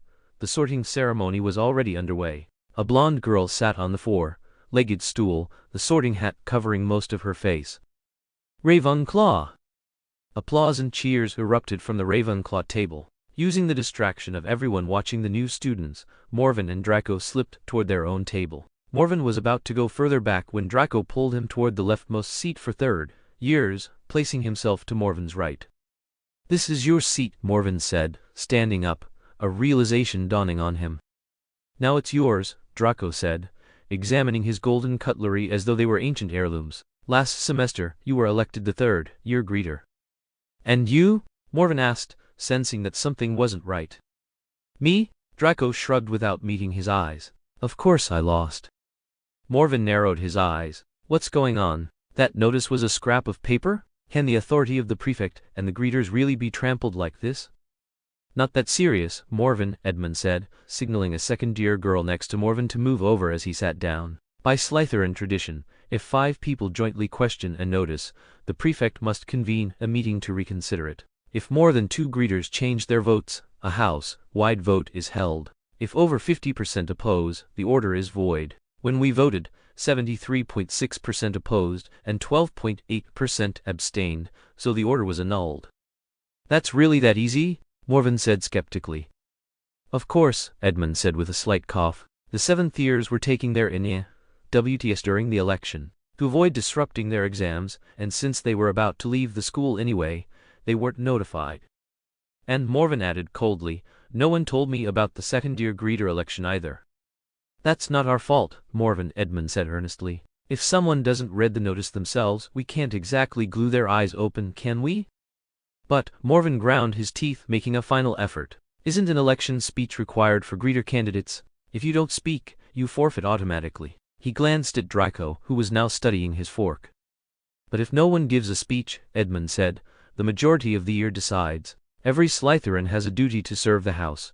Those elected this way have no choice. Morven, if you'd read the Slytherin guidelines on the common room notice board when you enrolled, you wouldn't be asking such naive questions. He patted Morven's shoulder. Do your best. Being elected greeter while absent Slytherin hasn't had that happen in over 50 years. It's a great honor. Who was the last one? Morven suddenly asked. Edmund's lips curved into a sly smile. You mean the last one? That would be the Dark Lord himself, Morven. He waved dismissively and returned to his seat. The second-year girl returned cautiously, shooting Morven a timid glance before sitting properly. Morven's face darkened even further. No wonder Draco had deliberately waited for him on the platform. At the time, Mo Yan had felt a bit touched. Now he realized the boy had only done it to make him feel guilty for complaining. He glared fiercely at Draco, who had stuck his eyes to the spoon, and said irritably, all right, enough pretending. Draco chuckled and put the spoon down, a smug grin spreading across his face that made Mo Yan want to punch him. At that moment, the sorting ceremony concluded, and Dumbledore rose to speak. Welcome, he began, his silver beard glinting in the candlelight. Welcome back to Hogwarts for the new school year. I have a few things to announce, one of which is particularly serious. I hope to make it clear before the feast makes you all 2 days to pay attention. Clearing his throat, Dumbledore continued, just as you were searched on the Hogwarts Express, our school will now be hosting several Dementors sent from Azkaban. They are here to carry out the Ministry of Magic's orders. They will be stationed at every entrance to the school. He paused, then went on. During their stay, I solemnly declare that no one is to leave the school without permission. Dementors are not fooled by tricks or disguises. Invisibility cloaks will not work. They do not understand pleading or excuses, so I warn each of you, do not give them any reason to harm you. I expect the prefects, as well as the newly appointed head boy and head girl, to ensure that no student comes into conflict with the Dementors. At that moment, Dumbledore cast a glance at Mo Yan. Isn't Edmund the head boy? Draco asked, puzzled at Edmund's complete lack of reaction to Dumbledore's words. No, Blaise replied from across the room, always quick with information. It's that Weasley from Gryffindor. I saw his chest puffed out so proudly, he looked like a rooster. Draco ground his teeth in frustration. Dumbledore is always favoring those Gryffindors. Edmund is 10 times stronger than that Weasley. Make that 100 times, Blaise corrected. That's right, Draco nodded emphatically. Mo Yan looked at Edmund, 2 grades away. Though his face showed no sign of disappointment, Mo Yan knew that this proud Slytherin must be feeling deeply humiliated. Somehow, he was reminded of Edmund's expression the year Gryffindor snatched the house cup from Slytherin at the last moment. Now for some happier news, Dumbledore continued. We are delighted to welcome 2 new professors to our school this year. First, Professor Lupin, who has kindly agreed to teach defense against the dark arts. A sparse, polite scattering of applause rose from the audience. Only a few Gryffindors clapped vigorously, Harry among them.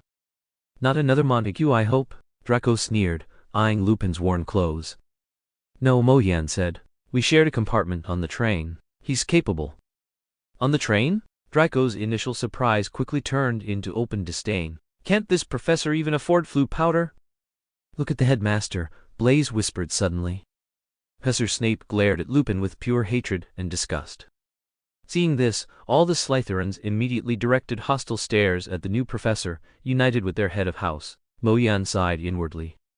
By the way, Mo Yan, Blaise leaned over during Dumbledore's introduction of the other new professor, Rubius Hagrid, who would teach care of magical creatures, and said, "There's something I know you'll be pleased about." "What is it?" "Remember the treasures you retrieved from the Slytherin chamber last year?" Blaise said. "After sorting them last semester, Dumbledore has decided to make part of the collection available, but all the books will be personally overseen by Madame Pince, and only exceptional students approved by their heads of house may borrow them." The rest of the evening, Mo Yan ate his dinner without much interest, his mind occupied with wondering what kind of rare books might be hidden in Slytherin's collection. After the last pie disappeared from the plate, Dumbledore dismissed everyone to bed. That's when Morven suddenly remembered why he'd felt so uneasy when he was elected greeter. Dark, Leia, and Dobby were all still waiting for him on the 5th floor corridor. But as the year's greeter, he had to stay in the dormitory. Leia was manageable, but how could he possibly bring a house self into his dorm? And if Dark got into the Slytherin common room, would he not turn the whole house upside down? Morven looked at the third-year Slytherins waiting for him to go first and felt an unprecedented headache. Chapter 76. Strength and Fragility. "Draco, you go on ahead," Morven said, pushing back his chair and standing.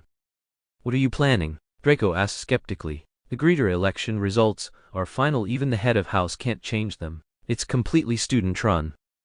"I'm going to ask Professor Snape to sign a permission slip for me," Morven said, rolling his eyes. Draco chuckled sheepishly.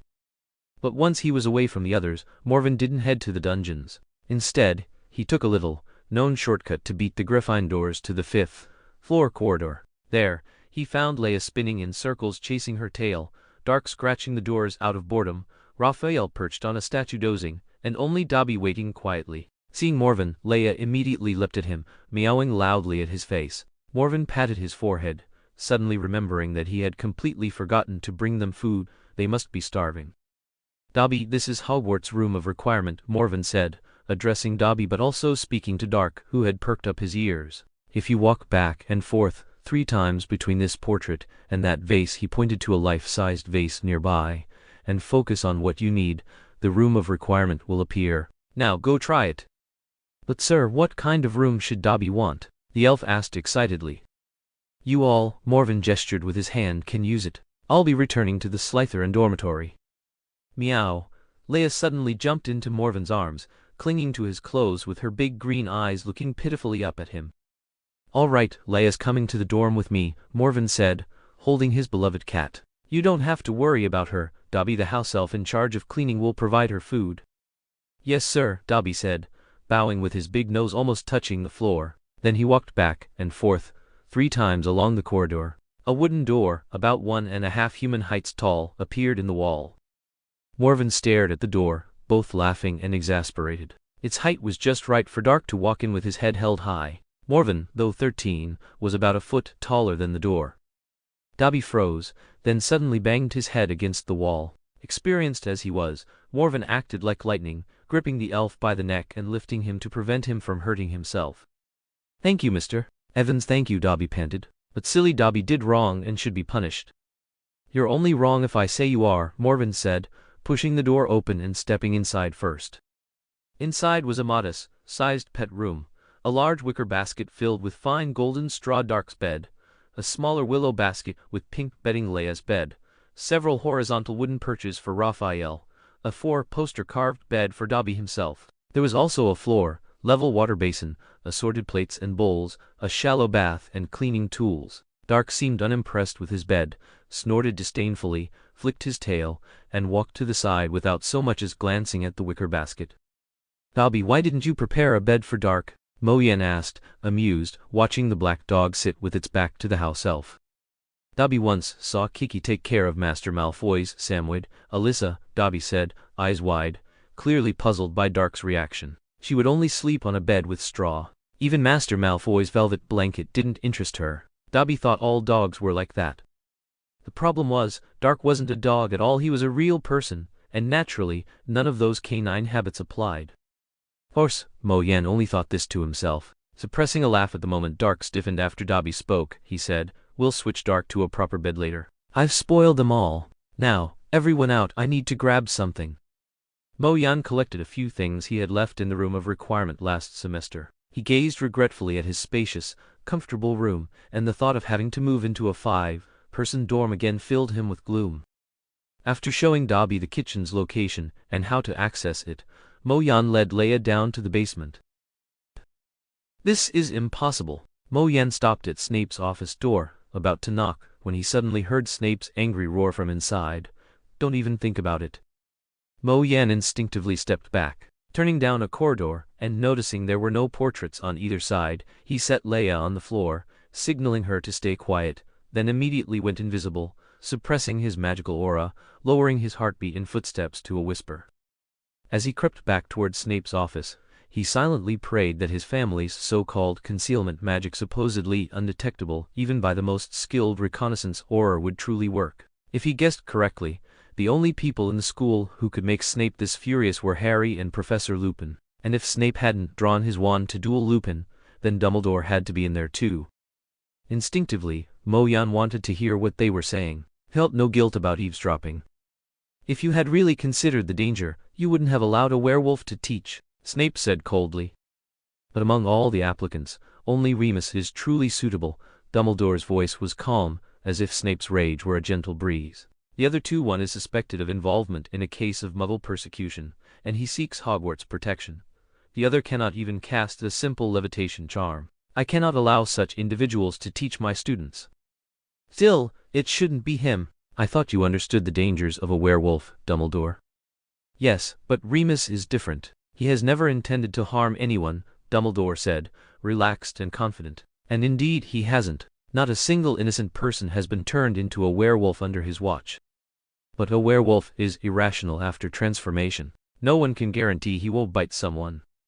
"Yes, I admit that. But as long as he takes the wolfsbane potion, he will sleep peacefully on full moon nights," Dumbledore said. "That is why we are sitting here. Severus, I know you can brew this potion." Snape exhaled sharply, as if struggling to contain his anger and reluctance. "This is an old man's request, Severus," Dumbledore said. "And it is not difficult for you, is it?" After a long silence, Snape muttered something under his breath. "Ah, Severus, thank you," Lupin said. "Yes, very good, Dumbledore said cheerfully. Mo Yan heard the rustle of fabric, as if someone had stood up. "All right, Remus, let's leave now and give Severus some peace and space." Snape snorted through his nose. Mo Yan tiptoed to leave, but just as he turned he heard Lupin speak. "Wait a moment, Professor Dumbledore." "What is it, Remus?" Dumbledore asked.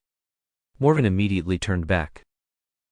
Professor Lupin seemed to be choosing his words carefully. "I encountered a child on the train who is very close to Harry. His name is Morven Evans. I believe he's a student in your house, isn't that right, Severus?" Morven froze, then pressed his ear tightly against the door. "That's correct," Severus Snape's voice rang out cold and hard as stone. "And what business is that of yours, Lupin?" "I just wanted to know." "No. His surname." "That's his adoptive father's surname.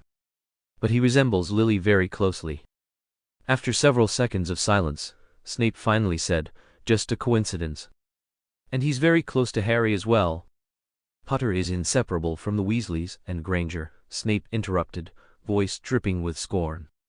"Why are you so unwilling to admit that this child might very well be the lost Hugh?" Lupin asked sharply.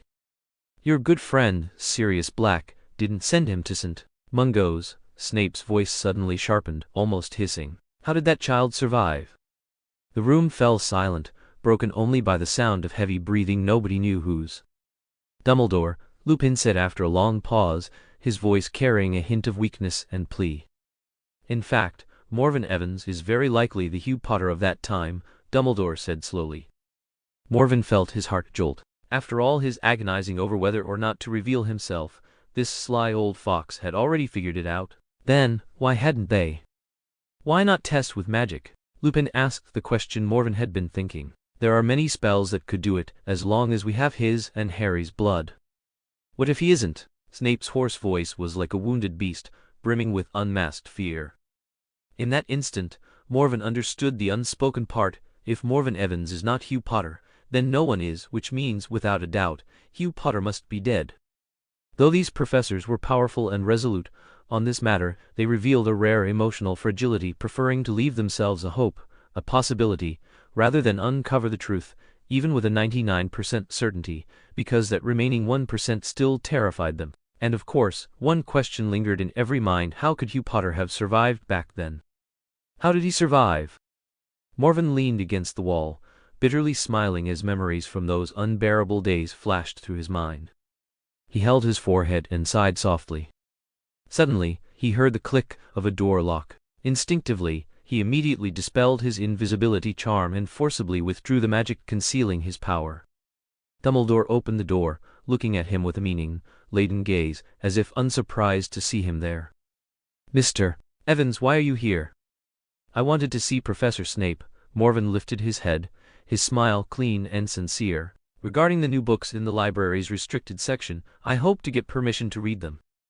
"Oh, you already know then," Dumbledore said calmly. Morven couldn't tell whether he knew he had been eavesdropping for a long time. "Come in." Dumbledore stepped aside. "I knew you'd be the first to request a slip, but I didn't expect it would be so soon." For the books in Salazar Slytherin's collection, Morven stepped inside, seeing the two professors watching him, smiling a little shyly. "I'm eager to read them." Having obtained the slip without issue, Morven immediately returned to the Slytherin dormitory with Leia. He didn't even greet his roommates, simply drawing the curtains and lying down. Some things, thought forgotten, can resurface from memory with just a tiny trigger. In the darkness, though he could see nothing, Morven still covered his eyes with his hands, unable to stop fragments from flashing through his mind. At that moment, he had just left the Hightower Valley home with Sirius.